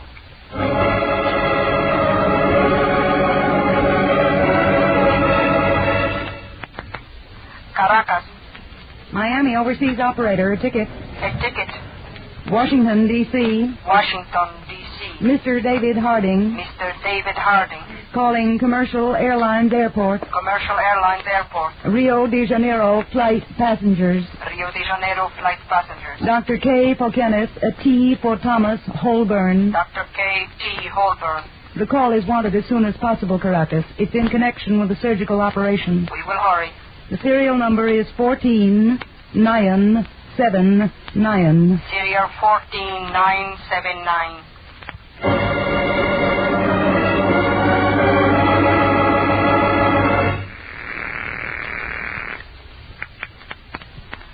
Commercial Airlines Airport. This is the overseas operator in Caracas. Mr. David Harding in Washington, D.C. is calling a passenger on your Rio de Janeiro flight, Dr. K.T. Holborn. Rio de Janeiro flight, it has not yet come in. What time is it due? It was delayed over the Caribbean by bad weather. It is due in 2 hours. We can give Dr. Holborn a message when the flight arrives. Please do so. Have him call the overseas operator. It is in connection with an important surgical operation.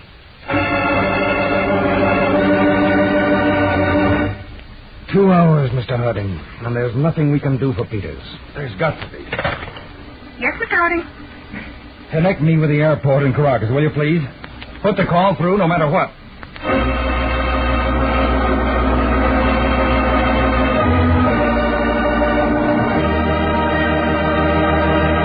In a moment, back to Counterspy, presented by Delicious Pepsi-Cola. Pepsi-Cola gets a spot, 2 full glasses, that's a lot.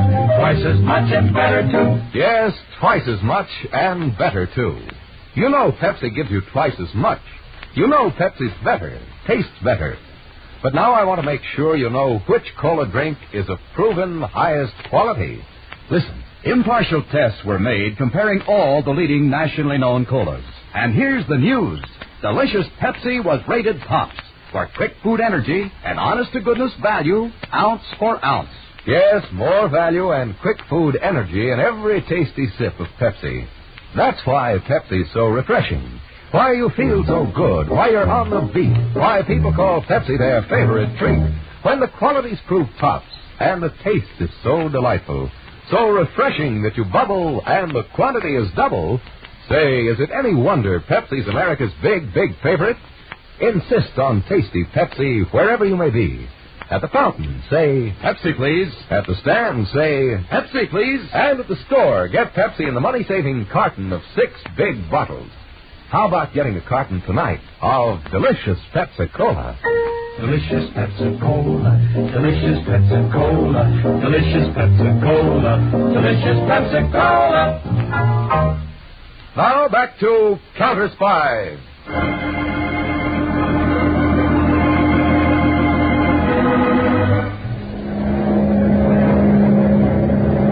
Caracas Airport to Flight 598. Caracas Airport to Flight 598. Flight 598. What is it, Caracas? Do you have a Dr. K.T. Holborn aboard? Dr. Holborn? Yes, we have. There is an emergency telephone call for him from Washington, D.C. You are due in 1 hour and 45 minutes, but at the request of the Chief of the United States Counterspies, we have obtained special permission for you to come in ahead of time, if you can do it. We can try. If you give us the air lane and landing clearance. We will arrange everything. Come in with all possible speed. I can be over the field at 23:30. Bring me in fast.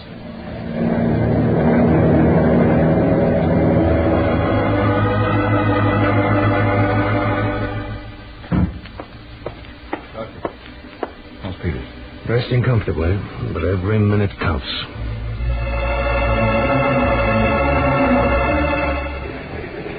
Pilot, where will I find a telephone? On that side entrance to the administration building, Dr. Holborn. Thank you.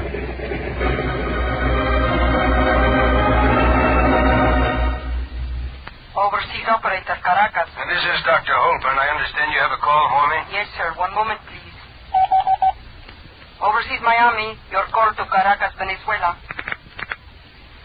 Washington, your call to Caracas. Equator 1000, your call to Venezuela. We are ready.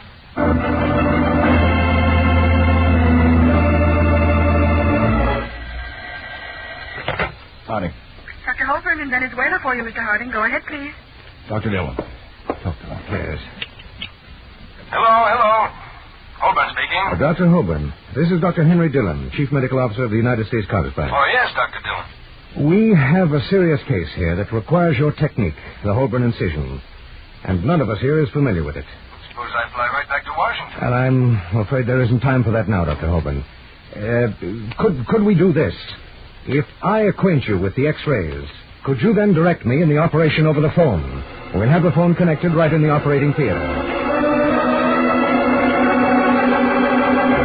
Ready, Dr. Holborn? Ready, Dr. Dillon.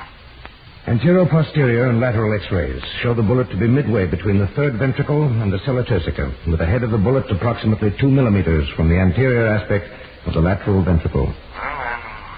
Make your incision starting at a point 35 millimeters from the zygomatic tubercle and 12 millimeters from the Turian suture line, parallel to the superior temporal line and distal to the sphenoidal sinus. And distal to the sphenoidal sinus. Sphenoidal sinus. Lateral X-ray shows the nose of the slug to be 2 millimeters from the anterior aspect of the lateral ventricle. 2 millimeters. Then bring your incision up at a 45-degree angle towards the superior temporal line. Angle of incision. 45 degrees toward the superior temporal line. 45 degrees toward superior temporal line. Right. Next step, Holborn. Make the incision no more than 3 centimeters in length. Incision 3 centimeters. Right. Scalpel. All right, Holborn. I'm making the first incision.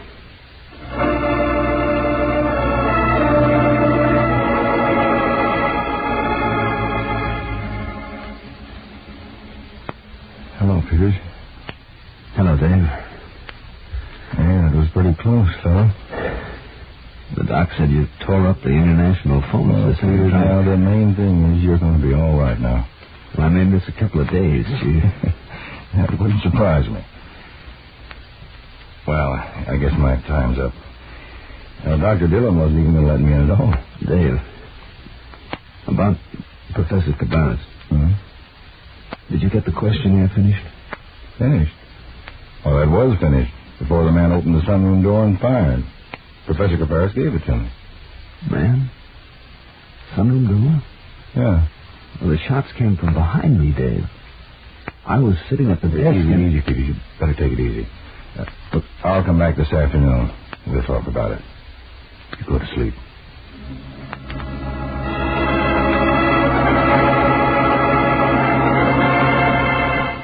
Well, Edwards, Professor Cabarrus isn't here, but we can work anyway. Yes, Mr. Harding. Now, Peter said that he was sitting here at the desk. I faced him right at the sunroom door. Professor Cabarrus said that that's where the attacker appeared. But Peters was looking right at the door and saw no one. And another thing, the 3 bullets that hit Peters hit him in the back of the head. That means then that the bullets came from behind him. Well, there's only the fireplace behind the desk. Just one filing cabinet. Of course, when I spoke to Peters, he was still foggy from the operation and the anesthetic. Look out! Thanks for knocking me out of the way, Edward. Where'd the shots come from? As I was looking at the filing cabinet, the little metal flap covering the lock on the second drawer moved aside. Behind it, I saw the muzzle of a pistol. Let's see. Locked. Hand me that poker from the fireplace. All right. Thanks. We'll pry the drawer open. An automatic. What's that apparatus, Mr. Harding? Looks like a photoelectric cell. Yes, projecting a photoelectric beam across the chair at the desk. To actuate the firing of the automatic. But why didn't it go off the moment you sat down there? I can't tell offhand, but we may find it's a delayed action system taking maybe a minute. Mr. Harding. Oh, hello, Professor Cabarrus. Your man at the front door told me you gentlemen were here. I take it you've discovered, sir. A filing cabinet, Mr. Harding. An ingenious murder scheme to kill Peters while he sat at that desk. To kill Mr. Peters? Then he's dead? Somebody wanted him dead. Dreadful. Who could have used my house to try to murder him? I have only one suspicion, Professor. It was someone who wanted to conceal certain facts about himself. Edwards, that questionnaire, please. Yes, sir. Professor, you told me you and Peters had completed filling this out before the shots were fired, but Peters tells me you'd only reached item 7, just before the questions concerning your activities in Europe during the war. I'm sure Mr. Peters is mistaken, Mr. Harding. No, he's not, because this reveals the motive for the murder attempt. Peters might have asked pointed questions, and they would have shown that during the last war you were not in exile or in the underground, but in the pay of the very people you pretend to despise. Ridiculous, Mr. Harding. Not at all. But this morning I talked to our attachés in your capital, and these answers here are false. You gambled nobody would check them. You'd be safe to work on American scientific projects and steal vital information. Edward, search him. Yes, sir. Mr. Harding, I protest. You have every liberty to, in court, because I'm charging you now with the attempted murder of Harry Peters. I'm very happy to say you failed all around.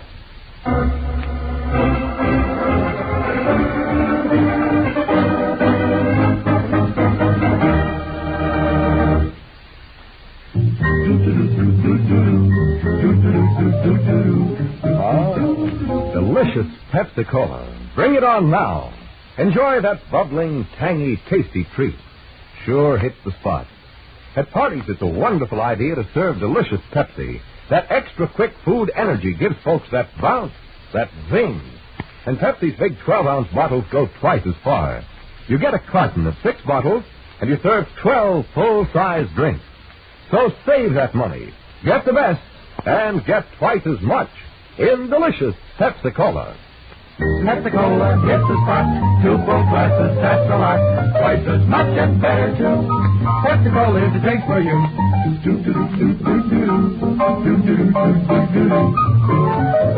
That's it. Delicious Pepsi-Cola. Tune in every Tuesday and Thursday, same time, same station, to Counterspy. Listen on Thursday for the exciting Case of the Bootleg Button. High-grade gold, purified in the white heat of flame. A criminal scheme forged in the heat of greed. Yet your counterspies were able to apply the heat of the law to a trio who dealt in death and double-cross. Listen on Thursday to The Case of the Bootleg Button on Counterspy.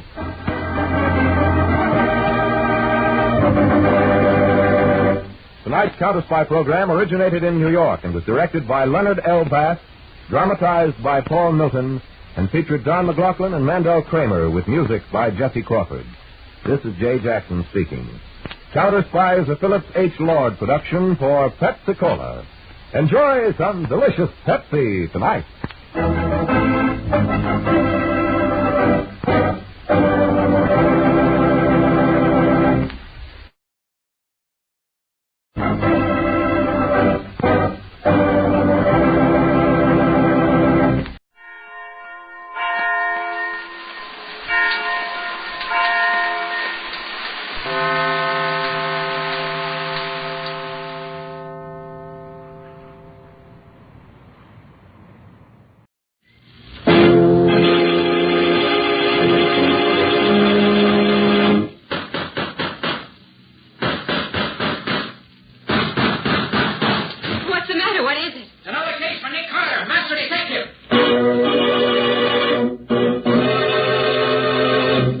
It's another case for that most famous of all manhunters, the detective whose ability at solving crime is unequaled in the history of detective fiction, Nick Carter, Master Detective, presented by the 3 great Linex home brighteners, Linex Clear Gloss, Linex Cream Polish, and Linex Self-Polishing Wax, created by Acme, America's great producer of Acme quality paints.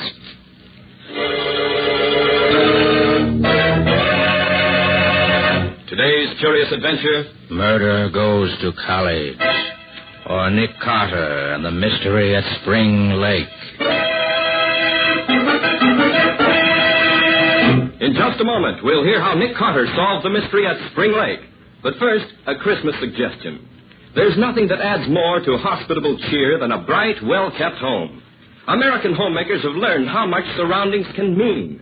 That's why they've come to depend on Chemtone, the miracle wall finish, to beautify their walls. And for your floors, woodwork, and furniture, it's those 3 great Linex home brighteners. Linex Clear Gloss Varnish, the durable super varnish that dries to an elastic, transparent surface which protects all wood and linoleum in your home. Linex Cream Polish, which cleans as it polishes, leaving no oily film on your furniture. And Linex Self-Polishing Wax, which beautifies your floors with a satiny yet tough non-skid finish that resists wear, water, and dirt. Get the 3 great Linex home brighteners at your hardware, paint, or department store. Your headquarters also for Chemtone, the miracle wall finish. And now for today's mysterious adventure with Nick Carter. As we start our story today, we find Nick and his assistant Patsy in Nick's car racing toward Mount Albans College for Girls in response to a hurried phone call from the dean of the school. But if this girl killed herself, Nick, what are you supposed to do? If a girl kills herself, there's no criminal to catch. If it was suicide, Dean Collingwood wants me to find the reason for it. Oh, isn't that a little out of your line? Well, yes, it is, Patsy, but she's an old friend of mine, so I said I'd do it.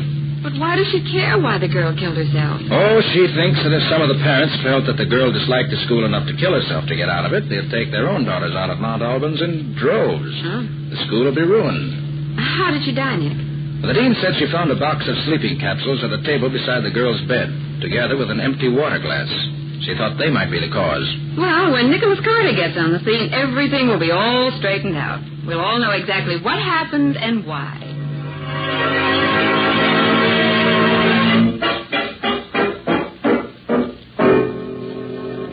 And this, Margaret, is my assistant and severest critic, Patsy Bowen. Patsy, Dean Collingwood, head of Mount Albans. How do you do, Miss Bowen? Fine, thank you. Have you notified the police yet, Margaret? Why, no. I wanted you to look things over first, Nick. I see. Well, who found the body? When Miss Jordan failed to appear for breakfast, one of the maids was sent to see if she needed help or if she were ill. When no one answered the maid's knock, why, of course, she came back to me. Then you found her? Yes, I found her dead. How many people know about the tragedy so far? Oh, only the maid, myself, and, of course, you two. Good. Let's keep it that way for a while longer. Now, may I see your room, please? Yes, of course. It's on the next floor. This way, please. What can you tell me about this Jordan girl? She was an only child. Her mother is a widow. Did she have any close friends? Yes. She and 3 other girls were together quite a lot. They were Miss O'Hearn, Miss Grinnell, and Miss Brown. They all interested in the same things? My 3 friends were interested primarily in young men and good times. But Miss Jordan's hobby was amateur photography. Did she have money? Yes, she did. Her mother gave her everything she wanted. This is her room, Nick. I'll say she had money, Nick. You don't get rugs like these with cigar coupons. Are these the sleeping capsules, Margaret? Yes. You can't buy these in this state without a prescription. She had a prescription. The number of it and the physician's name are on the box. So I see. Well, I'll check with him later. Well, Patsy, suppose you look over the things on that side of the room while I go through her desk here. See if you can find anything that might help us learn what's happened. Right, Nick. Any letters, bills, notes, and so on, you know. I know. Oh, you really shouldn't read her letters, Nick. They're private. Well, if any reporters happen to get hold of them, they'll be as public as Central Park. Reporters? What have they to do with this? Everything. You can't hide suicide or murder. Nick, please, this mustn't be murder. Well, I hope not, Margaret, for your sake. Oh, this is interesting. Letter to a mother. Started but never finished. Darling Mother, I hope you will remember always how close we have been and how much happiness we've had together. You've been so good to me. And that's as far as you got. I wonder why she didn't finish it. That sounds like a farewell letter. It was a farewell note, of course. Well, why wasn't it finished then? Well, she was probably overcome with emotion. I don't think so. She hadn't been crying. Her eyelids aren't red or swollen. Good girl, Patsy. Well, Margaret, will you ask your chemistry professor to analyze one of these sleeping capsules? Very well, Nick. Although I still think that this is all nonsense. Also, I'd like to use your study. I want to talk to this Jordan girl's 3 friends, one at a time. Very well. But don't tell them anything about the Jordan girls being dead. All right, Nick. I'll send the first girl in to you in a few minutes.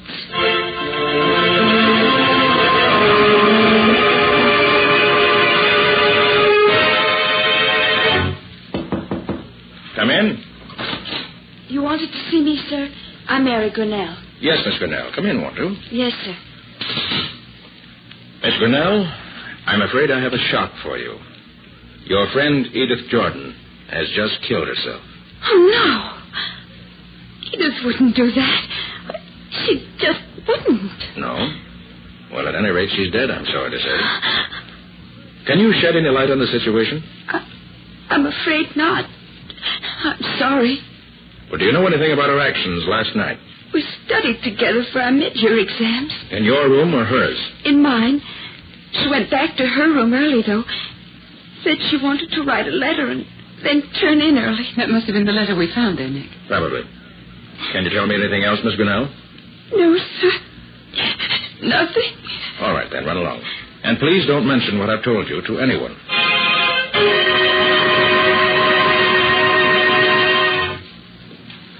Miss O'Hearn, I'm sure you'll be sorry to learn that your friend Edith Jordan has killed herself. Oh, no. No, she wouldn't. Well, she couldn't. She wasn't that kind of a girl. What makes you say that? Oh, why, lots of things. And especially because we planned to go to a matinee together on Saturday. She even got the tickets for us. Tell me, Miss O'Hearn, in your opinion, did Edith ever seem morbid or unhappy? Oh, no, never. Except... Except what? Well, when Edith first came here, she was very gay. Lately, she's been very quiet. I don't know why, though. Well, thanks very much, Miss O'Hearn. Ask Miss Brown to come in, will you? Yes, sir. You can go in now, Alice. All right. You wanted to see me? Miss Brown, Edith Jordan killed herself last night. Killed herself? No, you couldn't make me believe that. Why do you say that? Edith wasn't that kind. And besides, lately she's been afraid of something. Afraid? Afraid of what? I don't know, but for the last month she's lived in fear of something. That might account for the sleeping capsules, Nick. Possibly. How do you know she was afraid, Miss Brown? Oh, we girls never lock our doors here in the dormitory, but she did. Perhaps she was just timid. She wasn't timid when she first came here. No? Well, do you know when she first began locking her door? Yes. It was right after someone took a shot at her in the woods. What's that? Someone shot at her. Are you sure? Edith said she knew it was true, but she asked me not to mention it to anyone. Was she alone when this happened? Why, yes. She often went into the woods alone with her camera. And did she go into the woods after this someone took a shot at her? Oh, no. After that, she used her car and took pictures from the highway. Oh, she had her own car? Yes. Well, do you happen to know whether Miss Jordan was taking a sleeping remedy lately? I don't think she was. She had some harmless preparation the doctor gave her, but I don't think she ever used it. Well, apparently it wasn't entirely harmless. Unless I'm mistaken, she died from taking it. Well, thank you, Miss Brown.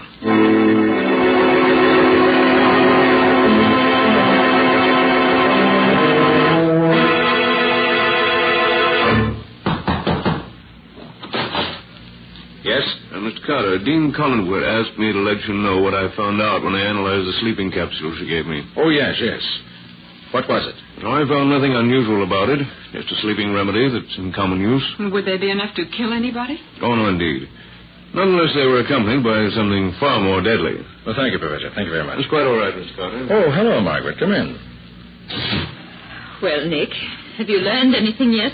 Only that I'm sure Miss Jordan didn't kill herself. But, Nick, that's the one thing I don't want to find out. Yes, I know, Margaret, but I can't help facts being facts. Well, what now? I think I'll take a run into town and talk with a physician who prescribed the capsules for her. Will you do something for me, Nick? Certainly. Will you take the bus into town and come back in Miss Jordan's car? It's being repaired there, and the garage phoned a short time ago that it's ready. I promised to send someone in for it. Of course. Nick. Patsy, while I'm gone, I want you to go over Edith Jordan's room with a fine-tooth comb. Notice every little thing. Looking for anything special, Nick? No, Patsy, just looking. You've heard what these girls have told us. See if you can find anything to explain the Jordan girls' actions during the past few weeks. I'll see you when I get back from town.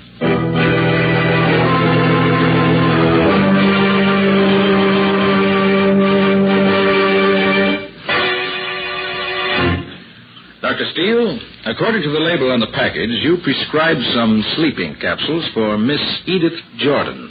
Edith Jordan? Oh, yes, I remember her now. Plucky kid. Not a whimper out of her when I set her collarbone. Even refused an anesthetic. Did you say she broke her collarbone? Why, yes, it was, about 2 months ago, I should say, but there were no complications and the injury healed rapidly. Do you remember how it happened? Yes, an automobile accident. That was when I prescribed the sleeping remedy for her, just as a precaution. I don't suppose she needed a very strong dose. No, it was a very small one. 1 3/4 grain capsule and, a second one an hour later if required. What would be a deadly dose, Doctor? Oh, from 40 to 50 times that much, probably. Did you give her the prescription? No. No, I phoned it into the drugstore, and he had it ready for her when she got there. I often do that. I see. Well, thank you very much, Doctor. You've been very kind. Now, if you'll tell me which way the drugstore is, I won't bother you any longer.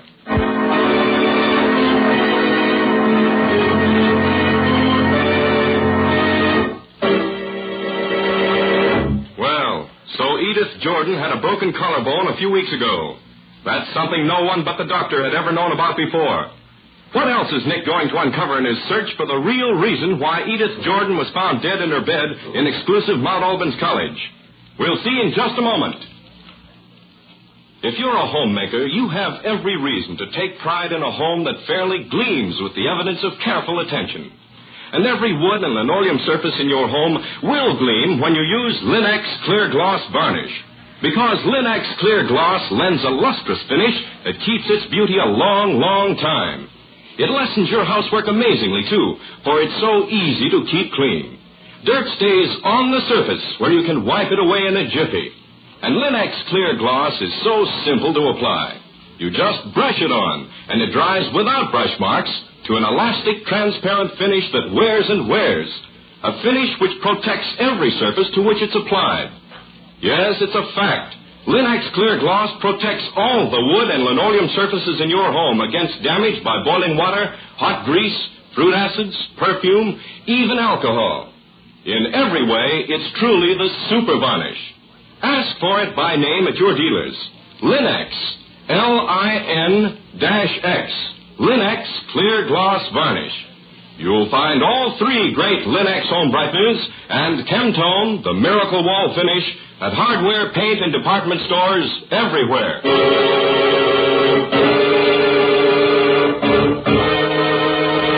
And now back to our story. As we left Nick, he was learning things about the dead girl, Edith Jordan, that not even Dean Collinwood, dean of exclusive Mount Albans College for Girls, knew. Did she commit suicide or was it murder? Let's pick up Nick as he calls at the drugstore where the sleeping capsules the doctor prescribed for Edith Jordan were made up. Yes, sir? I'm sorry to bother you, but would you be good enough to allow me to see the prescription for a sleeping remedy prescribed for Miss Edith Jordan by Dr. Steele about 2 months ago? I'm sorry, sir, but our records are available only to the police or the doctor. But I can assure you that the prescription was filled exactly as ordered. Very well, I understand. I thought you would. Sad case, isn't it? Yes, very. Oh, did you fill the prescription yourself? I believe I did. I remember thinking that college girls these days use far too many sleeping preparations. Yes, of course. Thank you.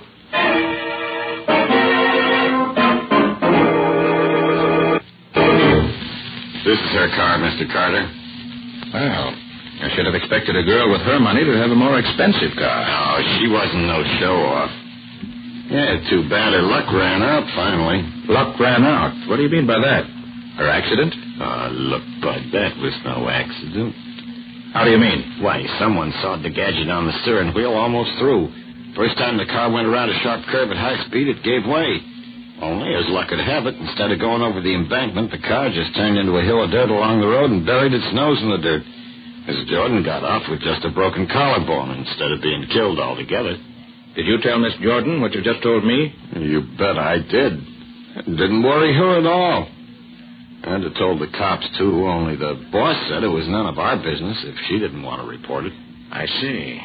Well, thanks very much. Be seeing you.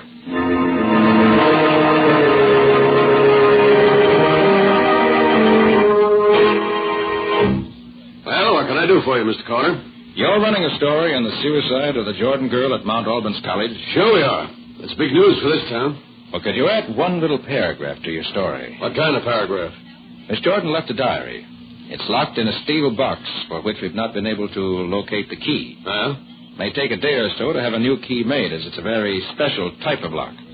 But we expect the diary to clear up the motive for the suicide. Yeah, that's very interesting, Mr. Carter. May I quote you on that? Well, if you don't mind, I'd rather you'd use that well-known phrase, "It is understood." Oh. That should cover it. I see what you mean. I don't know what you've got up your sleeve, Mr. Carter, but we'll play along with you. Your little item will be understood in this evening's paper. Thank you. Thank you very much. Should help us immensely.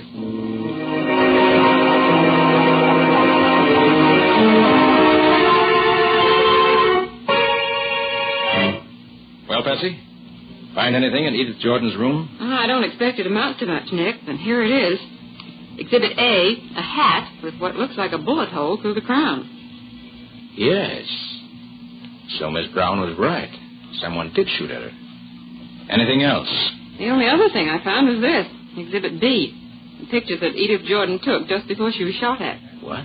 She didn't have any enlarging apparatus, so she gave it to Alice Brown, who does have an enlarger. She wanted it blown up. But why? Well, look, Nick, it's a picture of Spring Lake. That's just north of here. Here in the center of the background's a figure. Neither Edith nor Alice knew who or what it was, so Alice made an enlargement of it to see if they could recognize it. But beyond the fact that it seems to be the figure of a man, it doesn't mean much. You can't see who he is. Patsy, where did you get this? Alice Brown gave it to me. She had it in her room. She and Edith thought there might be some connection between the shooting and this picture, but they couldn't seem to find any. Doesn't mean much, does it? Mm-mm. And yet... Did you find out anything in town? Well, yes and no.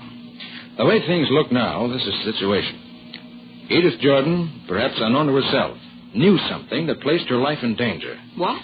She was shot at, and she was in a phony auto accident in which she got a broken collarbone. I don't think she ever used the sleeping capsule she got from Dr. Steele until very recently. No? She'd probably been getting more and more nervous about things until at last she felt she had to have something to put her to sleep. So last night she took one or more of the capsules, and they killed her. And yet the physician who prescribed them is a reputable man. And the drugstore where they were made up also has a good reputation. So far, that's as far as... Hey, mind if I come in and bother you a few minutes, Mr. Carter? Of course not, Sheriff. Come right on in. Thank you. Howdy, man. Hello. Hey, look, Mr. Carter, you got some theory about this kid committing suicide? Only one theory, Sheriff. She didn't kill herself. Can you prove that? Expect to be able to. When? In the next 24 hours. 24 hours, huh? Will you give me that long without interfering? Yeah. Yep, you got it. You know, that picture of Spring Lake there in your desk reminds me we came across a murder out there at the lake just yesterday. What was the murder? Why do you ask? Thought maybe there might be some connection between the two killings, that's all. Oh, heck no. No, this college girl and the woman we found out at the lake are two different kinds of people. No connection at all. Well, what was it you found at the lake? Young woman. Been dead a couple of months. Was a waitress at the roadhouse near the lake. And what happened to her? Oh, slugged in the back of the head, skull crushed, then almost buried in the brush. Hunter found her yesterday. Too bad. By the way, Mr. Carter, what's the idea of withholding evidence? What evidence? That there diary. Oh, the diary. Yeah. You know, I'm going to break somebody for overlooking that this morning when they searched that girl's room. Wait 24 hours, Sheriff. Remember, you gave me 24 hours. Yeah, I remember. Why I let you wind me around your finger this way, I don't know. It couldn't be because you haven't any clues and you think that I might have one, could it? Huh? Well, could be, Carter. Could be.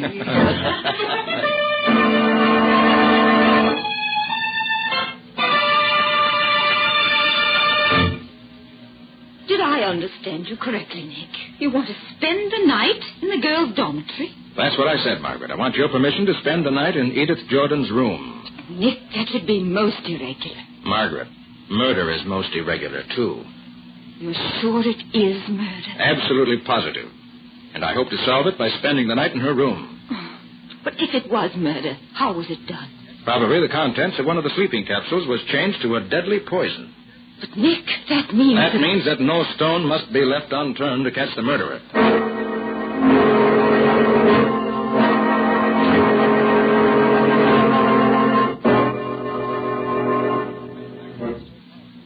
It's time for lights out, Nick. I just wanted to see if you needed anything you don't have before I leave you. No, Patsy, I'm all set. Well, what are you going to do, Nick? Just sit here and wait? That's it exactly. Just wait. I have all the evidence I need for a conviction, except the name of the killer. I could guess at that, but I couldn't prove it. I expect the killer to prove it for me. Why do you suppose Edith Jordan never told anyone about her fears? Probably she didn't want to worry anyone. She'd only suspicions, no matter how strong those suspicions were. And if I guess correctly the kind of girl she was, she wouldn't want to burden anyone else with her troubles. It's too bad, isn't it? She might have been alive now if she'd only told somebody. True enough, Patsy. And hindsight is always better than foresight. Well, Nick, I'll say goodnight. Happy hunting to you. Thanks, Patsy. I'll just sit here in the dark and wait.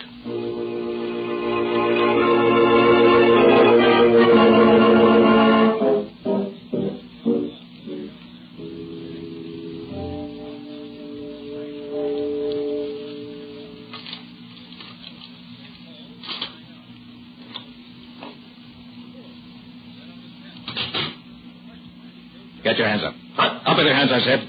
I can see you plain enough. That's better. Now for some light.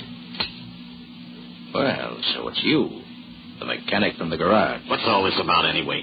You came here to get the diary, didn't you? Oh, did I? I thought so. That was your picture Miss Jordan got on her snapshot of Spring Lake, wasn't it? Oh, was it? Prove it. I can do that, too. In the picture, the cap on the head of the little figure has 2 white dots on it. In the same place where you wear your 2 white union buttons. You can't call that proof. Anybody can have those.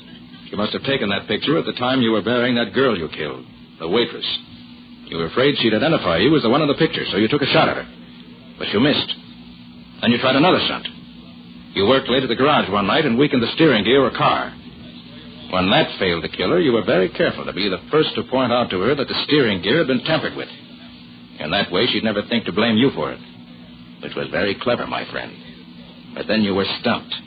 Until you found out that her doctor had given her that sleeping prescription. So being a morphine addict yourself... How do you know that? I saw your arms the other day, and I recognized the scars of the needle. Okay, you got it on me. You win. So as I said, being a morphine addict yourself, you broke into her room just as you did tonight, and filled one of the capsules in the top row with morphine, which would kill her instantly. Yeah. I knew she couldn't take that much of a dose. By the way, how did you find out about that prescription? She told me about it herself when we were talking one time. But if you knew all this stuff before, why didn't you pull me in down to the garage instead of laying and wait for me like this? I could prove it all to myself, but I couldn't prove it to a jury. However, now I can, because by your coming here, you've confessed. It's a shame, killing her like that. Because she never had the slightest suspicion you were the Spring Lake murderer. Don't try to kid me. She knew right enough.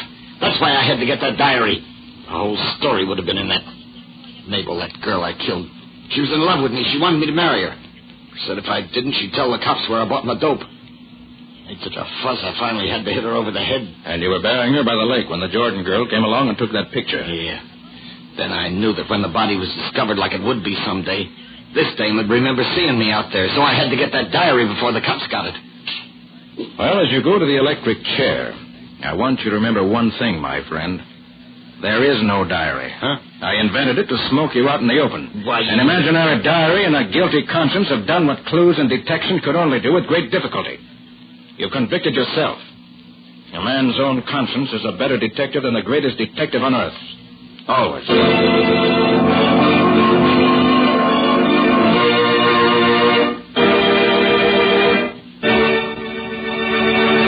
In just a moment, Nick and Patsy will bring you a preview of next week's exciting case. But now, a thought for this holiday season. Holiday time is hospitality time, and nothing reflects more clearly your hospitable feeling than the sparkling holiday look of your home. The look it has when you depend on the 3 great Linex home brighteners. Take Linex cream polish, for instance. In one easy application, it gives your fine furniture a lovely luster, leaving no oily film to attract more dust and make more work.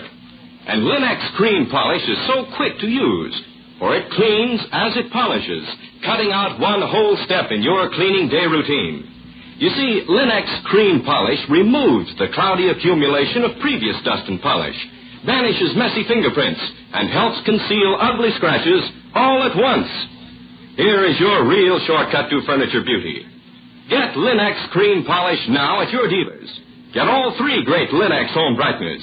Linex clear gloss varnish, Linex cream polish, and Linex self-polishing wax.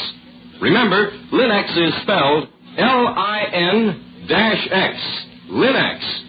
So ask for these fine homemaking products now at your hardware, paint, or department store.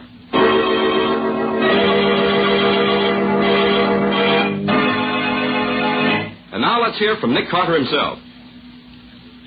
And now, Nick, what's the story you're going to tell us next time?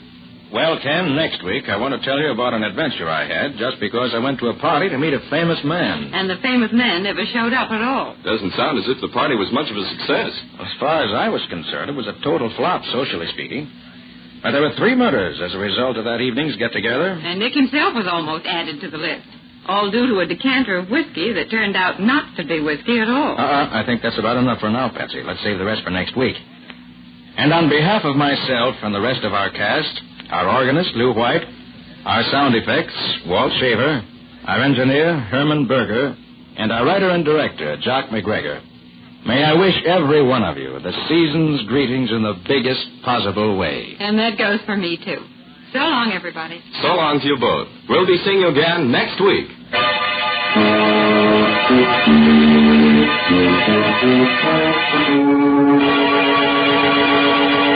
Next week at the same time, listen to another curious experience of Nick Carter, Master Detective, entitled Death in a Decanter.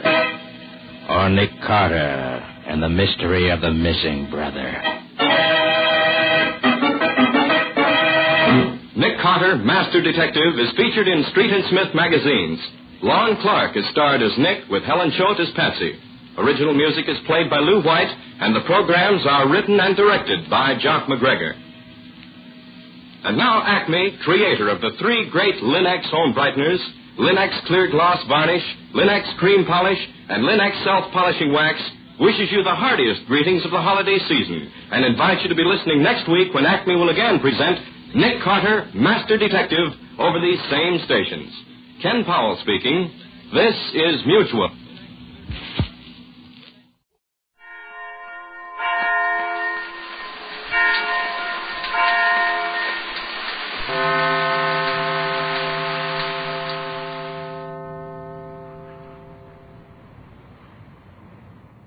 Wheaties presents Night Beat.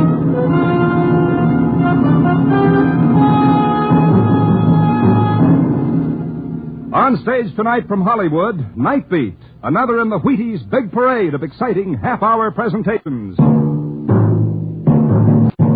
Night Beat.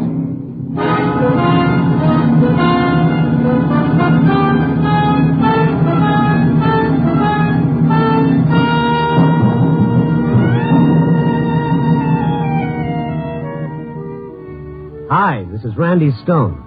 I cover the Night Beat for the Chicago Star. Stories start in many different ways. This one began in the darkness of the human mind and ended in raging flame. Night Beat, starring Frank Lovejoy as Randy Stone.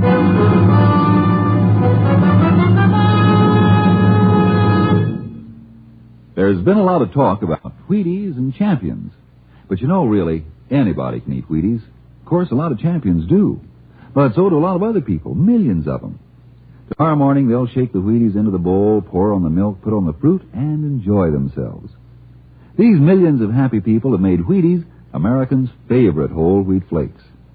So even though they're called Breakfast of Champions, we want you to feel perfectly free to get Wheaties at the grocery tomorrow. 2 packages if you wish. They go pretty fast. Crisp, you know. A kind of nut-like taste to them. Wheaties. Have some.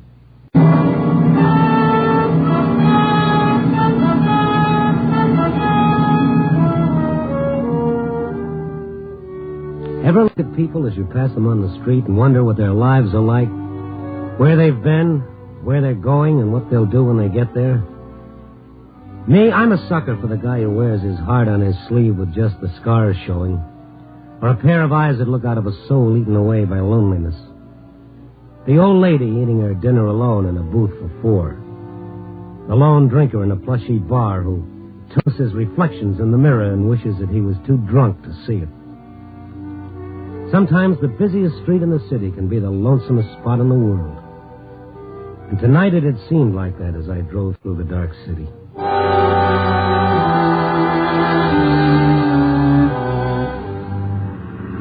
I was well into the warehouse district when I saw a flash. It was like an explosion, only there was no noise, no sound, just this flash and then flames. It was a 3-story warehouse, the old wooden type, and the flames worked fast. I started past to find a box to turn in the alarm when I saw a man, and he was running into the fire. I stopped the car and took off after him. The only light in the building was from the fire, and the man was nowhere in sight. Hey, you! Here I was making like a regular stout-hearted Frank Merriwell. First one to a fire and no one to save. And then I heard him. Tony! Tony! I followed the sound of his voice. He was standing at the foot of some wooden steps, yelling his head off. Tony! Hey, Tony! Hey, you! Hey, what are you doing? Come on, Pop. Huh? Let's watch it from outside. Let go of me. Now, come on, now, come on. Leave me alone. Let go of me. Hey, come back here, you fool! Go away.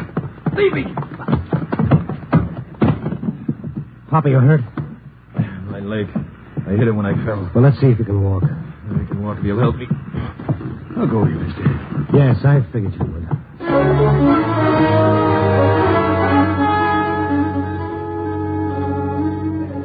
I half carried, half dragged the old man. The smoke was so strong that my lungs ached. I felt lightheaded. Outside, a crowd had gathered. A line of policemen were keeping them back out of the fireman's way. One cop came over to us. Hey, you guys, you work here? He came in after me. Who are you? I'm Strongheart the second, only don't let it get around. Oh, you Randy? All right. The old man's leg hurt? Isn't broken, it's just banged up a bit. You guys stay put. I'll get the ambulance boys over here. Okay, we'll be here. I'm not saying. Now, you stay where you are. I gotta get going. What's the rush, Pop? Any good reason why you shouldn't wait around? You mean did I have anything to do with the fire? Well, did you? No, I didn't. I didn't have anything to do with it. Okay, nobody's accusing you. What's it all about? Why did you run in there after the fire started? That's my business. Well, you're going to have to answer questions. You might as well start with me. Oh, get me out of here, mister. Get me home, and maybe I will. I led him through the crowd and to my car. I followed his direction through the dark streets. He seemed to be looking for something. He leaned forward, watching in the lights of the car, turned his head to peer at everyone we passed. All the time he was silent. Finally, I broke the ice. Maybe I'd better know who you are, huh? Hey, I'm Ben Graham. Mm-hmm. You said you were going to talk. Yeah, it's my son, Tony. Were you looking for him in the fire? Tony went there earlier. When I saw the fire start, I thought he might still be in there. And you ran in to find him? Tony used to work there. Used to? Yeah, he was a night watchman there and several other warehouses. You see, he's not like other people. I was afraid they'd see him there. Oh, like... Oh, it's not what you think. He's not crazy. Well, he stays inside himself, if you know what I mean. He don't like people. He sleeps in the daytime. He lives at night. What happens with the jobs? Does he quit? He was fired. Every time. Fired. Why? He thinks it's because of the cane. Well, he uses a cane? Yeah, ever since he was a boy, he's touchy about it. One reason he doesn't like people. Ben, why do you think he started the fire? Oh, I didn't say that. I didn't say anything like that. No, you didn't have to. It shows. I don't know what to think. There have been several warehouse fires around here recently. 5, less than a month. Yeah. Are they the ones where Tony worked? Some of them, but it's not only that. Well, what else, Ben? Why are you afraid Tony started those fires? 3 out of 5 of them. Man with a cane was seen coming out around the time of the fire, and I gotta find him. Have you asked him about the fires? Oh, I've tried to. We don't talk much. Oh, there's my place. It seems like we're strangers. When I mention fires, he slams out of the house. Well, I'll talk to him then when we find him. I mean, I'll talk to you, mister. He's funny about that. Well, we'll see. I'll go in, will you? No, don't. You wait here. Don't come up there. I'll bring him out to you.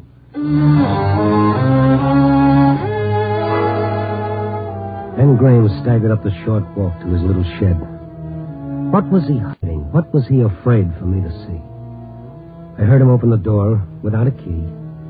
The light switched on. After a few seconds, switched off, but Graham didn't come out. I waited a few minutes and then made my way to the darkened house. There was no sound from the inside.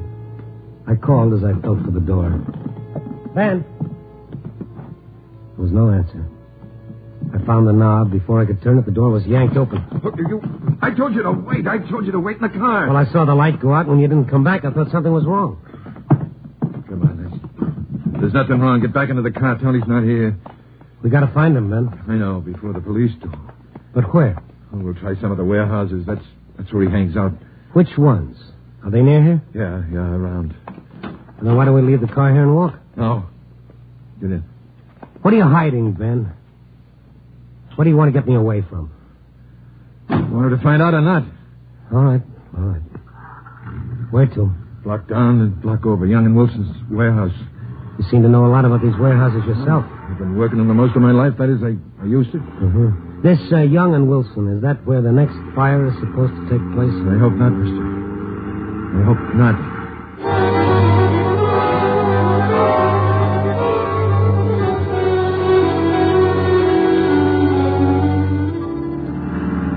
Slow down. That's it ahead.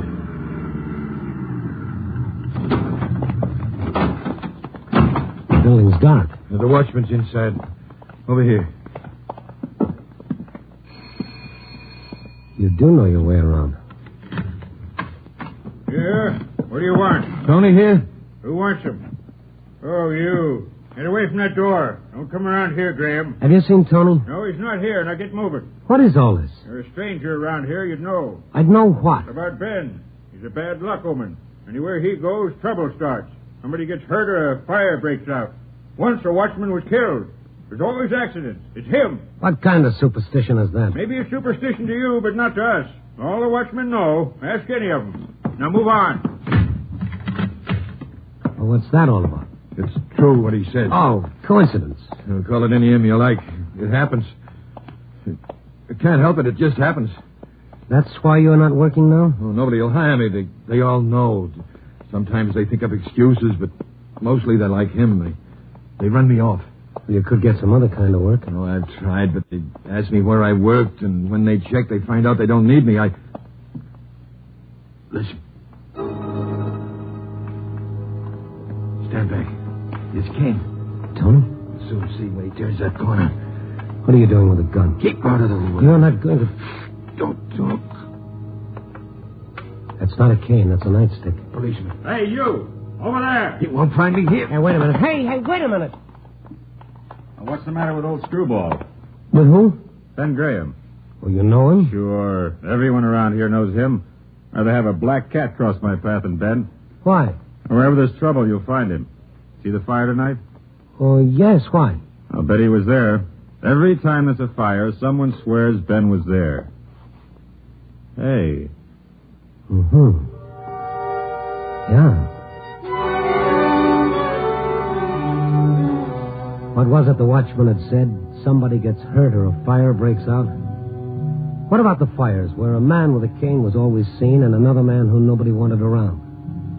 Well, why did Ben run when he saw the police? Why was he carrying a gun? I decided I wanted to see the Graham shack again. What was he hiding in that house? What was it he didn't want me to see? The little building was dark when I went up the walk. If either Tony or his father was there, he didn't want anyone to know about it. I knocked once before I turned the knob. I thought I heard a movement in the corner. Ben? Tony? Anybody here? I felt along the wall for a switch. There was a sound like the cry of a cat. What do you want? Please answer. Oh, I'm sorry. I frightened you. I'm looking for Mr. Graham. My husband and my son.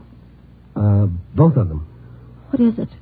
What's happened? Oh, nothing's happened. I just wanted to see them. There is something. I know there is. No, it's nothing, really. Now, why don't you lock the door when I leave so no more bad dreams can come in, huh? I can't lock the door. I can't move out of this bed. Oh, you're paralyzed. I didn't know. I'm sorry. I wouldn't have laughed. It's all right. I like to hear it. No one laughs here. Won't you sit down? No, I can't stay. I've got to find Ben or Tony. What have they done, mister? Oh, they haven't done anything. You're just like them. They won't tell me anything either. I lie here alone in the dark. Can't move. No one will tell me anything. Well, I just wanted to give them a message. No, you didn't. Don't try to fool me. Nobody wants them. Either of them. I'm sorry I disturbed you, Mrs. Graham. Is there anything that I can do for you? You can talk to me. Just talk to me. They don't talk, Ben and Tony. They're dark men, both of them. Why do you say no one wants them? Has there been trouble? There's always been trouble. What are they into now? I don't know. I better go find them. Is it the fires? You know? I've guessed. It is. It is the fires. Now, don't upset yourself. Ben and Tony are all right. They won't tell me. They won't talk about fire. I ask them and they won't answer. I know. I tell you, they're all right. I just talked to your husband, to Ben. I thought he came here. They don't come here. All these years I've laid here alone. They don't come here but to sleep and to eat. Well, Ben was here a little while ago. He turned off the light and waited in the dark. What did he want? What was he waiting for? We were looking for Tony. What has he done? I've got a right to know. I'm his mother. Well, Ben thinks that Tony started the fires. Tony? Tony started the fires. He did. He did. Tony started the fire.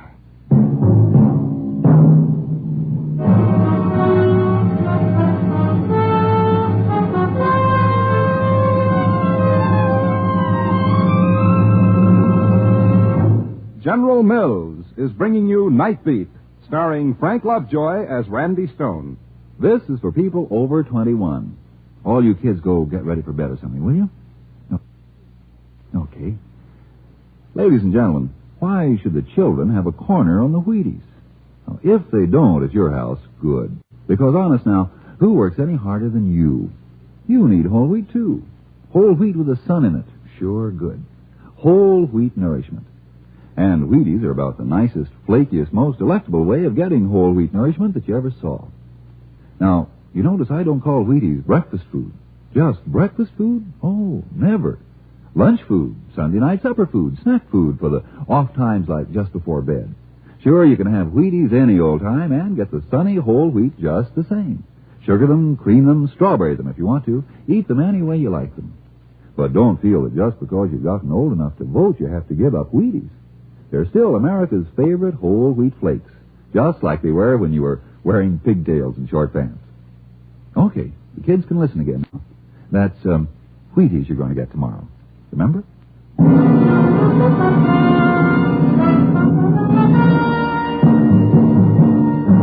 And now back to Night Beat and Randy Stone.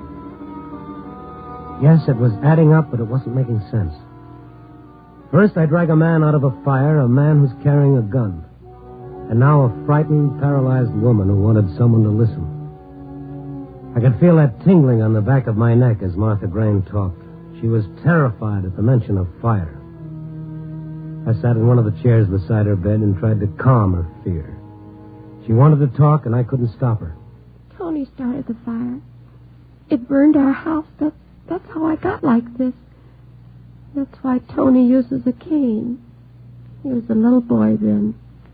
Tony loved matches. He liked to watch them burn. Well, don't think about it now. I think about it all the time. Sometimes I dream about it. Everything burning all around me, my clothes on fire, and Tony in the corner screaming. I can see it over and over. Isn't it better if you don't talk about it, Mrs. Graham? Don't talk about it. Don't talk about it. That's all I hear. I want to talk. It's better than lying here alone, not able to move. Now, don't excite yourself. Why don't you get some sleep? All right. If you'll stay, I'll talk about something else. You have any idea where Tony is? In one of the warehouses. That's where he always is. Well, I'd like to see him. Do you know which one? What time is it? Well, let me see. It's a little after 2. Why? Then he's at the Holland warehouse, about 3 blocks from here. It's where he goes at 2. I don't understand. You mean he goes to different warehouses at certain times? Yeah, Tony makes a few dollars. The watchmen help him out. But he never talks to me. Well, it's hard for all of us to talk sometimes. You say Tony will be at the Holland warehouse at 2? Yeah. Tony tells me where he'll be. I don't worry if I know. And then, will he be there too? If he's looking for Tony, he will. Oh, thank you. I must be going. Will you do something for me, mister, before you go? Well, sure. What is it? Laugh for me. I just want to hear you laugh.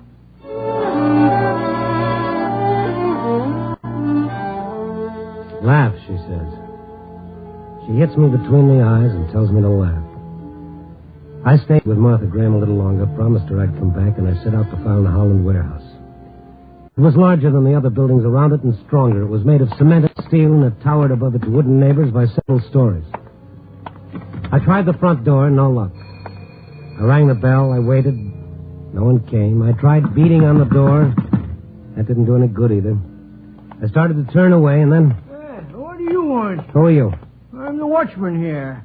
I thought the watchman stayed inside. I just stepped around the corner for 2 o'clock coffee. Oh? Don't worry, the place is guarded. There's a fellow inside. Who, Tony Graham? Yeah. You know him? Well, in a way. Is his father with him? That jinx. I wouldn't let him near the place. Oh, you too, huh? Well, let's go in. I want to talk to Tony. About what? I'll tell him. Come on.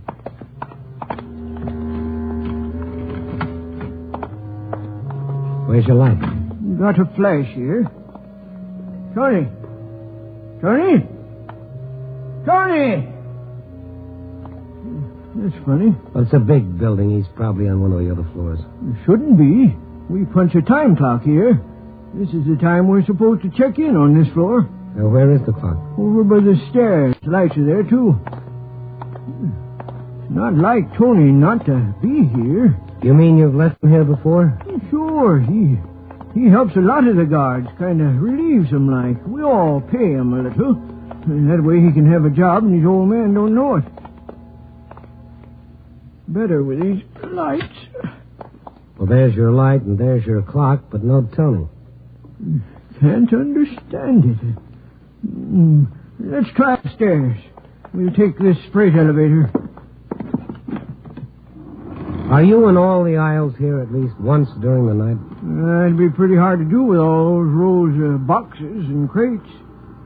Hey, you don't think something's happened to him, do you? I hope not.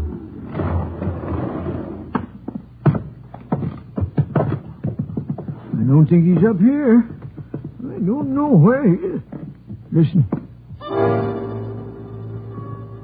Tony and Ben, behind those boxes, they're coming this I tell you, way. I didn't have anything to do with these fires. Oh, you'd say that. I knew you'd say that. But I didn't. Why would I start these fires? Because you're a firebug, that's why. I'm not. You've told me that all my life, but I'm not. Ben. Who's that? What are you doing with that gun? Stone, you followed me. What are you doing up here, Tony? I came up here to punch the clock. He followed me up. He's going to kill me. This is the only way. There's always trouble where he is. I told you. Shut up. It's not my fault, everything that happens. It's not my fault about my family either. Look at this. Me. Nobody give me a job, and Martha. I know, Ben. I saw her. I know all about us, don't you? Oh, but Tony. There he is. A firebug. What's that?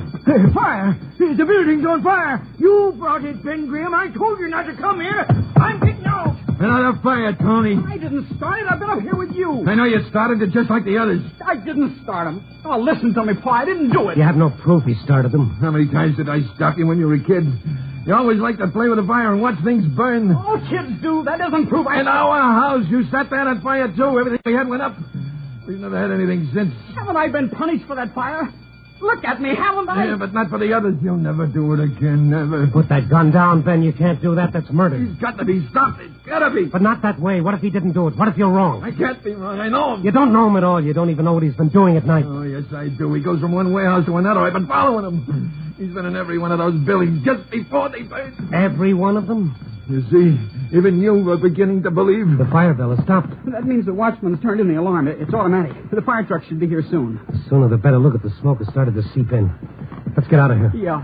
You're not getting out of here, Tony. I can't let you. Listen, you can't do it, Ben. It's like a lynching. You can't be the judge and executioner, too. I can't take any more. Martha, the way she is, and Tony like this. You know what they'll do to him. An asylum. I couldn't stand that. It's better this way. Smoke, will you put that gun away, Ben? Tony, I don't want to do it, but it's the only way. There's one other way. Stay away, Stone. I don't want to hurt you. Stay away. I'm not much of a target with the smoke. Stay away. The gun. Give me the gun. Give it to me. Grab the gun, Tony. I got it. All right, now, come on. We're getting out of here. Let it in now. Come on. Oh, my God. I said come on. Tony, show us the way out.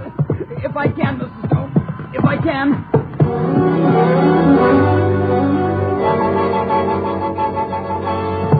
The room was full of smoke, and the concrete floor was warm from the fire below. We worked our way to the elevator, but from the smoke and sparks throwing up the shaft like a giant smokestack, we knew it was useless. Stairway. Over here! Bennett stopped struggling. He wanted to live, too. We followed Tony by the sound of his cane. He stopped before he reached the steps. Flames outlined the square of the stairwell. Tony, take it to the fire escape.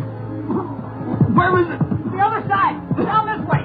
Ben was coughing and gasping for breath. Once he stumbled, nearly fell. For a second time in one night, I was helping him out of a fire. Through the smoke, we saw the light of the red exit sign. We leaned against the door and we found it open. A policeman was on the landing. I was coming after you. Watchman said you were here. He helped us down to the street and away from the building. Just took another one out. Over here, the firebug. The firebug? Oh, no. Ma, you're walking. Oh, no. Martha, it can't be. Who is she? The old man's wife. But she can't walk. She's paralyzed. What's it all about, Martha? My men and those warehouses, they acted like I was already dead. She was hurt in the fire a long time ago. Oh. You can walk. Better than me. Nobody'll care. Oh, sure we do, Ma, sure. Did you start those fires? Yes, I started them. That's what they did to me. And after I was hurt, they left me alone. They let me lie there alone. First, I got so I could talk, but you wouldn't talk to me. I couldn't, Ma. Seeing you there like that and knowing it was my fault. Nobody came in. All those years, nobody. You can walk. Then I got so I could walk. When was that, Martha? About a year ago. First, I thought I'd go out and see people. But I don't know anybody now. Why didn't you tell us? I was going to surprise you, Ben. But you didn't want me. You wouldn't stay around. Don't you see it was because it hurt us to see you like that? Well, when you look at me, you'd look away. So at night, I'd follow you. You didn't even look around. Then I got to understand. You didn't want me. It was the warehouses you wanted. I was jealous of those warehouses. Just like they were people, and I hated them. Martha, no. Oh, no. So one night I watched you both go into one of the buildings. And I was left outside alone, just like I'd been so many years. I wanted to kill it, to destroy it. Oh, Mom. And when you came out, I went inside. There were some papers and things in the corner. I started a fire, and then I ran out. Tony, I thought then that I hid, and I watched. And fire trucks came, and people. I had to laugh. I brought all those people. They came because of me. Yeah. You come with us, Mrs. Graham. You? Where? They'll take you to a hospital. There'll be people there. People? People? Will they talk to me? Will they talk to me? Why, sure they'll talk to you, Martha. They'll talk to you.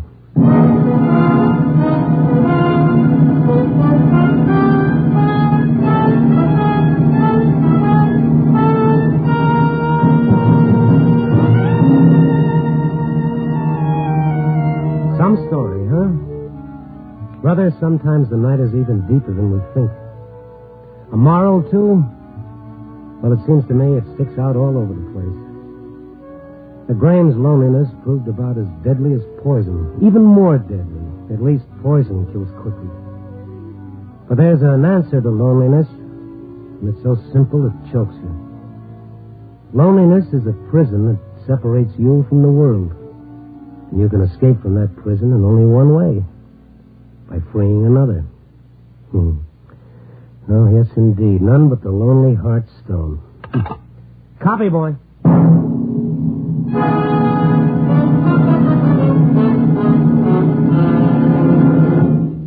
You are listening to Night Beat on the Wheaties Big Parade. Here's a hooray for the Reader's Digest. This hooray is sent up by the Wheaties people because the Reader's Digest has printed a very smart word or two on breakfast in their May issue. Most people don't eat enough breakfast, reports the Digest. Most people would feel better, look better, work better if they did. The Wheaties people suggest you try Breakfast of Champions as the better part of a better breakfast and see just how true the Reader's Digest article is.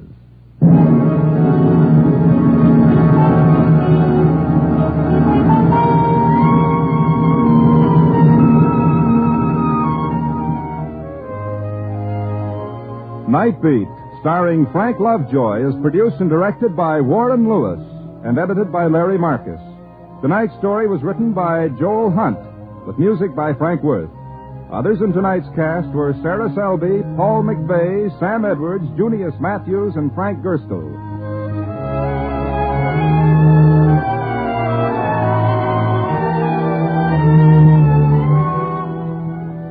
Listen next week at this same time and every week as Randy Stone searches through the city for the strange stories waiting for him in the darkness. And this is your Wheaties man, Frank Martin, inviting you to listen also on Wednesday night to Brian Donlevy in Dangerous Assignment on the Wheaties Big Parade. See you then.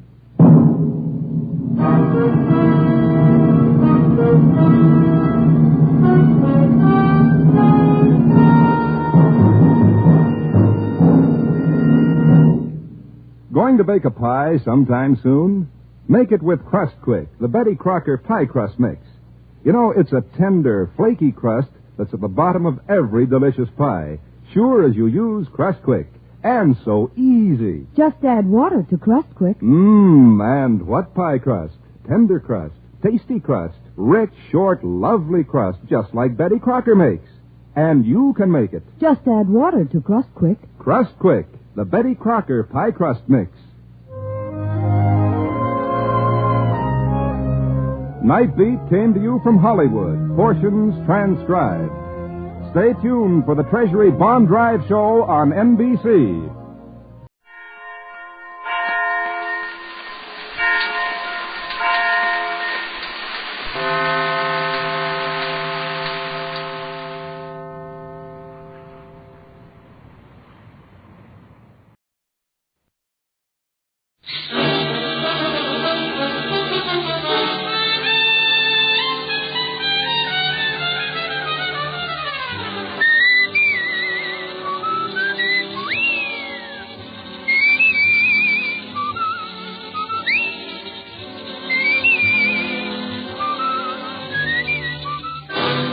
Broadcasting Company presents Dick Powell as Richard Diamond, private detective. Are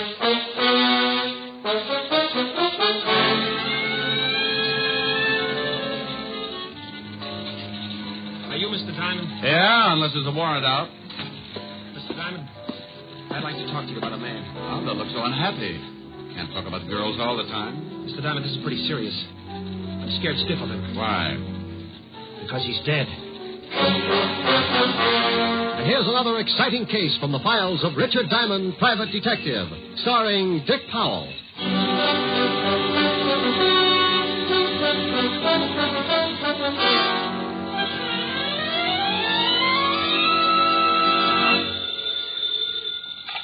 Diamond Detective Agency, homicides with class. Huh? Well, that's a pretty good answer. What kind of a slogan was that, Chalmers? Oh, my goodness. Sergeant Otis. That's right. Well, don't take any bets. I know a dozen people who would swear you were something else. Oh, now stop the gags. I got something important to talk to you about. I know what it is. You do? I bet you've lost your shoes. What makes you think that, wise guy? Well, I drove by the docks this morning and spotted 2 landing barges with laces. Oh, I give up. Here, you better talk to the lieutenant. Rick? Hello, Walt. Why don't you lay off Otis? He was just calling to ask you to do a favor for us. What kind of a favor? The 5th Precinct is having its annual dance next week. Oh, now, Walt. Well, what's the matter? Just a couple of songs, and then you can go home. Oh, sure. Just like last time. I was just going to be a couple of songs last time, too. But before those lovely cops let me go, I had a crack in my voice like the Liberty Bell. So this time, I promise. Only 2 songs. All right. If one of them's Mule Train. Sure, but why Mule Train? I want to whip Otis for sound effects. Mr. Diamond? Wait a minute, Walt. I think I spotted a client. Okay, Rick. I'll tell the committee you'll be there. Bye. Are you Mr. Diamond? Yeah, unless there's a warrant out. Mr. Diamond, I'd like to talk to you about a man. Oh, don't look so unhappy. Can't talk about girls all the time. Mr. Diamond, this is pretty serious. I'm scared stiff of him. Why? Because he's dead. That's right. He's supposed to be dead. Well, bring him over. We can make a fortune from Barnum and Bailey. I guess I better go. No, wait a minute. Maybe you better tell me about it. Okay. I'm Martin White. I go to Barrett College. I'm an ex-GI. I'm a senior now because I couldn't start until I was released from the hospital 3 years ago. Hospital, huh? What was the trouble? I got hit at casino. How long were you in the hospital? 2.5 years. 2.5 years? Yeah, Okay, I fell apart up there. Oh. Psychosis? Yeah. Go on. The other day I was on my way to class when I saw this man I was telling you about. The one who's supposed to be dead? Yeah, that's right. Mm-hmm. He used to be in the same outfit with me. I saw him killed at casino. Oh, well, so you made a mistake. So he looks like the guy. No, it's not like that. Maybe I better tell you, and then you'll understand. Go ahead. Well, his name was Jarvis, Paul Jarvis. I was a captain with the 5th Army when we went into casino. And Jarvis? Private. He'd been with us since we pushed Rommel out of the desert. Everybody hated him. Why? Gold brick. Never missed a chance to dog it. But he was smart, plenty smart. There wasn't anything we could pin on him. Yeah, I know the type. He was great in a street fight because he was big. And I mean really big. Big and nasty. But up on the line, he went to pieces. Okay, go ahead. One night, we got a report that a man answering Jarvis's description had killed a corporal in a fight. By the time the details got to me, the Germans had opened up with everything they had. I was ordered out on patrol, so I took Jarvis with me. You took a big chance. You know it. But there was one witness to the killing, an old man in the town. If Jarvis knew he might be identified, he'd be gone over the hill, sure. So I figured I'd watch him. Keep him with me until the Germans slowed up and we could show him to the old man. Oh, he moved up. The Krauts had the main body zeroed in with their 88s. Our job was to move up, try to spot a path through the enemy artillery pattern. We had to belly down, and Jarvis and I ended up in a hole together. They'll spot us, sure. They'll correct and drop those things all over us in a minute. Keep your head down, Jarvis. I tell you, they'll spot us. Now, you listen to me. You raise your skull 1 inch out of this hole before I tell you, and so help me, I'll drill you myself. Okay. You hate my guts, don't you? Knock it off. This is real funny, this is. 2 guys this close hating each other. Next time I'll pick a bigger hole. Captain White. What? About that murder. Can it? You think I killed the guy, don't you? I don't think anything right now, just those cocked tanks down there. You're thinking about it all right. You and everybody else. You all hate me because I'm not a tin soldier like you with ideals sticking out all over your fat face. I told you to knock it off, but you wanted it late on the line, so I'll tell you. Yeah, I hate your guts. Okay? That's good enough. I killed that Corporal, Captain White. You're out of your mind. I am, huh? Well, this is as good a place as any to go over the hill. You're crazy. Get down. Relax. I got a bayonet pointed right at your belly. Jarvis, don't. Go on. Cry. Whine. I'm going to put you in for a Purple Heart. Only you'll have to pin it on your blanket. Jarvis, for the love of God. Now you're only a number on the record. Jarvis, you dirty You're going to take a little while to die, Captain, so you can think about me getting out. I'm taking off, and I'm leaving the rest of the saps with all the honor and glory they want. So long, Captain. It's all yours. Jarvis! Come back here! Jarvis!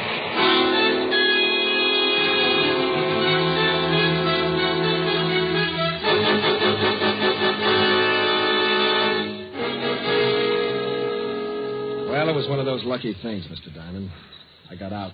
Spent a day and a night in that hole until the medics found me. What about Jarvis? I'd swear he got the 88 right on top of him. But now you think you've seen him and you're not sure. I'm not sure of anything right now.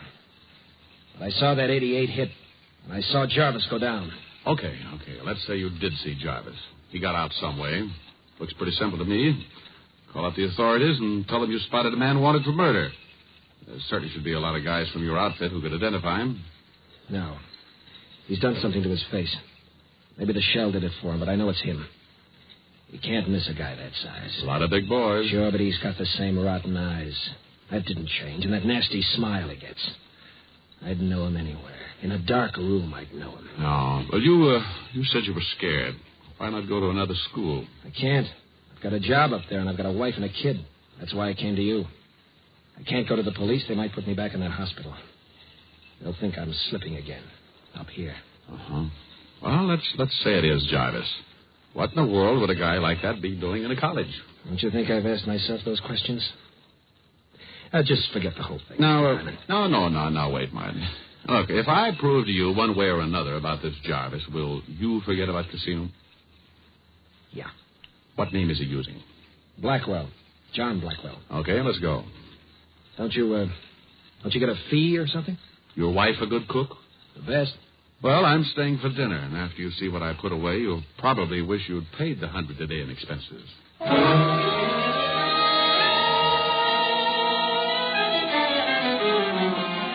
Usually I'm pretty hard about my fee because the trouble I get into has to be balanced on the book some way.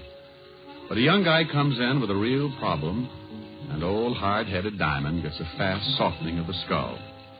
Well, 2 hours later, Martin White, me, and my real soft skull were on the campus of Barrett College and in the converted Quonset hut the Whites called home. He's hungry, Mr. Diamond. Hiya, fella. Well, nice-looking boy. Yeah, takes after his mother. Martin, if we're going to do something about this thing, we'd better get a move on. All right, where do we start? I think I'd like to look at this, what's the name this guy's using, you say? Blackwell. Oh, well, I'd like to look at Blackwell's school record. How about it? Oh, I think I can fix it. Let's go. Oh, dinner's at 6, Mr. Diamond. Yeah, we eat early because I'm night watchman on campus. I go on duty at 7. I'll be on time, Mrs. White. It's Nan. Oh, well, love corned beef and cabbage, Nan. Well, I'll walk out with you. I have to go to the store. Come on, Mr. Diamond. We'll walk Nan out across the street. Martin, look out! Oh, that idiot. Must have been drunk. Nanny, all right. Oh, sure, but you, Martin, he came right at you. I know. Mr. Diamond, that guy wasn't drunk. Yeah. Well, Nan, you think you can go to the store alone? Oh, certainly. I'm fine now. But that car. Now, come on, Martin. We've got to check those records. Well, I see you at dinner. And, Martin, you listen to what Mr. Diamond has to say. That man was probably drunk. Good girl. Yeah. What about that car? Could have been an accident. Let's think it was for a while, anyway.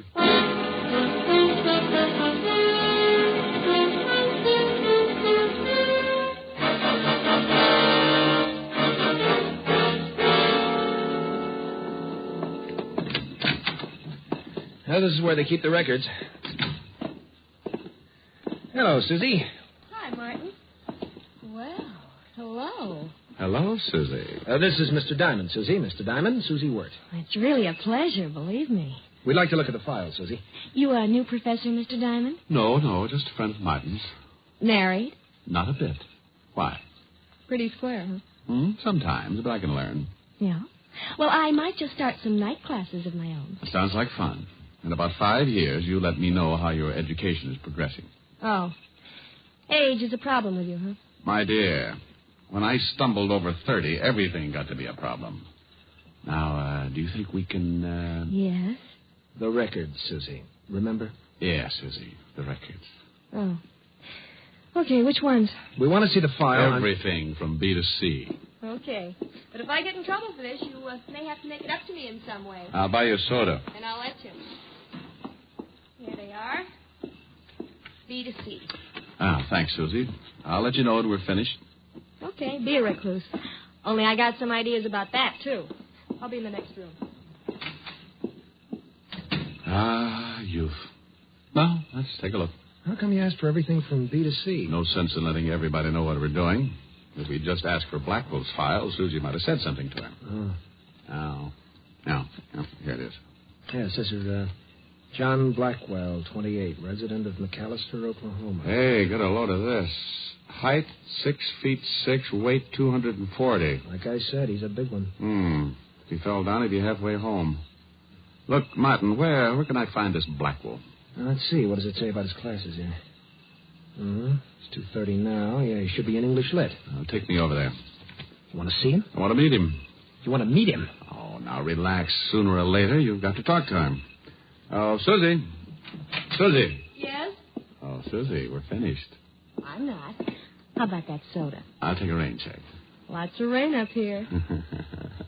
Susie? Yes? Bye.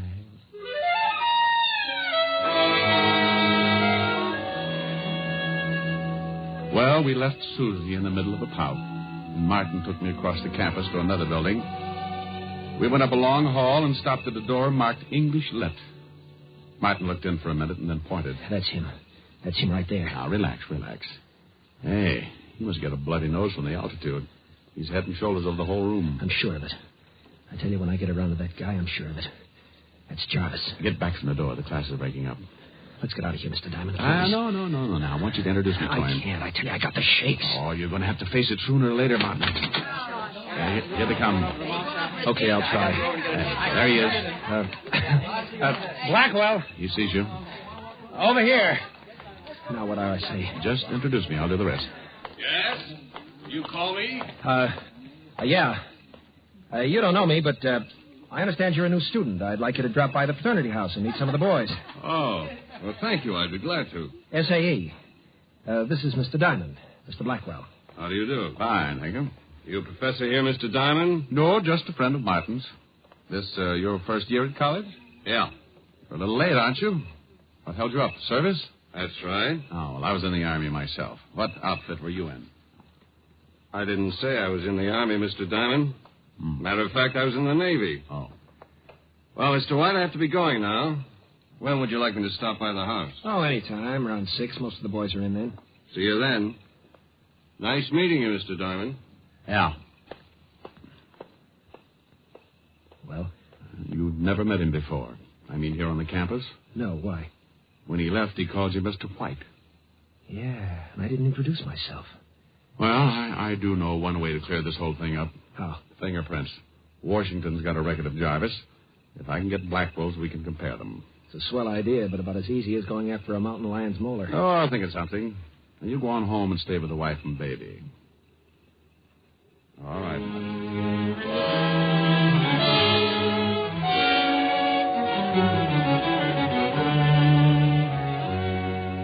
I left Martin and cut across the street to the college malt shop.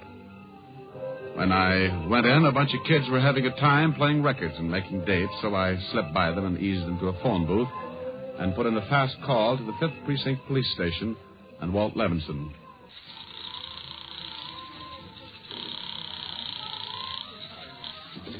Fifth Precinct, Sergeant Otis. Oh, good grief. I got the zoo. Oh, you just call up to make whites fresh, Shamus? Now, put the lieutenant on. But don't growl at him. He's close enough to snap a collar on you. Oh. Yeah, what do you want, Diamond? That's a pleasant way to answer the phone. What have you noticed been doing? Setting fire to the commissioner? Oh, I give up. Where are you? I'm up at Barrett College. College? Sure. I'm trying to talk the science department into bidding on your sergeant's brain. They've got gargantuas, and they need a match set. Now, will you please be serious? Okay, Walt. Now, look. I've run into something that has a good chance to end up looking like homicide. I can use some help. You know that's out of my district. Look, I just want you to do some checking for me. Find out about a John Blackwell who's supposed to come from McAllister, Oklahoma. He's a student here. What do you want to know about him? Oh, how long he lived in McAllister? Family, friends, the usual things. And then do some checking on a boy named Jarvis, Paul Jarvis. Check his fingerprints with the military authorities. See if he was ever in McAllister and if he knew Blackwell. Okay. Where can I call you and how fast do you need it? Wait a minute. What's the matter? I just spotted someone in this malt shop. Are you in a malt shop? Yeah, and I gotta hang up. I don't want to lose this boy. Well, where can I reach you? Call the local law and tell him I'm on the campus. Wearing a beanie? Funny. Pretty funny.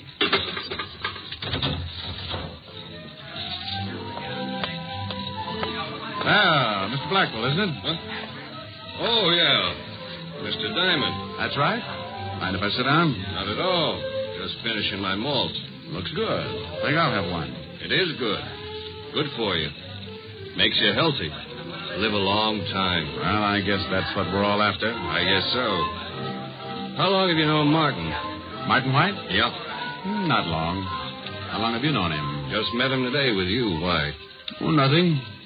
Wondered how you knew his name. Oh, he was pointed out. Mm-hmm. Well, I gotta be going, Mr. Diamond. This little chat has been very enlightening. Goodbye. Goodbye. And now. Hey, waiter. Huh? Oh, you want something, mister? Yeah, the small glass. Just the glass? Don't touch it. What's wrong with it? Is it contagious or something? Yeah. It's $5. Huh? Give me a napkin to wrap it up in. Oh, a collector, huh? Yeah, something like that. Okay, take it. I had a girlfriend who used to collect beer cans, but this is a new wrinkle. Thanks. Oh, it ain't nothing. Come back again and get a load of our ice cream dishes. You'll lose your mind.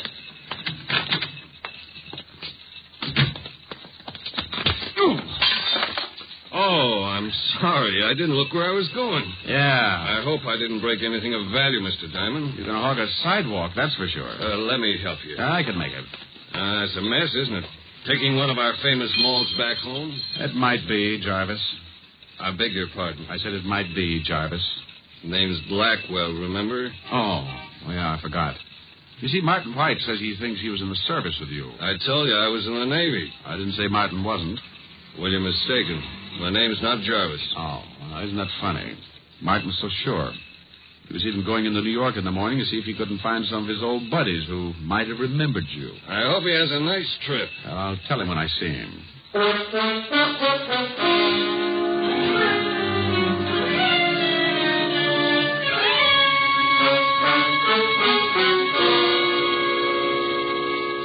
But I don't get it, Mr. Diamond. Why did you tip him? Oh, he knew it before I tipped him, Martin.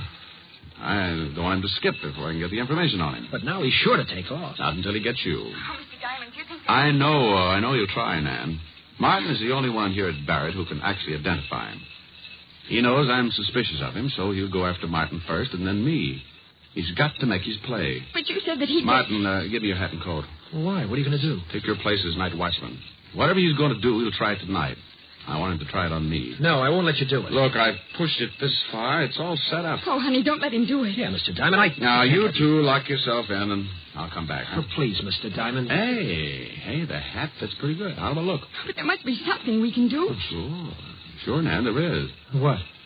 Save me some corned beef and cabbage, huh?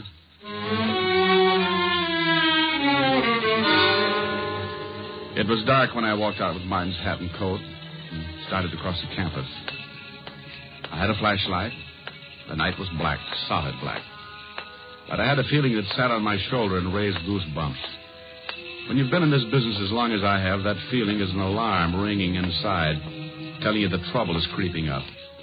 Halfway across the campus, I stopped. I heard nothing but the usual sounds that come with night. Dampened, muffled sounds. I walked on. And I heard it. The sound of someone walking well behind me. I stopped again. Maybe it was Jarvis. Maybe it wasn't. There was one way to find out. Keep going. If it was anyone with no business with me, okay, he'd stop following. I cut to my left, away from the main walk and toward the shadowy bulk of the college buildings. I kept going until I reached the gymnasium building. I was leading my pigeon to me. But who was the pigeon? My toes were beginning to turn in, so I figured I was. Then the bulk of the big building popped up in front of me. I tried the door. It was open. I went in, closed the door behind me. There was no light at all. Only a funny sound that I couldn't identify. A peculiar humming, and there was a smell. Chlorine. Yeah, chlorine. Now I knew where I was, an indoor pool. The hum was the filtering machinery. I wanted to turn on the flashlight, but in a place like this, I couldn't give Jarvis the tip on where I was. I had to get out, so I felt my way carefully along the tiled floor. I kept what I guessed was the middle of the walk around the pool, and then... He was in with me. I stopped, but he didn't.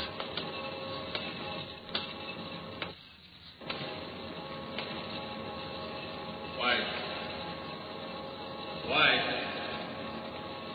I know you're in here. This couldn't be better. You're a sap, White, coming in here. Don't be silly, White. You know that door leads to the filtering machinery. Come on, this way. It's the only way out, and I'll be waiting for you. Okay. It's all the same whether you come to me or I go to you. Stay where you are, Jarvis. What's that? We met before. You're not White. No, I'm not. Diamond? Yeah. Not White, and you're not Blackwell. You're Jarvis. Surprise, Buster? What's the difference? None, I guess. Where's the real Blackwell? Where you're going to be, Diamond. Stay right there, Jarvis. Sure, and let you shoot off your mouth. All right, Diamond. It's all the same to me whether I get you first or White. I gotta do both. Now we'll see just how tough you are, Diamond. Well, the boy's got a gun. You missed, Diamond. And too bad the flash gave you away. Now I gotta do this fast. This is it, Diamond. Diamond! Buster, I got news for you. I'm not going to teach you. This won't take long. Just enough to get you a little waterlogged. Hold your nose, Jarvis. It helps. Simon. Martin. Lights, Martin. Get him on. Yeah. I have to come. Don't let you do it alone. I heard the shot and Where's Jarvis? Jarvis? Oh, I think we can take him out now. He's done. Here, grab him. Yeah. He dead? No. Here, give me a hand, Mr. Diamond. Wait. Hey, I'll get my breath. You know, Martin, Jarvis was a bad soldier, but in the Navy, he had just been plain lousy.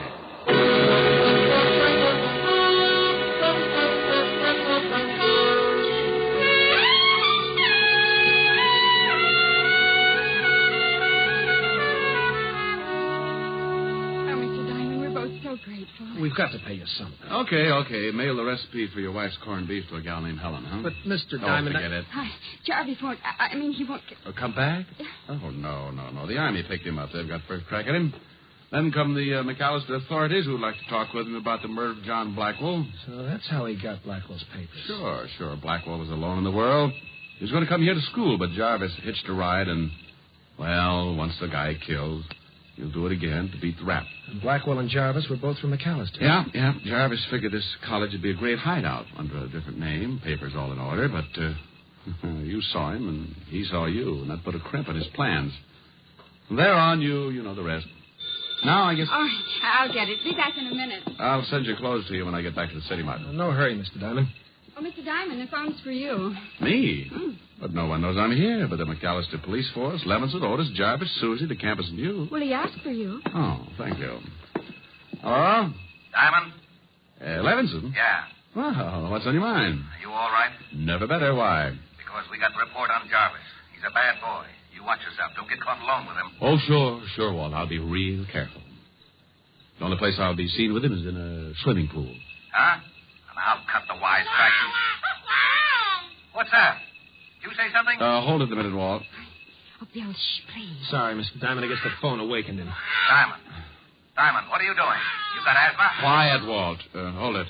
Nan, Martin, bring the baby here. But he's never done this at this time. Oh, never mind. Bring him here. Okay, you asked for it. Now, baby. Stop calling me baby.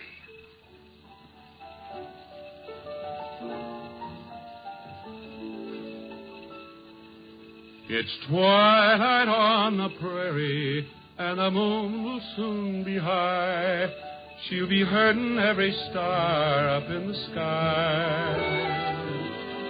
We'll lope along to dreamland, and we'll bid each care goodbye, while the wind blows through the sagebrush with a sigh. So hush, little darling, little dear, go to sleep, little darling. I'm right here. Let my shoulder be your pillow. You'll be safe as you can be. Little darling, you mean all the world to me. We'll always be together, and I promise faithfully that your dreams will all come true. Just wait and see. So hush, little darling.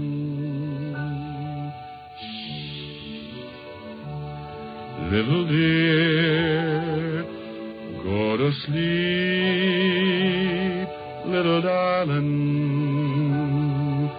I'm right here.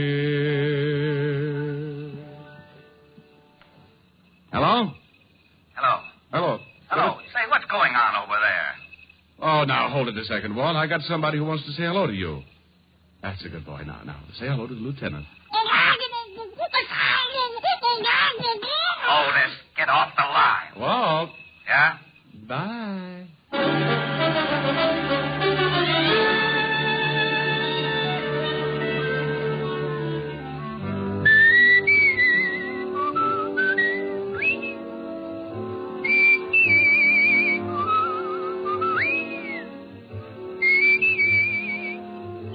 just heard Richard Diamond, Private Detective, starring Dick Powell. Ed Begley played Lieutenant Walt Levinson. Also in the cast were Wilms Herbert, Paul Dubob, Sammy Hill, Jerry Hausner, Jane Webb, and Dave Ellis. Music was under the direction of Frank Worth. Richard Diamond is written by Blake Edwards and directed by Russell Hughes. Dick Powell currently may be seen in the motion picture version of the best-selling novel, Mrs. Mike. This is Eddie King inviting you to be with us next Sunday at this same time when we will again bring you Dick Powell as Richard Diamond, Private Detective.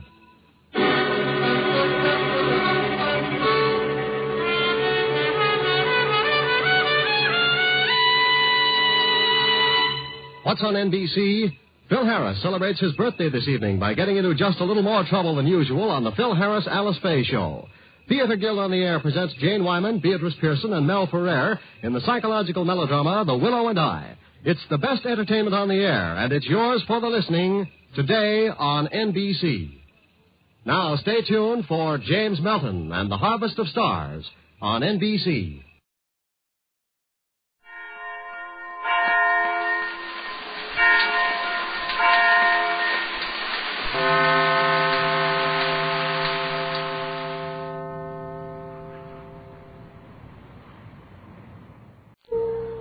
The Adventures of Sam Spade, Detective.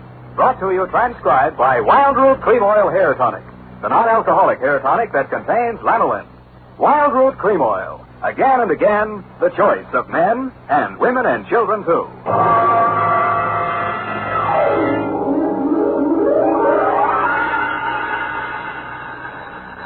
Sam Spade, Detective, agency. Me, sweetheart. Any calls, messages, alarms, or excursions? Just one, Sam. Which? Well, I suppose you might call it an excursion, Sam.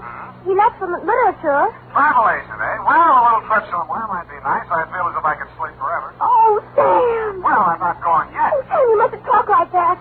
I've been sitting here reading this booklet, and it says it's later than we think. It can't be. My watch says 3 minutes to 9. Now, there, you see, it is later than we think. I was slow, too, though I said it by the radio. Well, pick it up and set it in your favorite chair. I'll be right down to dictate my report on the Overjord Caper, or Feffy's Folly, or Who Put the Corpse in the Murphy Bed. What?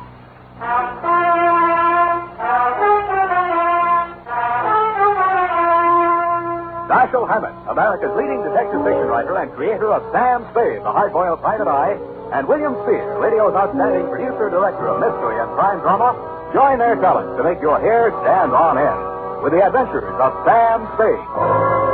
Presented by the makers of Wild Root Cream Oil for the hair. Ah, June, the month of vacations for all the family. Here's hoping you've planned yourself a good one, and that you'll remember to take along plenty of Wild Root Cream Oil Hair Tonic. In spite of heat and winds, Wild Root Cream Oil grooms your hair neatly and naturally, relieves annoying dryness, removes loose, ugly dandruff. Ask for it in the big, economical family-sized bottle and handy tube that's easy to pack in your suitcase. Be sure to ask for it by name. Wild Root Cream Oil Hair Tonic. Again and again, the choice of men and women and children, too. And now, with Howard Duff starring as Spade, Wild Root brings to the air the greatest private detective of them all in the adventures of Sam Spade.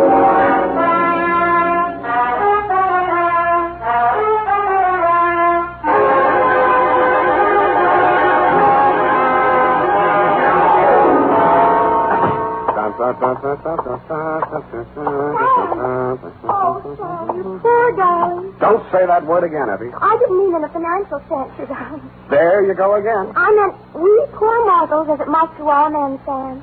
We're all clay-footed, after all, merely leaving footprints in the sands of time. You need a vacation, Eff. Maybe you better take that excursion. No. Now, don't act like that. I'll hardly miss you. Oh, Sam. Now, come on. Let's see those travel photos. Where are they? Oh, Here we are. Plan now for that long, long journey. Our carefree layaway plan relieves the burdens of those left behind. Well, nice of them to think of me. Luxurious accommodations. Funny-looking stateroom. Why does that bunk have a lid on it? Let's see if I'll explain here somewhere. Our special nylon-tufted couch-type model with chrome-plated magnesium handles and lightweight alloy liner has been called by many satisfied customers the pallbearer's friend. Well, Who brought this into my office? His name was Converse Etheridge. What? He's with the Dardanella Mortuary. Don't mention his name in my presence. That man has no live friend. Now, Sam, don't be too rash on him. After all, it's his living. He is a worm in the apple of contentment, a roadblock on the highway of life, a meter in the taxicab of happiness. Are you ready, Sam? No! I already have the date, Sam. To whom is this addressed to? To Mrs. Joy Overjord. No, you better make that George Overjord. Mrs. I'll make it your mind, Sam. I said Mrs. Yes, sir. But is it Boy Overboard? Joy Overjord? Or is it, It is Judge Overboard. Now, wait a minute. Just let me get this straight, Sam. I have Judge Joe. Mrs. Oh. Well, to avoid any further confusion, Sam, wouldn't it be just as clear to address it as Mrs. O.G. Judge? The name is not Judge F. It's Overgorge. George. Now, wait a minute, Sam. Now, wait a minute. Just let's be very, very quiet for just a minute. Now, look here. I won't have you putting the blame on it. Now, wait. All right. Mrs. George Overjord. Cousin? If it'll make you happier. Thank you, Sam. From? Yes, Sam. License number 137596. That you can get. Subject, your jewelry. Dear Mrs. Overjord. Enclosed, you will find my statement for services rendered, which you will no doubt be as surprised to receive as I am to be sending it. It started, as such things often do, with that curse of civilization, that broken spring in the couch of privacy, the telephone. Yes? Mr. Spade? Speaking? This is Mrs. George Overjord. That's Overjord. I have it. I'm staying at the Hotel Belvedere, Mrs. Spade. Mr. Stover, the house detective, was good enough to recommend you. Oh, then he's good for something. I beg your pardon? Good friend of mine, Mr. Stover. And what was it you had in mind, Mrs. Overjoyed? George. But your wife, that's my first name. I beg your pardon? Joy. Oh, I got it wrong. When you spell it out, I thought... I think you better come over here right away, Mrs. Spade. I have a rather serious problem to place before you. These little details can wait. Of course. And come right up. I'm in room 315.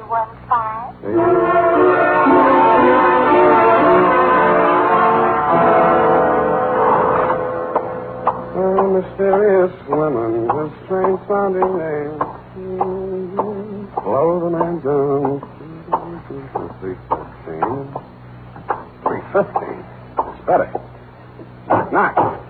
Who's there? Mr. Spade. Just a moment. Come in. Pardon me. Come on in, Mr. Spade. Whatever you say. Sit over here, won't you, please? Oh, yeah, sure. I'll just bring this... Oh, don't bother with the chair. I'll make room here. Oh. Thanks. Here. Now. Isn't that nice? Yeah. Oh, don't worry about George. He's on a gray line tour and won't be back for hours. George? Yes, poor dear, he's my husband. Oh, well, Mrs. Overjoy. You're sweet. Call me Joy. I feel that since you're a detective, you'll know my secret sooner or later. So why hide anything? Well, what are these? Feathers? Tickle. Sort of. No. Now listen, Sam. To begin with, my husband must never know. Yeah, well, all right then. Yeah. About the jewels. Oh. You see, he gave me the money for a floater policy on the necklace, and I was naughty. You were. I sank it in a wild mood. Sam, are you listening? Yeah. Mm-hmm. Sure, yeah. You sank somebody's mink. Tell me, what did you want to do with me next time? No, Sam. I sank the floater. So now it isn't insured and it's gone. Ran away, huh? Not the mink, Sam, the necklace. What shall I do? Yeah. It was $30,000. At least. But what about your husband? He'll be awfully angry. He's an absolute bug on insurance. And he'd be very upset if he knew I was not fully covered.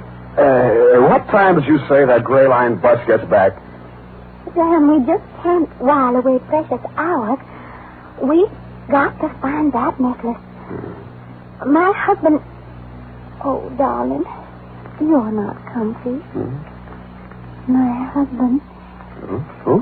What? But, darling, George Overjord is the richest man in the state of Wisconsin. He'd be very hard to replace. You're absolutely right. Husbands should be kept in their place. Sam, if you don't take more interest in this problem, I'll just have to get another detective. Huh? Oh, no. Hey, don't do that. Now, what? What are you looking for? The telephone. I want to check those Gray Line bus schedules.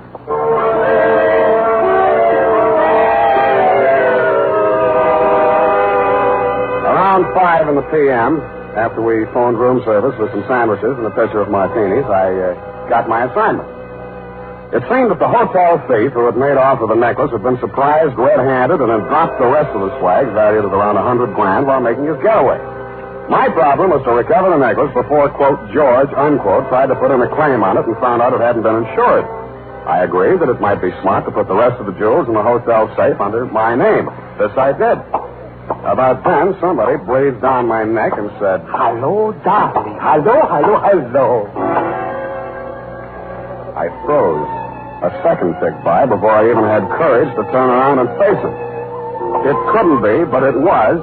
Peffy Valeriu Eminescu, a con merchant so slick that he finally swindled most of his competitors out of business and even succeeded in selling himself in the oldest con game of them all, the Spanish prisoner game.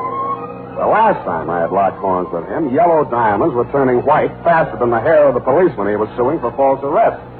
Peffy's hair was still very black and very oily, and the big smile he wore was very white and very oily. Sam, darling, do not look so shameful. I am angry on you. You're not angry on me. You can fool with part of the people some other time, but you can't fool Peffy for long.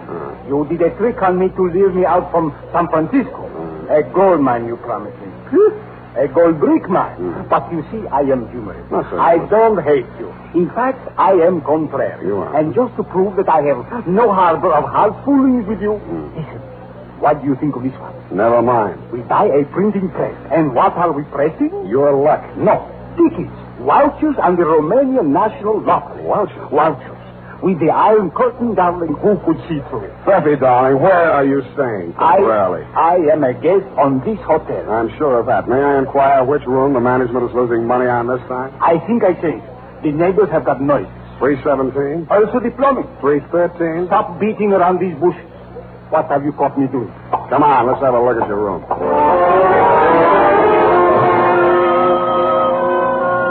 On the way upstairs to his room, Peffy gave me a rundown on the noises in the room adjoining his, 315. On one occasion, according to his story, he'd heard a woman scream, but the rest of it was all in Norwegian. According to him, Overjord was a Norwegian name.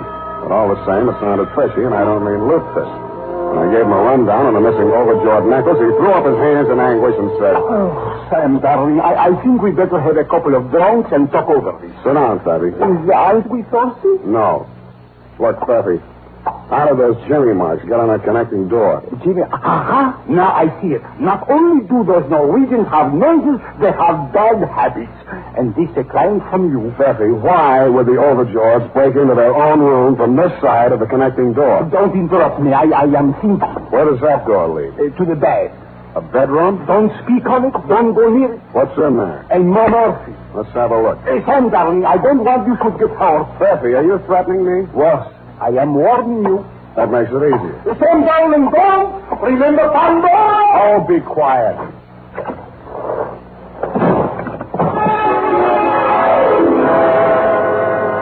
And that, Mrs. Overjord, is when if I had to live over, I wouldn't have taken the case for all the fish in Norway.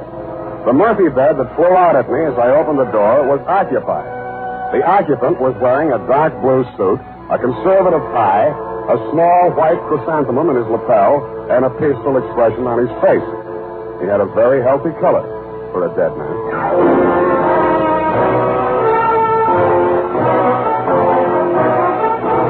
The makers of Wild Root Cream Oil are presenting the weekly Sunday adventure of Dashiell Hammett's famous private detective, Sam Spade. Tonight, for the first time, Wild Root announces a big double bargain combination package to introduce amazing new Wild Root Liquid Cream Shampoo. Here it is. You get a 60-cent bottle of exciting new Wildroot Liquid Green Shampoo, plus a 60-cent bottle of famous Wildroot Cream Oil Hair Tonic. $1.20 value for only 59 cents. It's a wonderful chance to get acquainted with brand new Wildroot Liquid Green Shampoo. The shampoo that combines the best features of liquids and creams and soapless cleansing, plus soothing lanolin. A shampoo that leaves your hair beautifully clean, soft, radiant, easy to manage. Remember, this big double bargain combination package contains a 60-cent bottle of the popular new Wildroot Liquid Cream Shampoo, plus a 60-cent bottle of Wildroot Cream Oil Hair Tonic. $1.20 value for only 59 cents. But the offer is limited, so don't miss out. Go to your drug or toilet goods counter today or tomorrow, sure, and ask for Wildroot's big double bargain combination package.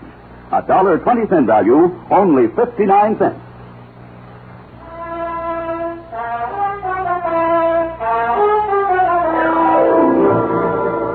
And now, back to the Overjord Caper, or The Corpse in the Murphy Bag. Tonight's adventure with Sam Spade.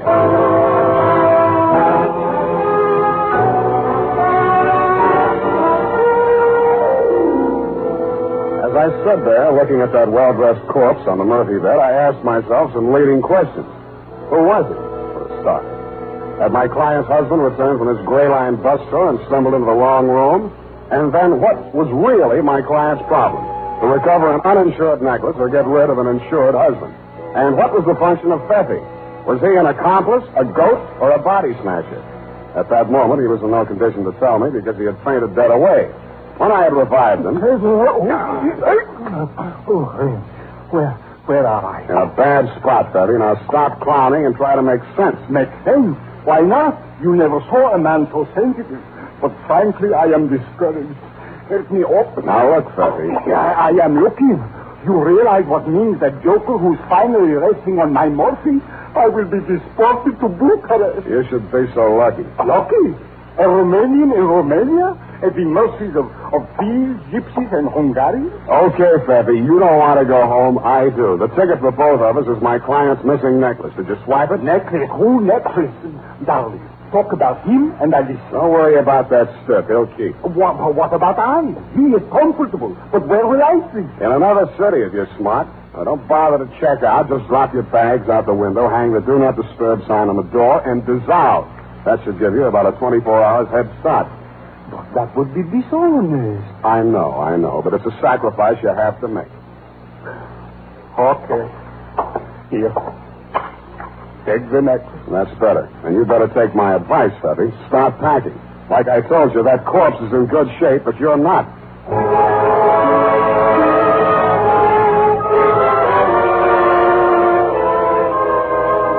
There was nobody home in room 315, so I glass-keyed my way in and had a look around. I turned up only items that were worth anything. A pair of passports issued respectively to one George Overjord and one Joy Overjord. Also, item and insurance policy with inventory attached on the Overjord jewels. What made that interesting was the fact that the necklace, which my client had told me was uninsured, was there in the inventory. After that, I wasn't at all surprised at what I found in the closet. Okay. Take it easy. I'll get you loose just as quick as I can. Here, I'll get these gags out first. Joy, are you all right? Yeah, yours. There you are. Here. Let me help you up. Oh, my back. 4 hours in that place. Those villains. Who did this to you? You don't know. They jumped on us when we are coming home backwards. What? Joy! Look at the time. Our boat sails in an hour. If we don't hurry, we will miss it. Yeah, I can catch. You go now, young man. Thank you. Yeah, goodbye. Well, just a minute. I want to get a few things straight. You are Mr. and Mrs. Overjord? Yeah. But we don't worry. Insurance will take care of all. Goodbye. I'm sorry if I'm annoying you, but I'm just not quite ready to leave. Now, if what you had in mind was picking up a little ready cash from the insurance company, I'm afraid I'll accept your caper. Boris? Again? In other words, I'm a detective, and I have your jewels. Yeah? Aren't you here? Yeah, that is good. Just leave them on the table. Yeah, good. Well, it's not quite as good as all that. Before I can hand them over to you, I've got to clear a few things up between you and my client and another guy with a dead man in his room. We don't know any dead man. Not in California. We are from all country. This call. Oh, well, that's different. Is that everything yours? Yeah. Call the bell boy. Don't be in such a hurry. Well, why not? The shift don't rain. Now, look, this will only take a few seconds. I'll have to make a report on this, you see. So I have to know exactly how it happened. Now, you say you just come into that room. Now, you must have been standing about here, Mr. Overjord? Not so close to the closet. Well, that's near enough. Now, you just stay where you are. Will you step over this way, Mrs. Overjord? Oh, yeah. Hurry, please. Just a little to the left. There.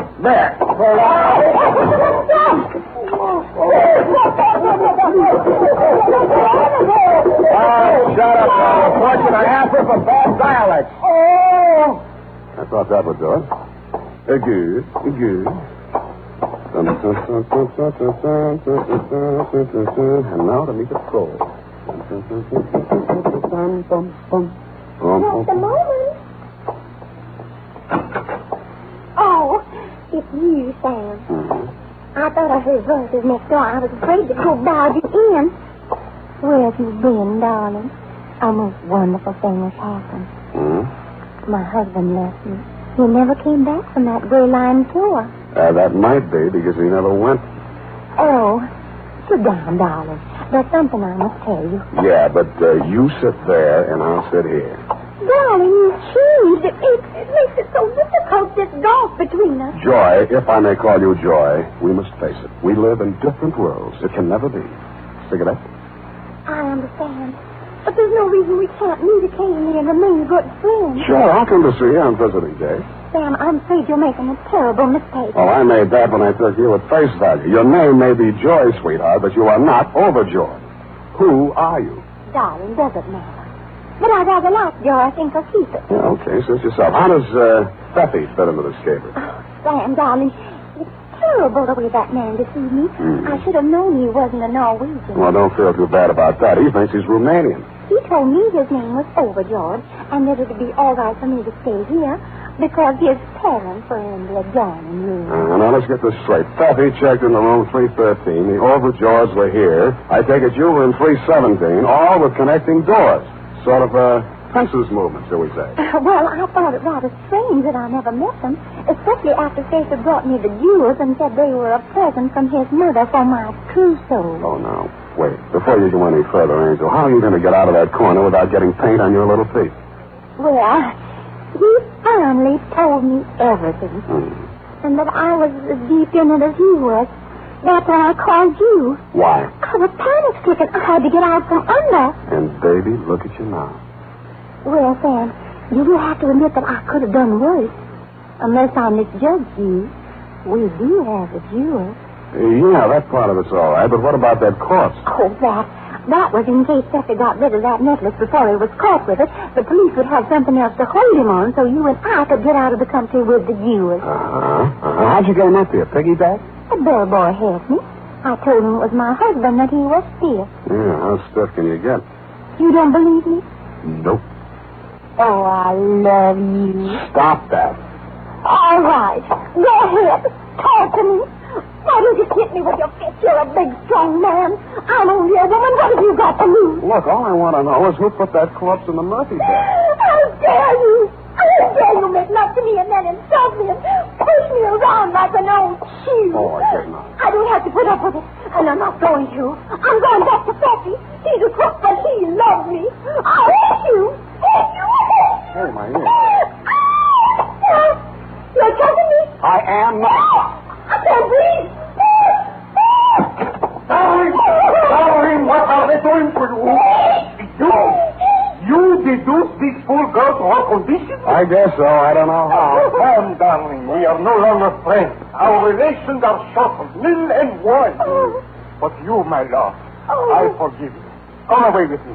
We will start life anew with a better scheme. But, Peter, dear, aren't you forgetting something? The jewel? Chris, that old man and that old woman lied to us. They are not overjoyed. They are crooks and robbers. Papa, no. Sam. I think he's right. But how did you... I found them in there and untied them. Instead of phoning the police, they started packing. So you see, darling, we couldn't take the jewels anywhere. But why not? The M&S to motto inscribed on our family crest. Honor among thieves, except for gypsies and Hungarians. But, Fessy, dear, I tried to steal them from you. That was another horse call, my darling. Between you and I is a technical difference. This is known as a double cross. That is expected from a woman. But from you, Sam, darling, I am a gust. I am a darling. You have behaved without charm. I don't hate you, but it is all I can do to forgive you. Come, my lord. Now, wait a minute. What? You have the jewels. You can prove nothing. There's still that corpse. Sam, darling, come, I show you.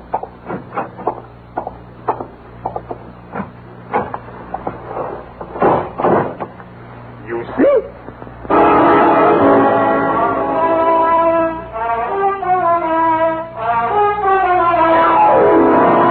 I didn't. All I saw was a well-made Murphy bed. The well-dressed corpse was gone. When I turned around, so were Feffy and Joy. Period. End of report. Next week, Sweetie's dialect. But, Sam. Yes, Eddie? Oh, I hardly know where to start. Oh, P.S. I have turned your jewels over to the robbery detail of the San Francisco police, together with Sven and Marta Lagerson, who was still in the closet when the police arrived. But, Sam, don't you... Oh, yes. Add this. The Lagersons told the cops here that they had worked as household servants in your home in Wisconsin and had hit on their bright idea of making off with your jewels while you were away on a month-long canoe trip through the Chain Lakes, which gave them ample time to make their getaway. They switched passport pictures and used your name to justify their possession of the jewels in case they were questioned. That, plus the insurance policy, complete with inventory, was good enough to fool even the nefarious Effie. But, Sam... One question, Effie, no more. But if it's about that corpse, save your day. What else? Go type that up, Angel. I'm still working on it.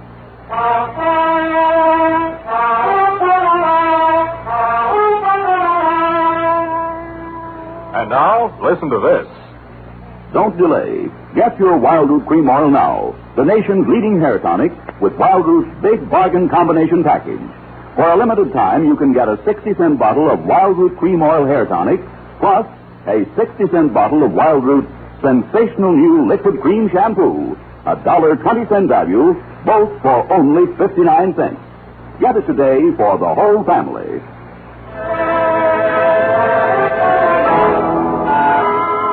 Well, here it is, Sam. Did you get any place? Well, there's a couple of fingers left in there. Will you join me? Oh, thank you. No, I meant a different kind of stiff. Oh, the one in the Murphy bed. Well, I'm expecting a break on that any day now. Well, you have a walkout bed in your apartment, Sam.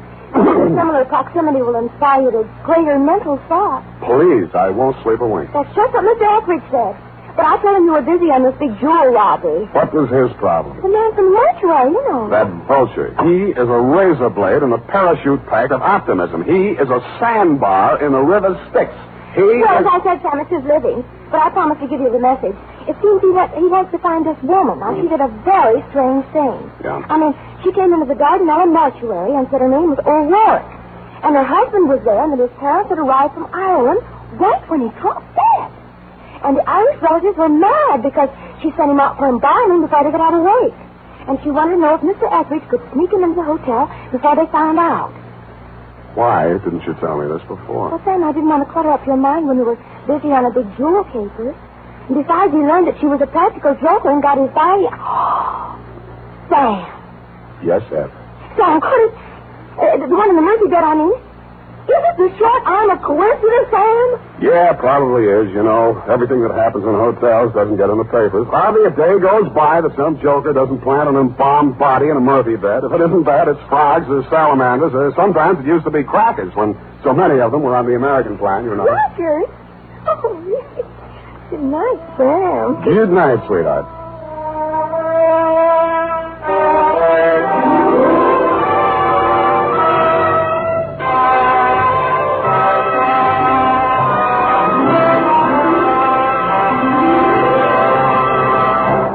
The Adventures of Sam Spade, Dashiell Hammett's famous private detective, are produced and directed by William Spear. Sam Spade is played by Howard Duff. Lorene Tuttle is Effie. The Adventures of Sam Spade are written for radio by Bob Tallman and Gil Dowd. Musical direction by Lud Gluskin, with score composed by Renee and Pierre Garrigank. Join us again next Sunday when author Dashiell Hammett and producer William Spear join forces for another adventure with Sam Spade. Brought to you transcribed by Wildroot Cream Oil. Again and again, the choice of men and women and children, too. This is Dick Joy reminding you to get Wild Root Cream Oil, Charlie. It keeps your hair in trim. You see, it's non-alcoholic, Charlie. It's made with soothing lanolin. You better get Wild Root Cream Oil, Charlie. Start using it today. You'll find that you will have a tough time, Charlie. Keeping all the gals away. Hiya, Baldy. Get Wild Root right away.